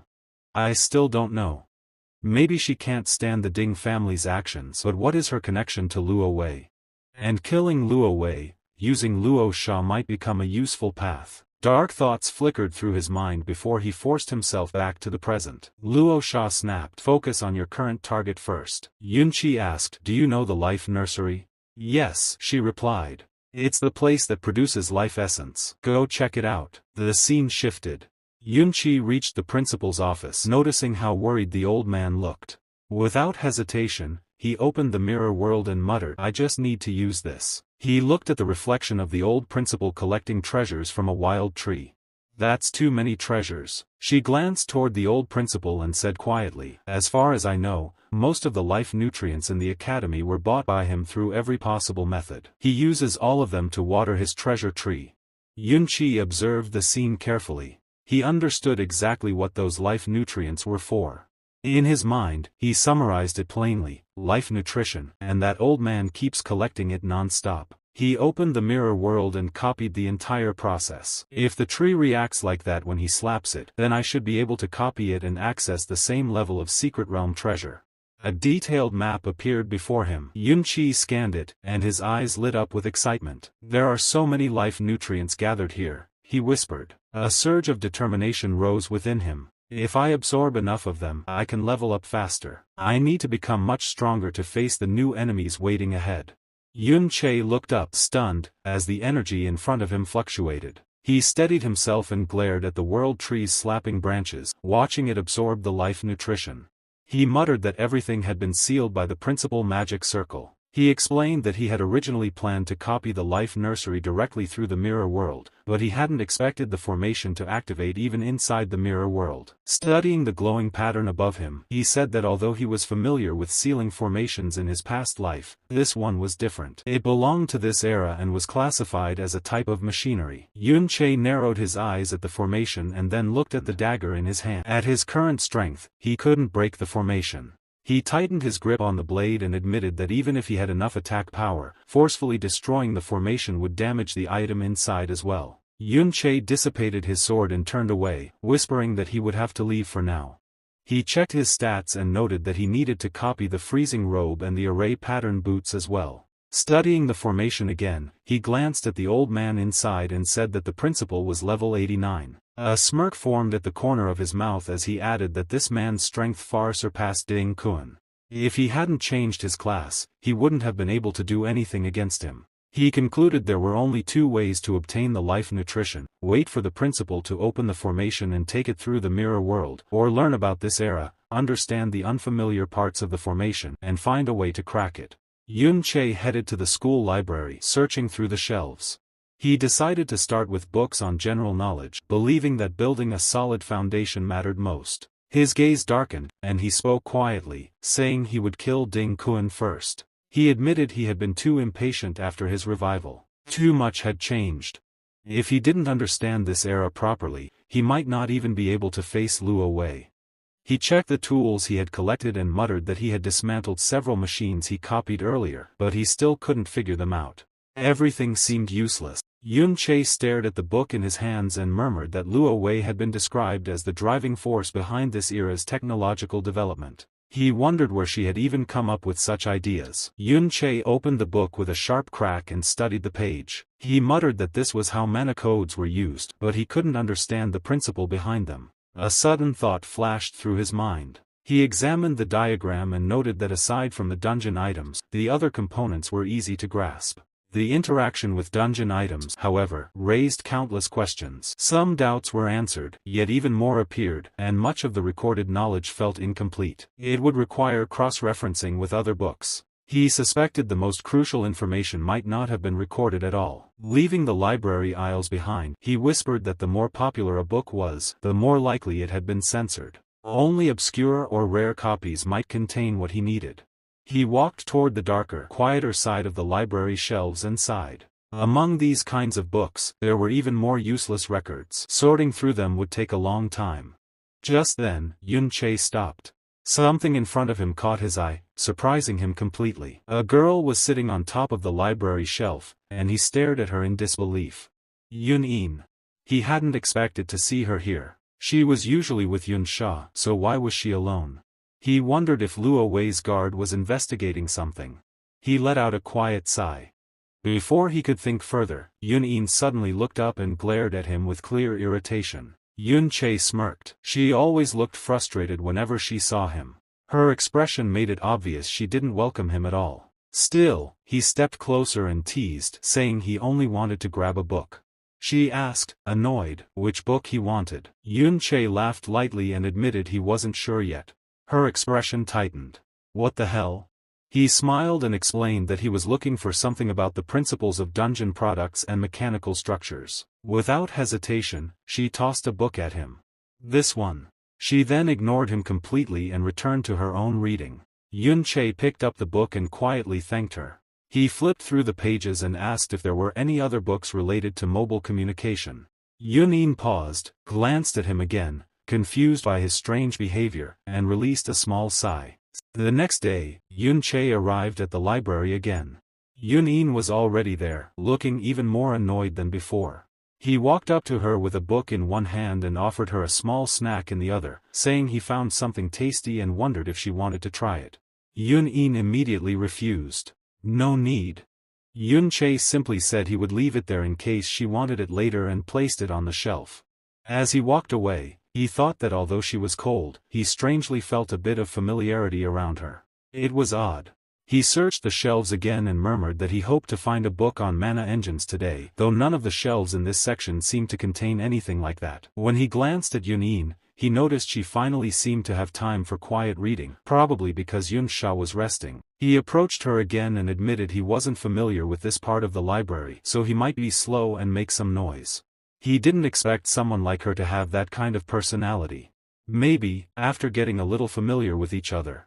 A sly thought crossed his mind. If he stayed close enough, he might pick up some information about Luo Wei and Luo Sha from Yun-in. His intentions weren't exactly pure. Yun-in glanced at him sharply. A moment later, the two of them were quietly exchanging books, and the days passed like that. The next day, Yun Che approached her again, holding an open book. What does this sentence mean? He asked. I don't know, Yun-in replied bluntly. The following day, he stood beside her again, reading from another thick volume. Do you know anything about the formation connection system? He asked. She explained briefly that it referred to the mechanical system used to link formation structures. "Can you help me find some books on this?" he asked. Yun-in gave him another annoyed look. Then she muttered, "Why don't you go ask that person?" Yun-che blinked, confused. She added, "That little flower of yours, the descendant of the traitor. Where is he?" Yun-che gave her a light smile and stepped back, choosing not to argue. At that moment, the scene shifted to the Ding family's inner residence. A man stood there, trying to identify the culprit. In front of him, another man was tied tightly with ropes struggling. The Ding family member cursed under his breath, furious. "Damn it, threatening us with a show like this? What do they want? They sent only one photo, and then nothing for so many days." Another man stepped forward and asked, "Did Yun-che send this to him?" The man holding the photo looked exhausted and irritated. He gripped it tightly and muttered that Yun-che had been hanging around with Xiao-shi from the Xiao family earlier. His frustration rose as he wondered if this situation was connected to the Xiao family member they had captured. He let out a harsh breath. "So, is this because of that Xiao family kid we caught? If it is, Yun-che, was he the one who killed grandfather? Hero too? Does he even have that kind of strength? And why hasn't the public security office arrested him yet? Did they ignore our warning?" In his mind, a voice echoed coldly. "We are the Hero family. Even if grandfather is dead, our status doesn't change."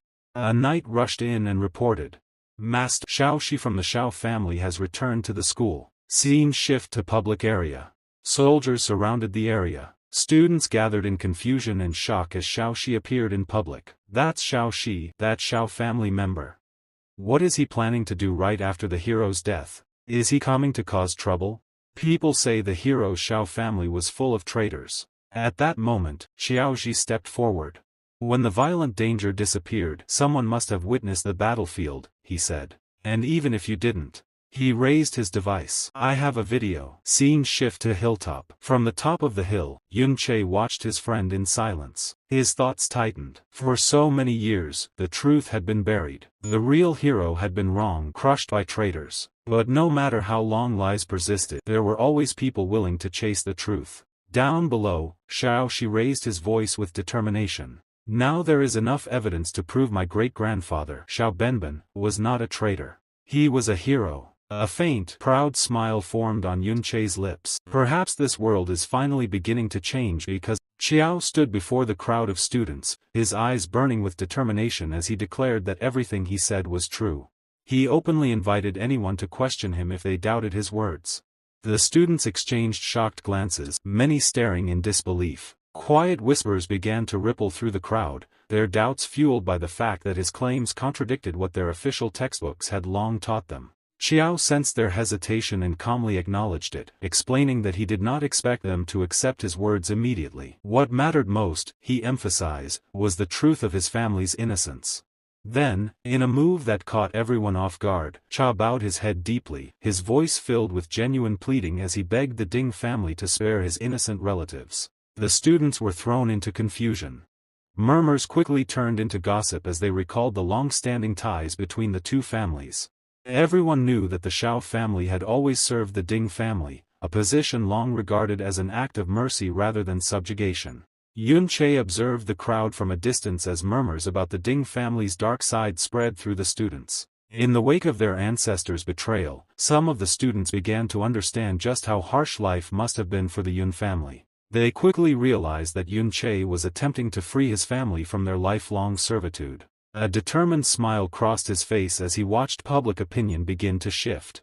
He knew this was the perfect moment to exploit the scandal and loosen the Ding family's grip on his relatives. To amplify the effect, he planned to inflame public anger even further, creating a larger distraction. Since he couldn't openly act, the responsibility of saving his family rested entirely on his shoulders. Just then, Yun-che noticed that someone was approaching him. 3 men in formal military uniforms stepped forward, confronting him directly. The leader, a man with a thick mustache named Lu, introduced himself along with his 2 aides, Mashu and Mate. They explained that they were from the peacekeeper's office and informed Yun-che that he was now considered a suspect in the recent incident at the hero's secret realm. They requested his cooperation, but Yun-che remained silent, his expression unreadable. Lu then opened a file and began reading Yun Che's official background, a 17-year-old male from East Town, an orphan since the age of 11, who had been living alone ever since. The report highlighted Yun Che's quiet personality and consistently low combat scores, portraying him as an ordinary, unremarkable student. Peacekeeper Chief Lu held Yun's old file in his hands, his eyes narrowing as he scrutinized the young man. Recent events, he noted, painted a picture vastly different from the simple student in the records. Lu listed the suspicious incidents one by one. Yun Che had confronted and defeated the powerful Wandering Lord, vanished at the same time as the Ding family's third son, and only reappeared immediately after the chaos in the hero's secret realm. Stepping closer, Lu loomed over him, demanding an explanation. How had Yun suddenly grown so powerful, and where had he been during his disappearance? After a tense silence, Yun Che spoke calmly. He claimed that the hidden boss in the Valiant secret realm had been overwhelmingly dangerous, prompting him to leave temporarily to clear his mind. He acknowledged that he was far stronger than his classmates but insisted that he preferred to keep it hidden. Finally, he reasoned that suspecting him of killing a hero seemed excessive. Spreading his arms wide, Yun Che emphasized that at his age, he hadn't even undergone a class change, making it impossible for him to have killed a powerful class-advanced user like Ding Kuan. He concluded firmly that he had no motive for such an act. Lu took a slow puff from his pipe, appearing to agree that an ordinary student would lack both the power and the reason. Yet he leaned in, his face just inches from Yun Che's, his eyes sharp and probing. He voiced a new suspicion, pointing out that there were class-changed users capable of concealing their identity, and directly asked Yun if he might be one of them. Yun Che remained composed, but Lu dismissed his explanation of innocence. Determined, the chief activated an epic-quality skill called Dispel Disguise, intending to forcibly reveal any illusion Yun might be using. To his shock, the skill failed, and a system message appeared: "Target is not under any disguise effect." Lu's eyes widened in surprise. He wondered if Yun Che's skill level might somehow surpass his own. Changing his approach, he asked if Yun, at his age, had only just started learning about communication machines. Yun Che pretended not to understand the sharp question. He explained that such advanced topics were meant for graduates and that he hadn't even mastered the basic systems yet. The peacekeepers exchanged uncertain glances, silently processing his answer. After a tense moment, Lu finally decided to end the questioning for the day. As Lu turned to leave, he issued a firm warning that they would return. Yun Che watched silently, mentally noting that his recent effort studying general knowledge and textbooks had paid off, allowing him to dodge their questioning, for now. Yet he knew this was only a temporary reprieve. His thoughts shifted to a crucial piece of information he had learned from the undead spirit of Ding Kuan. The spirit had revealed that Yun Che was merely bait, a pawn displayed by Lu to draw out anyone connected to his old master. It had warned that Yun's death would trigger an investigation by Lu's elite shadow guards, who were far stronger than the standard peacekeepers. Yun Che understood the gravity of the warning. These agents would not abide by normal rules, making them far more dangerous than the officials he had just faced. He realized that if he didn't get his class changed soon, the risk of encountering these new enemies would be too high. His mind then turned to the problem of acquiring the life saplings from the principal's vault. He noted that the principal was only at the school for about an hour each day, and in all that time, Yun Che had never seen him enter the vault where the treasures were stored. This meant it was highly unlikely the principal would disable the security formation anytime soon. Recognizing that attempting to retrieve the items through the mirror world was not a feasible short-term plan, Yun Che left the school building to consider his other options. Meanwhile, on a nearby rooftop, Lu was reporting his findings to a hooded aide connected to Luo Wei. Lu summarized their investigation, stating that the primary public suspects were Yun Che and a person of interest named Her Highness Rosa. The hooded figure immediately dismissed Rosa as a suspect, but his attention shifted to her constant companion, Yun In, identifying her as a descendant of the traitorous Yun clan, making her a key person of interest. He added that Yun Che, sharing the same suspicious surname, was also a top priority target. Once the hooded figure vanished, Lu turned to one of his subordinates and issued a grim order. They were to keep Yun Che under constant surveillance, and if he exhibited any unusual behavior, they were authorized to kill him on the spot. As Yun Che walked through the school grounds, his sharp senses immediately detected the agents shadowing him from a distance. He realized he was being watched constantly and would need to maintain his disguise as an ordinary, unremarkable student, for the time being. Later, he went to the school cafeteria for lunch.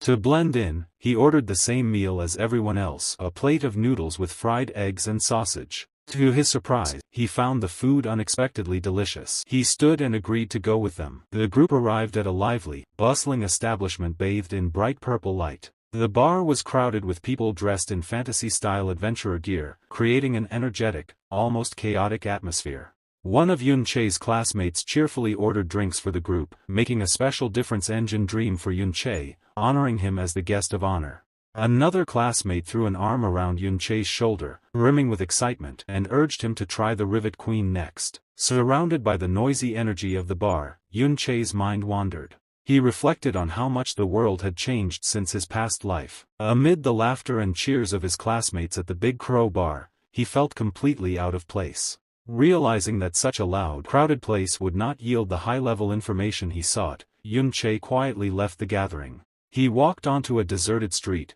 the night eerily silent, and found himself questioning his actions, feeling detached from the carefree world around him. The loneliness stirred a memory from his past life, a time when he had been a cherished little knight, warmly welcomed by villagers who offered him gifts. The memory faded, leaving him alone on the empty modern street, a stark reminder of his deep isolation. Returning to his room, Yun Che felt more than ever that he no longer belonged in this new world.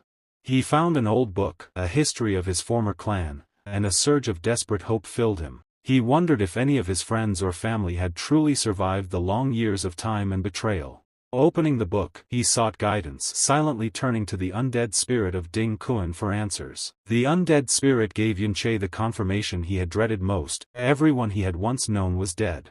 Haunted by this devastating truth, he sought solace and answers in the vast, silent school library late that night. He assumed that only an outcast like himself would be wandering the empty halls at such an hour.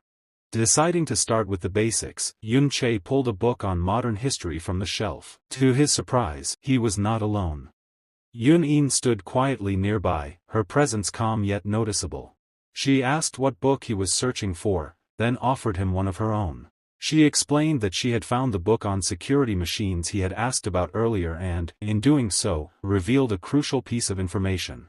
The hushed stillness of the Academy's library, where towering shelves cast long shadows and the scent of aged parchment lingered in the air, Yun In approached quietly. She cradled a thick tome against her chest, holding it with a care that betrayed how long she had searched for it. Stopping in front of Yun, she spoke softly, telling him that she had finally found the book on formation mechanics he had asked her to locate. Yun accepted the book from her hands and briefly examined its cover. The moment his eyes fell upon the author's name, a faint curve appeared at the corner of his lips. It was written by none other than the Academy's principal himself. Lifting his gaze, Yun looked at Yun In and asked casually whether she had really stayed up so late just to track it down for him. The question made Yun In stiffen. She immediately turned her head away, her reaction far too quick to be natural. Her cheeks warmed as she denied it outright, insisting that she had not done it for his sake at all. She claimed she simply hadn't been able to sleep and had decided to wander the library. Her tone was rigid, almost defensive. Yun chuckled softly upon hearing her explanation. He didn't push further, choosing instead to tease her lightly. With a relaxed smile, he said that if that was the case, he would bring her 2 sandwiches next time as thanks. Yun In cleared her throat, trying her best to maintain composure. She awkwardly accepted his gratitude, though the faint redness creeping up her ears betrayed her embarrassment. Yun wasted no time after that. He opened the book and began reading on the spot. As he flipped through the pages, a flicker of surprise passed through his eyes. The theories inside were complex, yet the explanations were precise, logical, and astonishingly easy to understand. Internally, Yun admitted that with his current level of comprehension, it was still too early to claim full mastery over the entire formation system. Even so, confidence slowly bloomed within him. If his goal was merely to damage or dismantle a formation, then the task would not be difficult. As he skimmed through the diagrams and descriptions, he quickly identified the truth: the mechanical components existed only as a framework. They were supports, nothing more. The true core lay within the magical formation itself, one whose structure and principles he already understood. With the issue of formation settled in his mind, Yun finally lifted his gaze and looked back at Yun In. His expression grew serious, a shift so sudden that it subtly altered the atmosphere between them. In a low voice, Yun asked whether there were any records in the library regarding the original Yun family from the past. Yun froze. She stared at him in clear surprise. After a brief pause, sadness welled up in her eyes, deep and unguarded. She lowered her gaze, her fingers tightening unconsciously, before answering in a subdued tone that there were none. Even if he searched through the entire library, he would not find a single book related to them. She continued, her voice heavy. Before the Yun family had been accused of treason, King Louis had shared an exceptionally close relationship with them. Because of that closeness, the betrayal that followed had cut especially deep. In the aftermath, the once praised emperor had issued a ruthless decree: every record, book, or account related to the Yun family was to be destroyed. Nothing was to be circulated. Nothing was to be preserved. Yun glanced down at the book in his hand, his face partially concealed in shadow. He repeated a single word under his breath. Kind. Then he lifted his head, his gaze sharpening. In a cold voice, he asked whether, setting aside the past, there truly had not been a single innocent person among the Yun family. His tone hardened as he questioned whether not even one of them had survived. Yun remained silent for a long moment. Finally, she nodded faintly. There had been no innocent survivors. Inside Yun's mind, the undead spirit of Ding Kuan stirred. Its presence was heavy, undeniable. Without uttering a word, it affirmed the horrifying truth. Memories surged forward, clear, merciless, and impossible to refute. Under a blood-red moon, King Louis had personally led his shadow guards into action. Because of his closeness to the Yun family, he had easily gained their trust. When the moment came, he struck without hesitation, launching a surprise attack and killing the head of the Yun family, their strongest protector, before any resistance could form. The slaughter did not end there. The Yun family members were wiped out entirely. Their guards, their servants, even the servants' children, none were spared. One by one, they were captured, tortured, and executed until not a single life remained. Nothing was spared. After Yun's former self perished, Louis wasted no time spreading the accusation of treason. To erase every possible threat, he issued a merciless order: anyone who carried even a trace of Yun family blood was to be eliminated. Back in the present, within the mirror world, Yun tightened his grip around his sword. His hand trembled, not from fear, but from the rage he had buried deep within himself. His lips parted, and he spoke a single name, thick with hatred: Louis. Turning that fury into strength, Yun launched himself forward. His sword flashed repeatedly as he unleashed a violent barrage of strikes against the magical barrier guarding the principal's vault. Each blow carried his resentment, his grief, his fury. With one final strike and a cold, hate-filled glare, the defensive formation shattered, breaking apart like fragile glass. The collapse of the barrier triggered something buried deep inside him. The world around him dissolved. The scene shifted to a bright, sunlit day in the past. A 12-year-old Yun stood in the training ground, sweat clinging to his brow as he practiced sword techniques against a wooden dummy. Each strike was precise, controlled. After a moment, he stopped and called out to his training partner, a blond boy with long hair who was already exhausted but still lunging recklessly at another target. Yun told him it was enough, warning that if he kept going, there wouldn't be any training dummies left. The blond boy, 12-year-old Louis, turned around, his expression filled with innocent determination. Completely misunderstanding Yun's concern, he asked if they had already run out of dummies and offered to ask his mother, the queen, for money to buy more. Yun shook his head, correcting him. He explained that he didn't want more dummies, he wanted Louis to rest. He questioned why Louis and his older brother were so obsessed with training. If they never rested, Yun said, he wouldn't feel right resting either. Before Louis could respond, the sharp sound of a blade slicing through the air echoed nearby. A muscular teenager trained relentlessly, sweat soaking his clothes as he moved without pause. With every strike, he repeated their father's words. Every drop of sweat shed now meant one less drop of blood on the battlefield. This was Yun's 16-year-old elder brother. His eyes burned with determination as he declared that he would soon be permitted to enter the secret realm. He couldn't afford to slack off, not even for a moment. He straightened and announced that he would push through 10 more sets. Yun frowned, concern flashing across his face. He reminded his brother that their teacher emphasized diligence, but before he could finish, Yun leaned closer to Louis and whispered instead. With a grin, he joked that too much effort could be just as bad as too little, then teased that Yun was probably afraid of being surpassed by people 4 years younger than him. Though exhausted, Yun stiffened at the mention of the prince. Respecting Louis's status, he glanced toward him and spoke earnestly. Since His Highness had mentioned resting, he said, he would finish just one more set and then take a break. Yun smiled, satisfied. Just then, a cheerful voice rang out as a young girl ran into the courtyard carrying a large wooden tray. She called out to her big brother, second brother, Yun, and Louis all at once. It was Yuni, 8 years old, radiant with excitement. She announced proudly that she had brought ice-cold honey lemon water and freshly baked apple pie. With a playful grin, she added that they didn't usually get to enjoy such special treats. Laughter filled the courtyard as the children gathered. Yun snatched a treat playfully, declaring through a mouthful of food that Yuni was the best sister in the world. Louis nodded enthusiastically in agreement. Yuni handed Yuni a large mug. He drank deeply and smiled, thanking her. Soon, the four of them gathered beneath a large tree.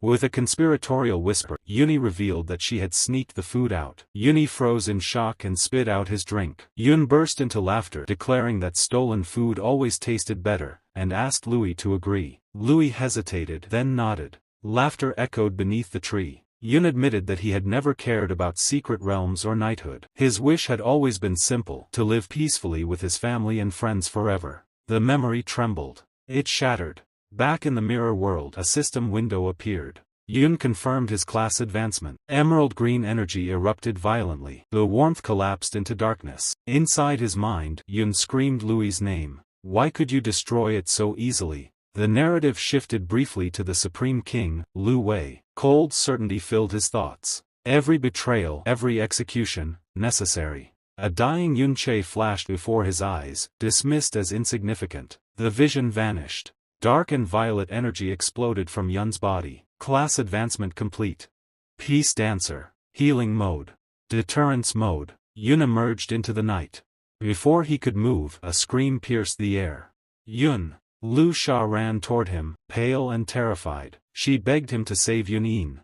The shadow guards were coming. And Yun was being hunted because she carried Yun family blood. Yun froze. The girl who claimed no survivors existed. Was his blood relative all along? Luo Sha lowered her gaze, sorrow clearly visible, and confirmed that Yun indeed came from the disgraced Yun family. Because of that bloodline, the shadow guards had immediately marked Yun as the prime suspect in the incident at the hero's secret realm.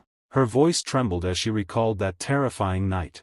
The shadow guards had stormed into her residence without warning. One hooded guard, overwhelmingly powerful, used a bladed chain to bind Yun on the spot and drag her away. Luo Sha said she had rushed forward, desperately trying to explain that Yun had not even been present when the hero died. Evidence did not matter to them. The guard ignored her entirely. Tears welled up as Luo Sha admitted the truth to Yun Che. She had exhausted every connection, begged everyone she could reach, and tried every possible method to save her friend. Nothing worked. In the end, she could only confess her helplessness. Without hesitation, Yun Che pulled his hood down, concealing his face. His tone remained calm as he asked for the exact location where Yun was being held. Luo Sha immediately volunteered to guide him, but Yun Che stopped her. Turning back, one eye glowing faintly with power, he refused. She needed to stay behind, manage the situation and cover their tracks. Rescuing Yun alone would be faster and safer. Activating Mirror World, Yun Che stepped into the parallel dimension. He moved through the inverted, ghost-like city, using reflections to travel unseen. When he reached his destination, the system notified him that he had exited Mirror World. Yun Che reappeared in reality and surged forward at astonishing speed.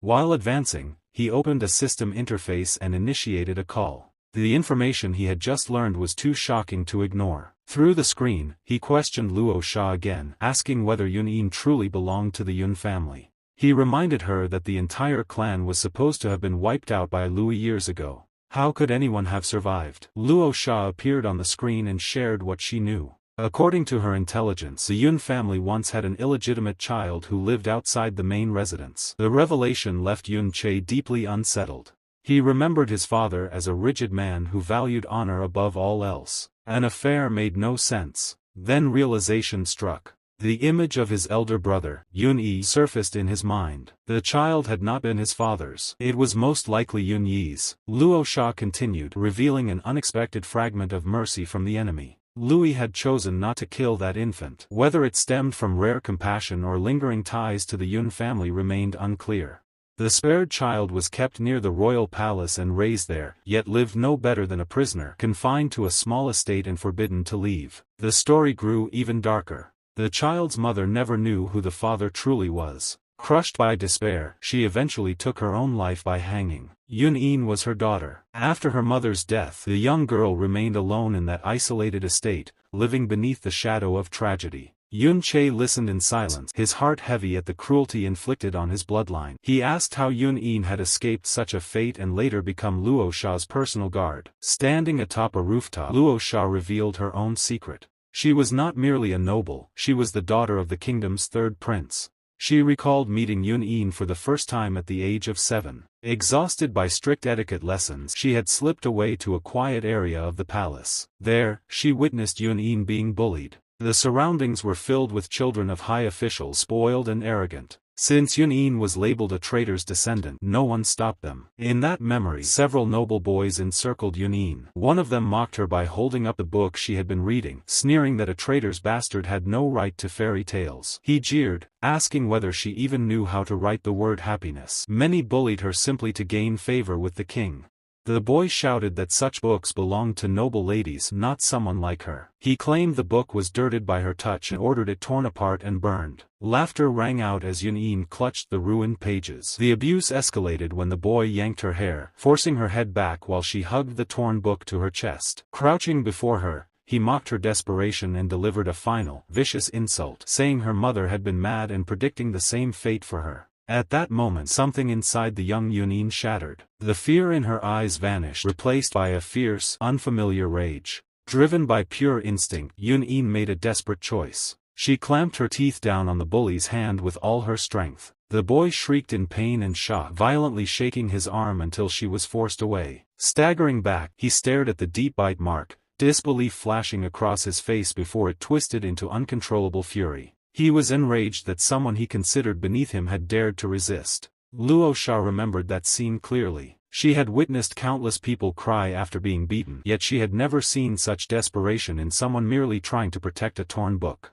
The boys erupted in threats, shouting that Yun-in had crossed the line and vowing to beat her to death for biting them. At that moment, the young Luo Sha stepped out from the shadows. Dressed in refined royal attire, she raised her hand and sharply ordered them to stop, demanding an explanation. The boys froze when they recognized her. Cold sweat covered their faces as they hurriedly claimed that the traitor's descendant had stolen a book and attacked them like a mad animal. Luo Sha ignored their excuses and walked over to Yun-in, her gaze falling on the damaged book clutched tightly in the girl's hands. She calmly pointed out that books from the palace library carried a royal seal and asked whether that book had won. The boys fell silent. They knew it did not.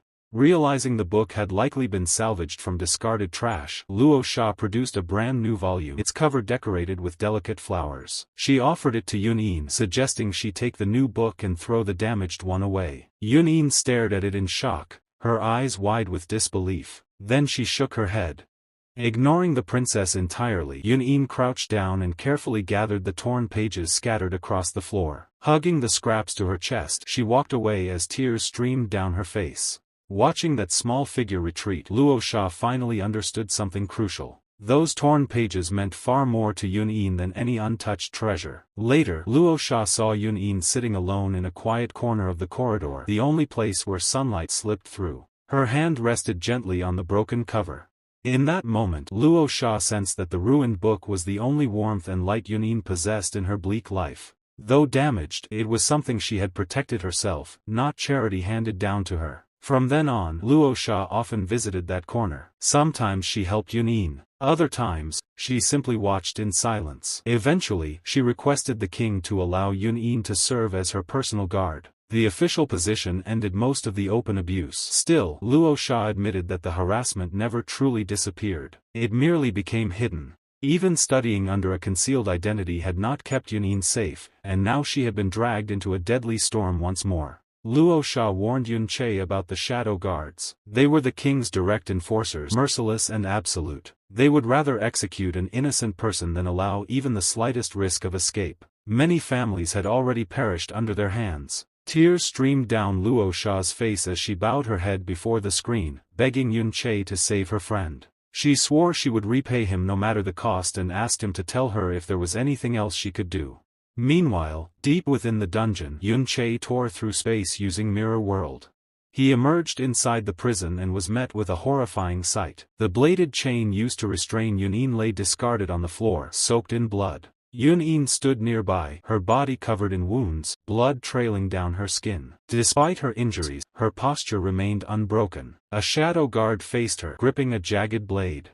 His cruel smile widened as he remarked on her stubbornness, boasting that he would be the one guarding her throughout the night.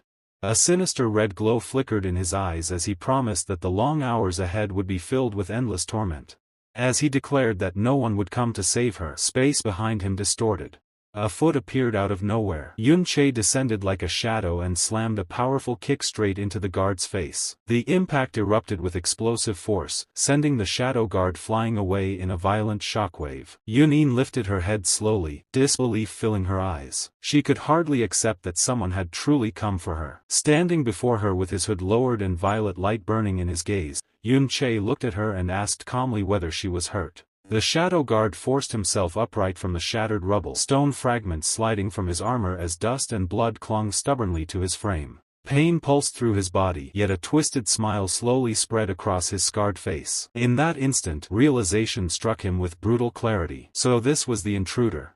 The man he had been hunting all this time was Yun, the same Yun who had ended Ding Kuan's life. A harsh, rasping laugh escaped the guard's throat. He mocked the fallen hero without restraint, his voice dripping with disdain. To him, Ding Kuan had never been worthy of respect. Just a hollow symbol, a useless banner propped up to inspire fools, a powerless mascot who had hidden away in a dungeon while others spilled blood. Yet while the insults echoed across the ruined space, Yun did not react. His focus never wavered. Kneeling beside Yun carefully supported her head and poured a healing potion between her lips. His hands were steady, his breathing controlled, as though the battlefield around them did not exist. The chaos, the threats, the looming danger, none of it mattered more than her condition. He watched closely as color slowly returned to her face, relief flickering faintly in his eyes. The guard continued speaking, emboldened by Yun's silence. His voice carried smug confidence as he shared his deductions. Yun could only belong to the old Yun family, he said.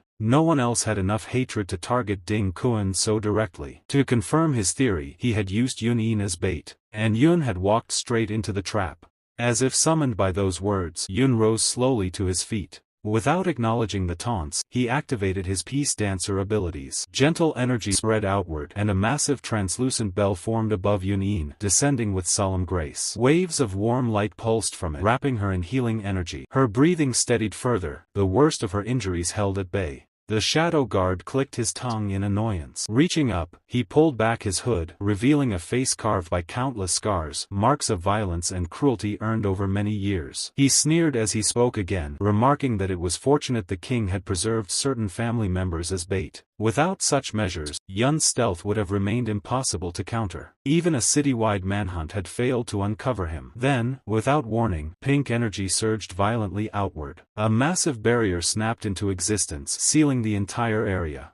The air vibrated as the formation locked into place, trapping everyone inside with a low, ominous hum. The guard spread his arms slightly, pride evident in his posture. He announced it was a confinement formation. Escape was no longer an option. Smiling arrogantly, he boasted that the barrier's strength was absolute, so powerful that only an S-rank like himself could pass. Before Yun could respond, a mechanical voice echoed in his mind. Enemy identified, Shadow 33. Class, Juggler. Shadow 33 lifted his jagged, chained blades and swung them idly, testing their balance. He told Yun that hiding his face was meaningless now. Surrendering, he claimed, would spare him from prolonged torture. The lie shattered instantly. With terrifying speed, Shadow 33 lunged forward. His blade screamed through the air as he announced his intention to have his fun with Yun first, before finishing Yun. Golden light erupted outward. Yun activated Peace Domain. A radiant zone expanded instantly, reshaping the battlefield. Enemy movement slowed, their attacks weakened, while Yun was fully protected within the domain's embrace. Shadow 33's blades crashed down with immense force, but Yun did not retreat. Gripping his staff, Yun met each strike head-on. His movements were precise, fluid, and controlled. Heavy weapons that should have shattered bone were knocked aside effortlessly as though they weighed nothing. A chilling calm settled over him. Yun's eyes glowed faintly as he looked directly at Shadow 33 and asked a single question, cold, sharp, and unforgiving. Had he tortured Yun simply for his own amusement? Shadow 33 sneered. He admitted it without hesitation. He bragged that the Shadow Guard's reputation alone was enough to lure Yun out of hiding. Then, laughing, he unleashed his technique. Blade Fury. A storm of crimson, triangular blades erupted into the air, tearing through the sealed space as they rained down violently toward Yun and Yunin. In response, Yun summoned the undead spirit of Xiaoan. A ghostly warrior emerged, its translucent armor radiating cold, ancient power. Without pause, the spirit activated multiple defensive techniques. Iron-like protection formed around its body, followed by a wide-area shield that expanded outward, positioning itself firmly between the blades and its master. Yun watched silently. The words Shadow Guards echoed in his mind, dragging him into a memory he had never escaped. Beneath a blood-red moon, Louis had led his forces into the Yun estate. Screams filled the night. Homes burned. People were dragged out, tortured, slaughtered one by one. Not a single life spared. Only silence remained. Yun tore himself free from the memory. Looking at Shadow 33, his voice was calm as he told him that he had made a fatal mistake. Xiaoan's shields flared as Blade Fury crashed down. One by one, the crimson blades shattered against the layered defenses, scattering into fading fragments. The attack was completely nullified. Purple light gathered in Yun's hand. Dark energy coiled around his arm as he summoned a weapon. His presence shifted instantly, sharper, heavier. Deterrence mode activated, sending his combat power surging. A dagger formed in his grasp, surrounded by dense shadows. Yun declared that the Shadow Guards had slaughtered his family, and now they dared to harm an innocent child. He activated multiple reverse chanter skills. Each one fed power into his blade of trickery, increasing the pressure suffocating the battlefield. His eyes burned with rage as he stated clearly that it was his enemies who should abandon all thoughts of escape. Shadow 33 tilted his head, interest sparking. He smiled and asked whether Yun's weapon could change forms, then unleashed his next technique. Chain Trick, 1000-blade spin. Dozens of spinning portals opened across the sealed space, releasing violent streams of red projectiles. Shadow 33 laughed, claiming Yun had revealed himself as a support-type class user. The storm surged forward, but Yun was no longer defending. The dagger reshaped into a dark purple chain. Yun whipped it through the air, deflecting every projectile with effortless precision. Then he vanished. Teleporting rapidly, Yun appeared around Shadow 33 from impossible angles. He activated Martial Deterrence Domain, amplifying enemy damage taken while boosting his own speed. Shadow 33's arrogance cracked, replaced by a feral grin. He admitted Yun was impressive but still inferior. He lunged. His attack struck nothing. A blur of purple energy appeared above him. Yun descended like a falling blade, dark chains pinning Shadow 33 to the ground. Pain exploded through the guard's body. Understanding struck. Mirrors. Even wounded, Shadow 33 sneered, mocking Yun for revealing his best skill just to cause a minor wound. Then, a shadowy strike tore through him from behind. Skill activated, Deterioration Blade. The attack amplified all damage and status effects. Shadow 33 screamed, staggering forward in disbelief. Furious and shaken, he prepared his ultimate attack. Splitting Trick.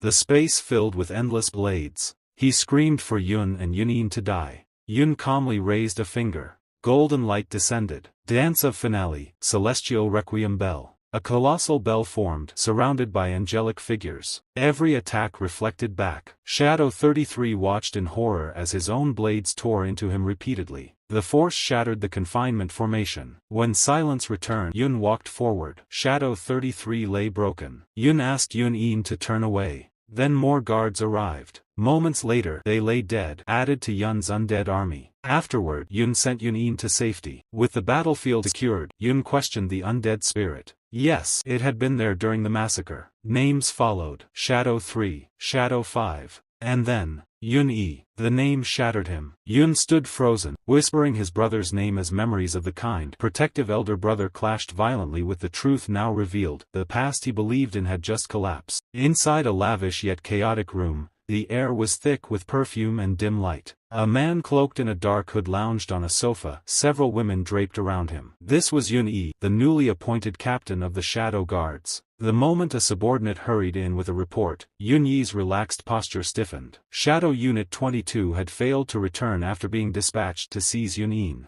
Communication had been cut off entirely. When reinforcements investigated the underground dungeon, they found only corpses. Every Shadow Guard stationed there lay dead. Yun-Yin herself had vanished without a trace. Yun-Yi rose abruptly. A surge of dark aura burst from him, violently forcing the women away. His expression hardened as disbelief flickered through his crimson-lit eyes. Those guards were elites, killed so cleanly that it suggested something far more dangerous than expected. Could there really be survivors left from the Yun bloodline? Suppressing his shock, Yun-Yi issued orders at once. Every outpost was to be contacted. If Yun-Yin couldn't be crushed in the shadows, then she would be destroyed in the open. His lips curved into a chilling smile as he decided on a different tactic. He commanded the release of Yun-Yin's identity to the public, her image, her records, and the truth twisted into a weapon. The announcement branded her as a descendant of the infamous Yun family, traitors whose names still inspired hatred. The response was immediate. Across the city, alerts flooded personal devices. In the central plaza, a massive holographic screen flickered to life, displaying Yun-Yin's face alongside detailed personal data. Pedestrians froze in disbelief. Murmurs spread as shock quickly turned into outrage. How is she still alive? Why are we only hearing about this now? Anger erupted among the crowd. Many cursed the past, demanding answers for how a remnant of the Yun family had remained hidden for so long. The news soon reached the academy. Students crossed the courtyards in tense clusters, whispering urgently as they asked one another if they had seen the report. The atmosphere grew heavy. Two male students paused mid-conversation. One scoffed, saying it sounded fabricated. But with official confirmation released, it couldn't be ignored. Still, the other student, hood pulled low over his face, hesitated. Even if the report was real, he argued, Yun-Yin was nothing more than a girl. The sins of the past weren't hers to bear. What happened years ago had nothing to do with her. He compared her fate to Tiaoji, pointing out how easily innocence could be buried beneath a cursed family name. The student dressed in a neat suit let out a breath and rubbed his forehead, finally conceding that his friend had a point. Still, his expression quickly turned grim. There was something neither of them could ignore. Their way of thinking belonged only to people their age. He said quietly that if he dared to voice such thoughts at home, his grandfather would likely beat him senseless before the conversation even ended.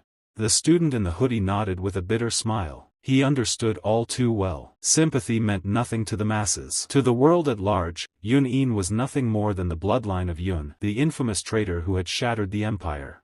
On a nearby street, two women passed by, their voices filled with open contempt. They scoffed at the idea that anyone from the Yun family still dared to exist. One of them spat that Yun-Yin should crawl to the king's statue and beg for death in repayment for her ancestors' sins. Hidden inside a tall building, Yun-Yin stood motionless near a window. She stared down at the sea of furious faces below. Every insult pierced her ears clearly.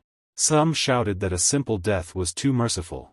Others screamed that she should suffer first. Her fingers clenched at her side as the hatred washed over her. Within the crowd, a young man hesitated and spoke up carefully. He muttered that while she might deserve punishment, torture seemed excessive. His words barely left his mouth before outrage exploded around him. A burly man lunged forward, seizing the youth by the collar. Veins bulged in his neck as he roared, demanding to know if the boy had forgotten the history of the kingdom's greatest traitor. His voice cracked with fury as he shouted that millions had died because of Yun. He claimed his own parents were among the victims. Surrounded by rage and crushing stares, the young man's courage shattered. Fear twisted his expression as he hurriedly changed his stance. Forcing an unnatural smile, he raised his voice to blend in with the mob.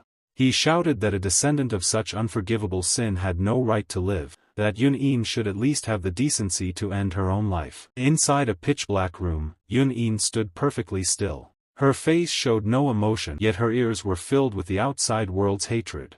Every shout carried the same wish, for her death. The voices blurred together, old and new weaving into a single cruel chorus. They mocked her lifeless eyes, dragged her mother's name through the mud, and whispered the same venomous command again and again, that she should end her life just as her mother had. Her breathing remained shallow.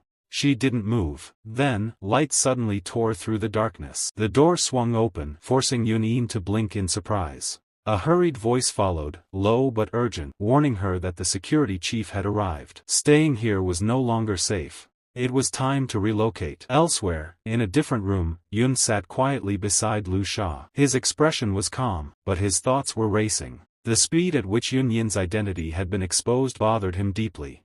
It didn't take long for him to piece things together. The security bureau had to be connected to the shadow guards. Otherwise, they wouldn't have known that Yun was the real target from the very beginning. Lu Sha confirmed his suspicion. She revealed that the bureau had been secretly monitoring Yun for some time. That night, when she had gone to find him, the agents had noticed her presence. Although Yun later shook off their surveillance, the damage had already been done. Yun analyzed the situation carefully. After the shadow guards were wiped out and Yun disappeared, the authorities had more than enough reason to shift their suspicion toward him. With the unresolved case of the fallen hero and the sudden public exposure of Yun Yin's identity, the enemy finally had the perfect excuse to frame him. His mind drifted back to the moment he had passed the statues alongside Lu Sha, disguised beneath a cloak. From an investigator's perspective, it would be easy to conclude that the mysterious cloaked figure was him, and therefore the one responsible for the hero's death. Yun understood their strategy. They weren't trying to arrest him yet.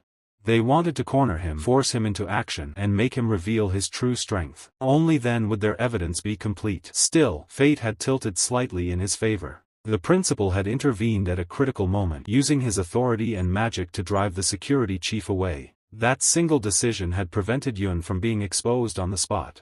Lu Sha sat on the sofa, her brows drawn tight with worry. She admitted quietly that if the principal hadn't been keeping an eye on her, she might not have survived being surrounded by so many armed officers. Guilt crept into her voice as she blamed herself. She believed her own lack of caution had dragged them into danger, nearly costing them their lives. Yun shook his head calmly. Luck had played its part, yes, but what surprised him more was the truth he had just learned. The principal wasn't merely helping out of goodwill. He was Lu Sha's great-uncle. Several hours earlier, within the walls of the academy's highest office, Principal Bolan sat behind his desk, tension etched clearly across his face. Principal Bolan's voice was firm as he confronted Lu Sha. He told her bluntly that she had acted without thinking. Driving away the local security chief was within his power, but if the king's elite shadow guards had shown up instead, even he would have been powerless to intervene.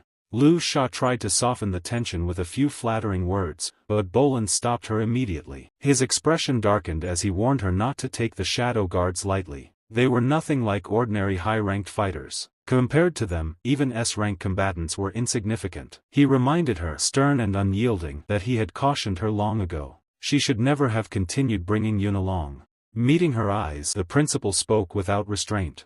She needed to decide what mattered most. The king had already issued an order for her to leave the academy and return to the royal palace. There was no room left for delay. Then came the reality she didn't want to hear. If she insisted on taking Yun with her, hiding him would be impossible. The palace was a nest of watchers, countless eyes, loyal to the throne. Once there, the shadow guards would inevitably uncover the truth. For Yun's sake, Bolan advised her to return alone. Outside the door, Yun stood frozen. She had heard every word. Guilt surged through her chest, heavy and suffocating. If her identity were exposed, death would be inevitable, and it would be her own carelessness that led to it. She lowered her head, seeing herself as nothing more than dead weight. She had leaned on Lu Sha for far too long. In her mind, Yun pictured a different future, one where Lu Sha lived freely, unburdened by the stigma of a traitor's descendant. Without Yun, her life could have been brighter. The thought only deepened her remorse. Then her mind turned to Yun.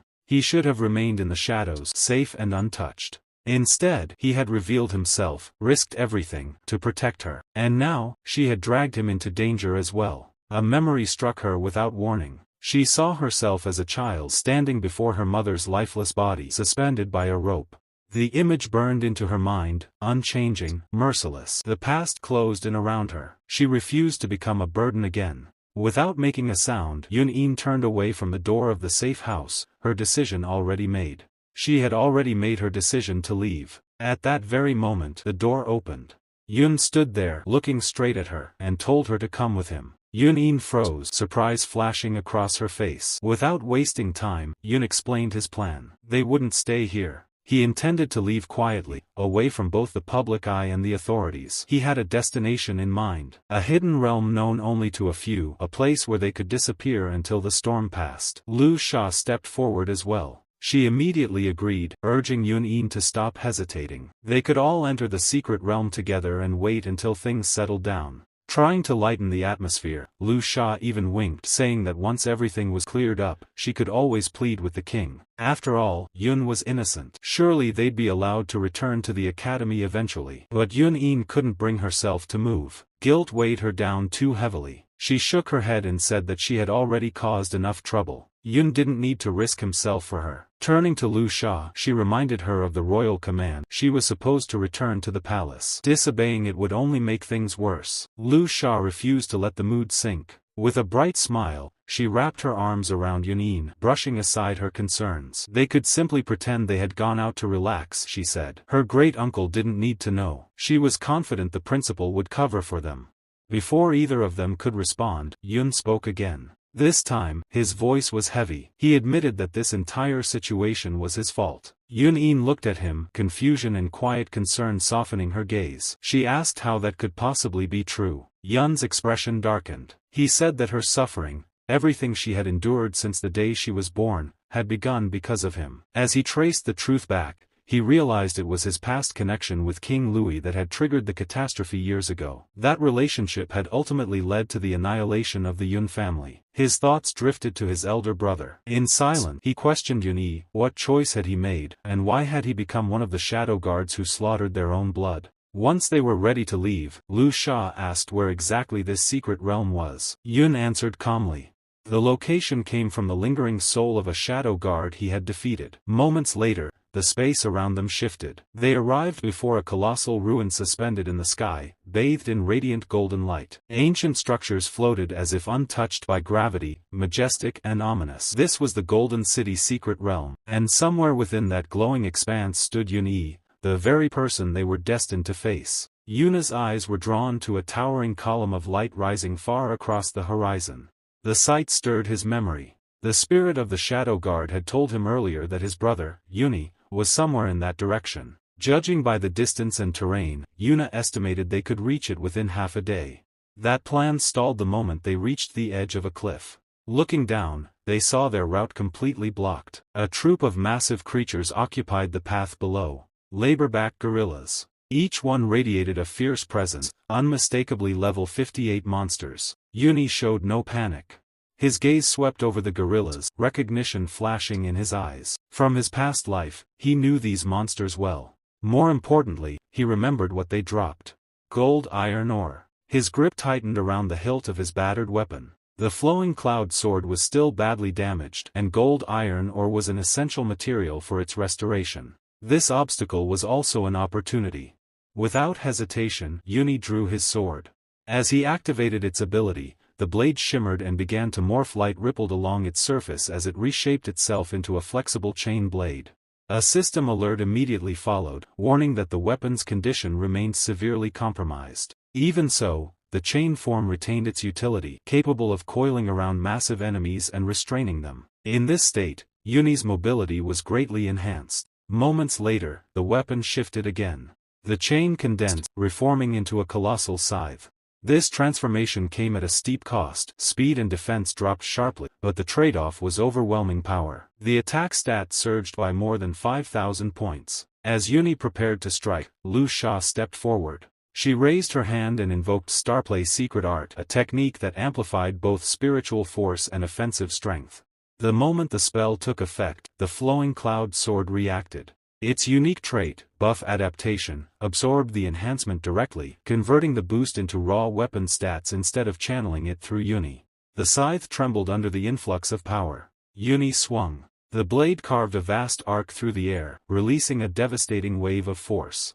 The laborback gorillas didn't stand a chance. The level 58 monsters were cut down in a single strike, their massive bodies collapsing as dust and debris filled the battlefield. When the air finally cleared, Yun-in landed steadily. Lu Sha walked up behind him, her gaze fixed on the weapon in his hand. Her eyes widened. That really is the flowing cloud sword? She asked in disbelief. Its attack power is insane. How can something that damaged hit that hard? Yuna smiled faintly. It wasn't always like this, he said calmly. The reason it can do that now is because of you. Her confusion deepened, and the scene shifted into his memory. Back then, the academy's principal had intended to reward Yun for saving students and instructors during the chaos of the Valor Secret Realm. Originally, the reward was supposed to be several valuable skill manuals. However, Lu Sha had relentlessly pressed her great-uncle about it, leaving the principal with little room to maneuver.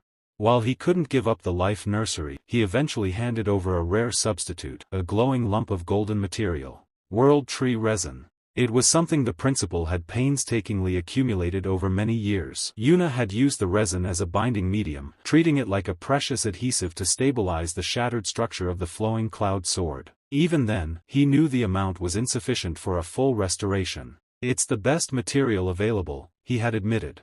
But it's only enough to begin the repairs. A system notification soon confirmed it. World Tree Resin absorbed. Weapon repair progress, 11.2%.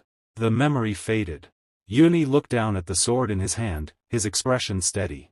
The road ahead remained dangerous, but his weapon had finally taken its first step toward recovery. And that was enough. More importantly, that initial restoration had repaired one of the flowing cloud sword's most critical traits, buff adaptation. With this function restored, the weapon could now directly replicate and utilize any active enhancements applied to its wielder. Back in the present, Yun collected the spoils left behind by the fallen monsters. Among them was gold iron ore. As long as monsters existed, he could keep gathering it. With a single thought, Yun issued a command. His undead legion surged forward. As long as there's prey, Yun thought calmly, the flowing cloud sword will keep recovering. He lifted his gaze toward the distant pillar of light. Judging by the pace, he would be able to restore a significant portion of the weapon before confronting his brother, Yun-Yi. The clash resumed instantly. Yun launched himself into the air, blade flashing as he descended. His strike tore through a towering laborback gorilla, severing it in mid-motion. Without pause, he shifted the weapon into its chain blade form. The flexible links whipped outward, unleashing a storm of rapid slashes that cut from every angle. At his command, the chains tightened. The massive beast was completely restrained. Yun landed atop the monster and turned sharply. Yun-In, now. She rushed forward, energy gathering in her palm as a radiant dagger formed. With a decisive motion, she drove it down. The bound monster split cleanly apart, its collapse marking a clear sign of her rapid growth. Once the battle ended, the group regrouped near the edge of the cliff. A system notification echoed. Level up achieved. Yun, Luo Sha, and Yun-In had all advanced. Yun-In approached Yun, hesitation in her eyes. She asked quietly whether helping them level up was slowing his own progress. Yun shook his head gently as he gathered 15 chunks of gold iron ore. Surrounded by his undead, among them the spirit of Dinkuan, he explained calmly. His summons were constantly hunting on his behalf. Even now, many of them were battling monsters within the mirror world to avoid drawing attention. In truth, Yun said evenly, I'm killing far more monsters than you can see. As he spoke, the ore dissolved into his weapon. Power surged through the blade as its attack stat climbed by another 300 points. The repair progress crossed the 20% threshold. Luo Sha leapt down to stand beside him. You seem certain, she said thoughtfully. Like you've already chosen your destination. She pointed toward the towering beam of light in the distance. What's there? Yun followed her gaze. The ruins of the old Yun family manor. Luo Sha froze, instantly understanding the weight of those words.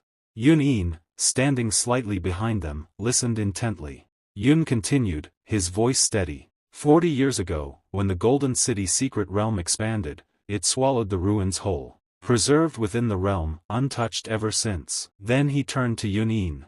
There's a chance, he said quietly, that your grandfather is still there. Her eyes widened, shock rendering her speechless. Far away, within a dim chamber inside the Yun family ruins, a man sat by a window. Yun-Yi. A subordinate stood nearby, reporting in a low voice. Despite her identity having been exposed long ago, there was still no information on Yun-Yin's whereabouts. Yun-Yi's expression remained unreadable as he stared into the distance. The hooded subordinate dropped to one knee, his forehead nearly touching the floor. In a restrained voice, he reported that public anger had made travel increasingly difficult. With so many eyes searching, Yun-In would not be able to remain hidden for long. Still, he revealed that everything was not left to chance. From beneath his cloak, the subordinate produced 3 faintly glowing objects, slender rods etched with runes. They were locator scepters. Long ago, a tracking mark had been secretly placed on Yunin. If any of these scepters came within 1,000 meters of her, they would immediately reveal her precise location. With the devices scattered across the region, escape was no longer realistic. "She cannot evade us much longer," the subordinate stated confidently. Yuni rose to his feet. Dust stirred beneath his steps as he crossed the silent chamber. The past, he decided, no longer mattered. Grasping one of the glowing scepters, his eyes hardened. "It's time," he said coldly, "to erase the final remnant." At that moment, a translucent system interface suddenly appeared near his chest. Yuni froze. Pure shock flickered across his face as he sensed something entirely unexpected. Elsewhere within the secret realm, Yun and Yunin continued advancing through hostile territory. They moved in perfect coordination, Yun wielding his massive scythe while Yunin darted forward with her dagger. One sweeping arc from Yun cleaved 2 monsters apart, their bodies collapsing before they could even react. Among the remains, he recovered 2 more chunks of gold iron ore. After the fight, Yun stood quietly, his weapon still glowing faintly. He glanced at Yunin. She stood motionless, staring at a floating screen, her expression distant. Several hours earlier, Yun had finally told her the truth. That Yun-Yi was now the captain of Lu's Shadow Guard. And worse, he was the one who had personally destroyed the Yun family all those years ago. Back then, the 2 of them had stood alone in the vast, empty landscape. Yun had admitted that he no longer knew what kind of man his brother had become, or how he might treat his own daughter. What he did know was this: Yun-In was innocent. The Yun family had been innocent. Then he gave her a choice. If she did not wish to face her father, she could remain behind. Yun would leave undead guardians to protect her and move forward alone. Now, Yun-In tightened her grip on her dagger. The revelation had come too suddenly. Her thoughts were tangled, emotions colliding faster than she could process. She knew it would take time, perhaps a long time, to truly understand everything she had just learned. Yet one truth stood firm. She had grown up alone. Whatever had happened in the past, whatever choices her father had made, her life had already been shaped by his absence. If he had chosen to become a shadow guard, then that path was his, not hers. Pain flickered across her face. Then her expression steadied. She lifted her head, resolve settling in her eyes. She would move forward. Nearby, Yun stood on a high ledge overlooking the ruins. Doubt crept into his thoughts. Perhaps he should have left Yun-In somewhere safe. Maybe facing Yuni alone would have been the wiser choice. He decided then, he would confront his brother first. Only after that would he decide whether Yun-In should meet him. As he looked down, something caught his attention. Below lay scattered debris, splintered wooden dummies, broken weapon racks, half buried in dust. Yun recognized the place instantly. The old training ground. As he stared, a phantom vision overlaid the ruins. In his mind's eye, he saw the past, his younger self, Yun-Yi, and their sister Yun-Tir laughing, sparring, and practicing sword forms together beneath the open sky. The memory faded, leaving only silence. Standing there with the undead spirits of Chain and Dinkuan, an idea took shape in Yun's mind. He activated his ability. The world shifted as he stepped into the mirror world. As he landed, a thought surfaced. Just as Benben's soul had remained within a secret realm, perhaps the souls of his slaughtered family had never truly left this place. Yuna stood amid the pale, spectral remains of the mirror world's training grounds. The air was silent, hollow. He searched carefully, hoping, dreading, to sense the presence of his family's souls. There was nothing, not a trace. A cold system prompt sounded, confirming his forced return. In the next instant, the illusion shattered. Yuna found himself back in the present-day ruins, dust drifting through collapsed stone and broken pillars. He slowly scanned the desolation, doubt weighing on his heart, until his gaze settled on an old sword half buried among the rubble. He stopped moving. Those familiar grounds, now reduced to ruin, stirred something deep within him. His purple eyes dimmed as a forgotten scene surged back to life. In his memory, the training grounds were vibrant and alive. Steel rang sharply as blades clashed, and the air buzzed with excitement. A younger Yuni was locked in an intense sparring match, his movements sharp and precise. Around them, spectators crowded close, voices rising in cheers. These two are the best of their generation. One of them will definitely become champion. Mid-exchange, Yuni's opponent suddenly slipped on loose gravel and staggered. Panic crossed the man's face. To him, the duel was already decided. Defeat was inevitable. But Yuni did not strike. He lowered his sword and smiled calmly. There shouldn't be loose stones on the field, he said. Let's reset. For a moment, the grounds were stunned into silence, then erupted. Applause thundered as people praised his conduct, calling him worthy of the Yun family name. When the duel resumed, Yuni still claimed victory. His opponent dropped to one knee, breathless and defeated. Onlookers shook their heads in awe. He won even after giving up his advantage. No one can beat him. Yet not everyone approved. One voice muttered that such mercy would be fatal on a real battlefield, that honor only cost advantages. Yuni merely smiled in response. If I lose an advantage, he said lightly, I'll just take it back. Laughter and cheers followed, pride swelling through the crowd. The memory shifted. Sweat and dirt streaked across Yuni's face as he stood frozen in disbelief. His sword hung low. Before him stood Yun, his younger brother, calm and composed after defeating him. The crowd was stunned. How could Yuni lose? He's 4 years older. This Yun is a monster. They called Yun an unimaginable genius. The ruins of the present returned. Yuna stepped forward from the shadows, his expression dark as he looked upon what remained of his home. Another conversation echoed in his mind. Louis's voice, casual yet sharp. You're too kind, Yuni. If my younger brother surpassed me like Yun did to you, I'd probably want him dead. Yuni had frowned then, quietly reminding him not to speak recklessly about the royal family. There was no resentment in his heart, only pride in his brother's talent. Louis had laughed bitterly, admitting his jealousy. Everyone spoils him. You, the master, even the master. That had surprised Yuni. Nearby, their master sat relaxed beside young Yun, an ease in his posture he never showed with others. Louis's eyes had glinted as he leaned closer. Do you think, he asked softly, that the master might pass his title to Yun one day? Yuni dismissed the idea aloud, but the question lingered long after. Another memory crashed in, harsher and blood-soaked. Wuan village was burning. Flames roared as bandits poured through the streets. Clad in armor, a younger Yuni fought desperately amid the chaos, sword flashing as he blocked strikes and deflected arrows meant for the villagers behind him. They were badly outnumbered. He swung his blade in wide arcs, shielding a crying child, forcing back attackers with sheer will. Still, the enemy tide refused to break. Louis shouted over the din, panic clear in his voice. We can't hold them. He proposed a brutal solution. Concentrate everything on killing the bandit leader. It would mean abandoning many villagers, but he saw no other path. Captain Yuni, he urged, you have to decide. Exhaustion weighed on Yuni like iron. Lives hung on his command. The cost of that choice crushed his chest, and hesitation froze him in place. Then, a sudden movement shattered the moment. Yun vaulted over the defensive line. Yuni's eyes widened as his younger brother charged straight into the bandit ranks, blade flashing in a storm of steel. Bandits fell one after another as Yun carved a path forward, fearless and relentless. Without slowing, Yun drove straight toward the enemy leader. Yuni could only watch,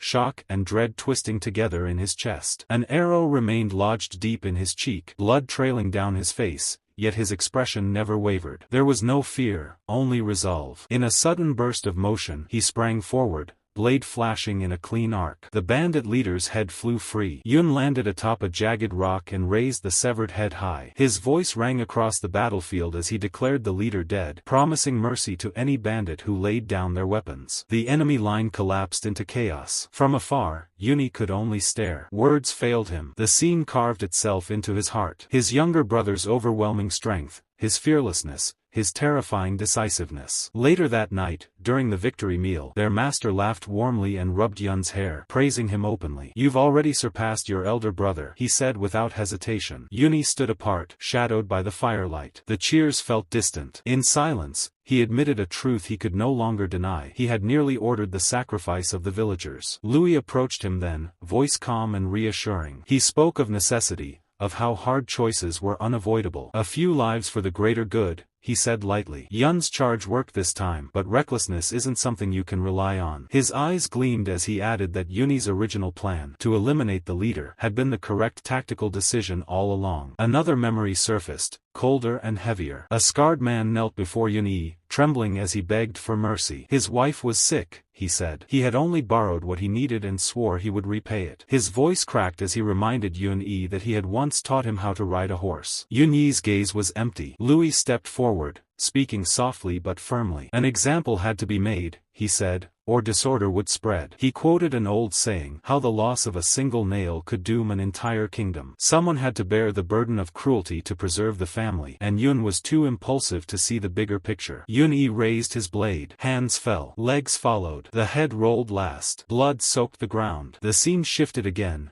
Yun-Yi's fingers tightening around the throat of a long-haired woman, bodies strewn around them. Her struggles weakened beneath his grip. Then came the final vision. Under a blood-red moon, cloaked figures gathered on a cliff. At their head stood a man mounted on a rearing horse. The truth revealed itself without mercy. For ambition, for the kingdom, for his own goals, Yun-Yi had sided with Louis, and in doing so, had offered up his own family. Louis's voice echoed, cold and absolute, placing all blame on Yun. The memories shattered. Back in the present, Yun moved slowly through the ruined remains of his ancestral home. Broken walls and silent corridors greeted him like ghosts. Suddenly, his steps halted. A familiar pressure rolled through the air. Powerful, overwhelming. His heart clenched. Was it Yun-Yi? Tightening his grip on his sword, grief welled up inside him. He couldn't understand how his brother had descended into such darkness. Then a silhouette emerged in the distance. A rider. As the figure drew closer, Yun's eyes widened. His breath caught. It wasn't his brother. The realization ignited a firestorm of rage. His fury surged uncontrollably as he shouted the name carved deepest into his hatred. Louis. The man sat tall upon his horse, gazing down with unmistakable arrogance. A faint smile curved his lips as he spoke. "How did you recognize me?" he asked calmly, "even in this form?" Mounted atop his horse, Louis gazed down with unmistakable arrogance. His voice carried a faint amusement as he questioned how Yun had managed to recognize him in his present appearance. Yun's grip tightened around his sword. Rage coursed through him so violently that his hands trembled. Standing face to face with the man who had once been his greatest enemy, Yun felt his breath grow heavy.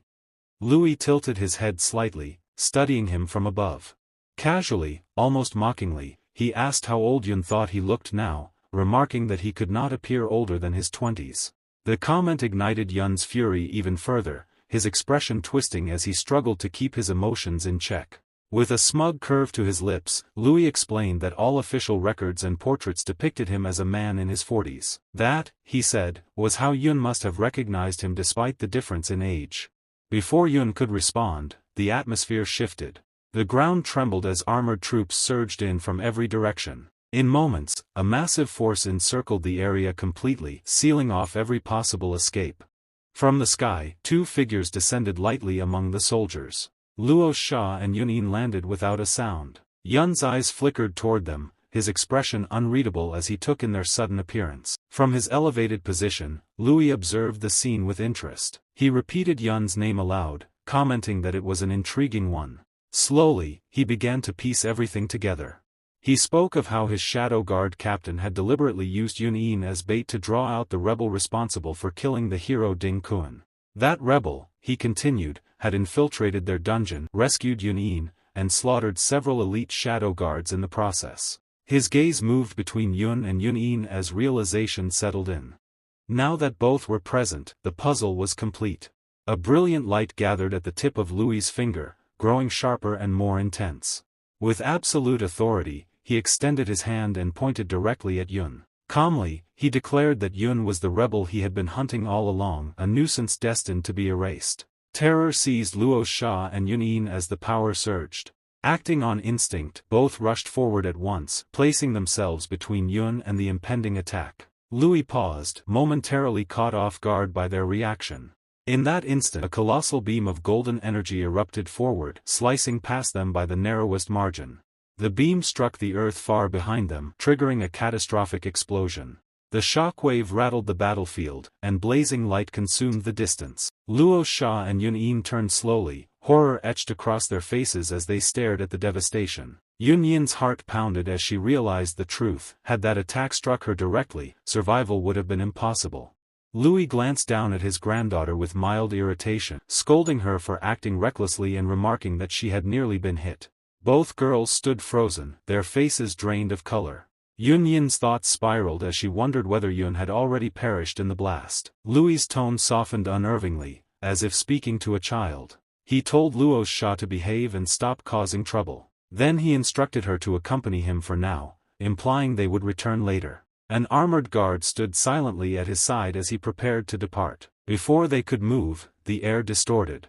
Yun emerged abruptly from the mirror world, stepping into reality with a violent surge of pink energy radiating from his body. A system notification confirmed the activation of his intimidation state. His eyes burned with raw fury as he locked onto his enemy and roared Louis's name. Power exploded outward.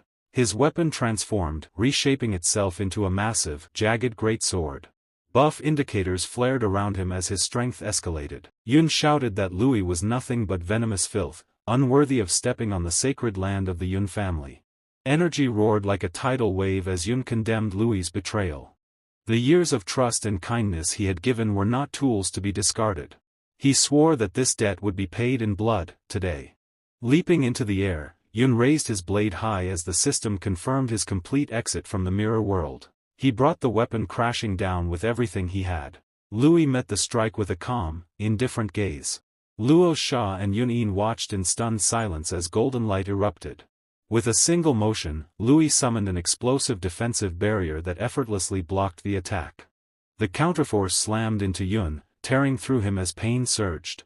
In that moment, Yun understood, his opponent was an SSS-rank existence. The blast hurled him backward through shattered ruins. Without hesitation, Louis raised his hand again, forming an enormous golden hand that shot forward to seize Yun midair. Just before it closed, Yun vanished. Louis blinked, momentarily surprised. Then a knowing smile spread across his face as he realized Yun possessed a stealth ability refined enough to evade even his perception. Within the crystalline depths of the mirror world, Yun crashed violently into a wall. The impact fractured the surface, leaving him broken and barely alive. Status effects flooded in, an unhealable laceration causing continuous bleeding, and a mental shock that clouded his thoughts. His health plummeted to 272 out of 2,410. Blood soaked his body as consciousness slipped away, less than 5 minutes remaining on his mirror walk. Concern edged into Luo Sha's voice as she asked Louis about Yun's fate. Louis remained composed. He explained that Yun had triggered his automatic counter-damage. With absolute certainty, he stated that the traitor was already at death's door. Luo Sha recoiled at his indifference. Louis added that the threat was effectively neutralized. Turning, he issued a command to Yun, ordering him to deploy squads to the impact site. Even if the target was nothing more than vermin, Louis said coldly, it needed to be exterminated properly. Yun accepted the order without emotion and moved to hunt down his brother's fallen trail.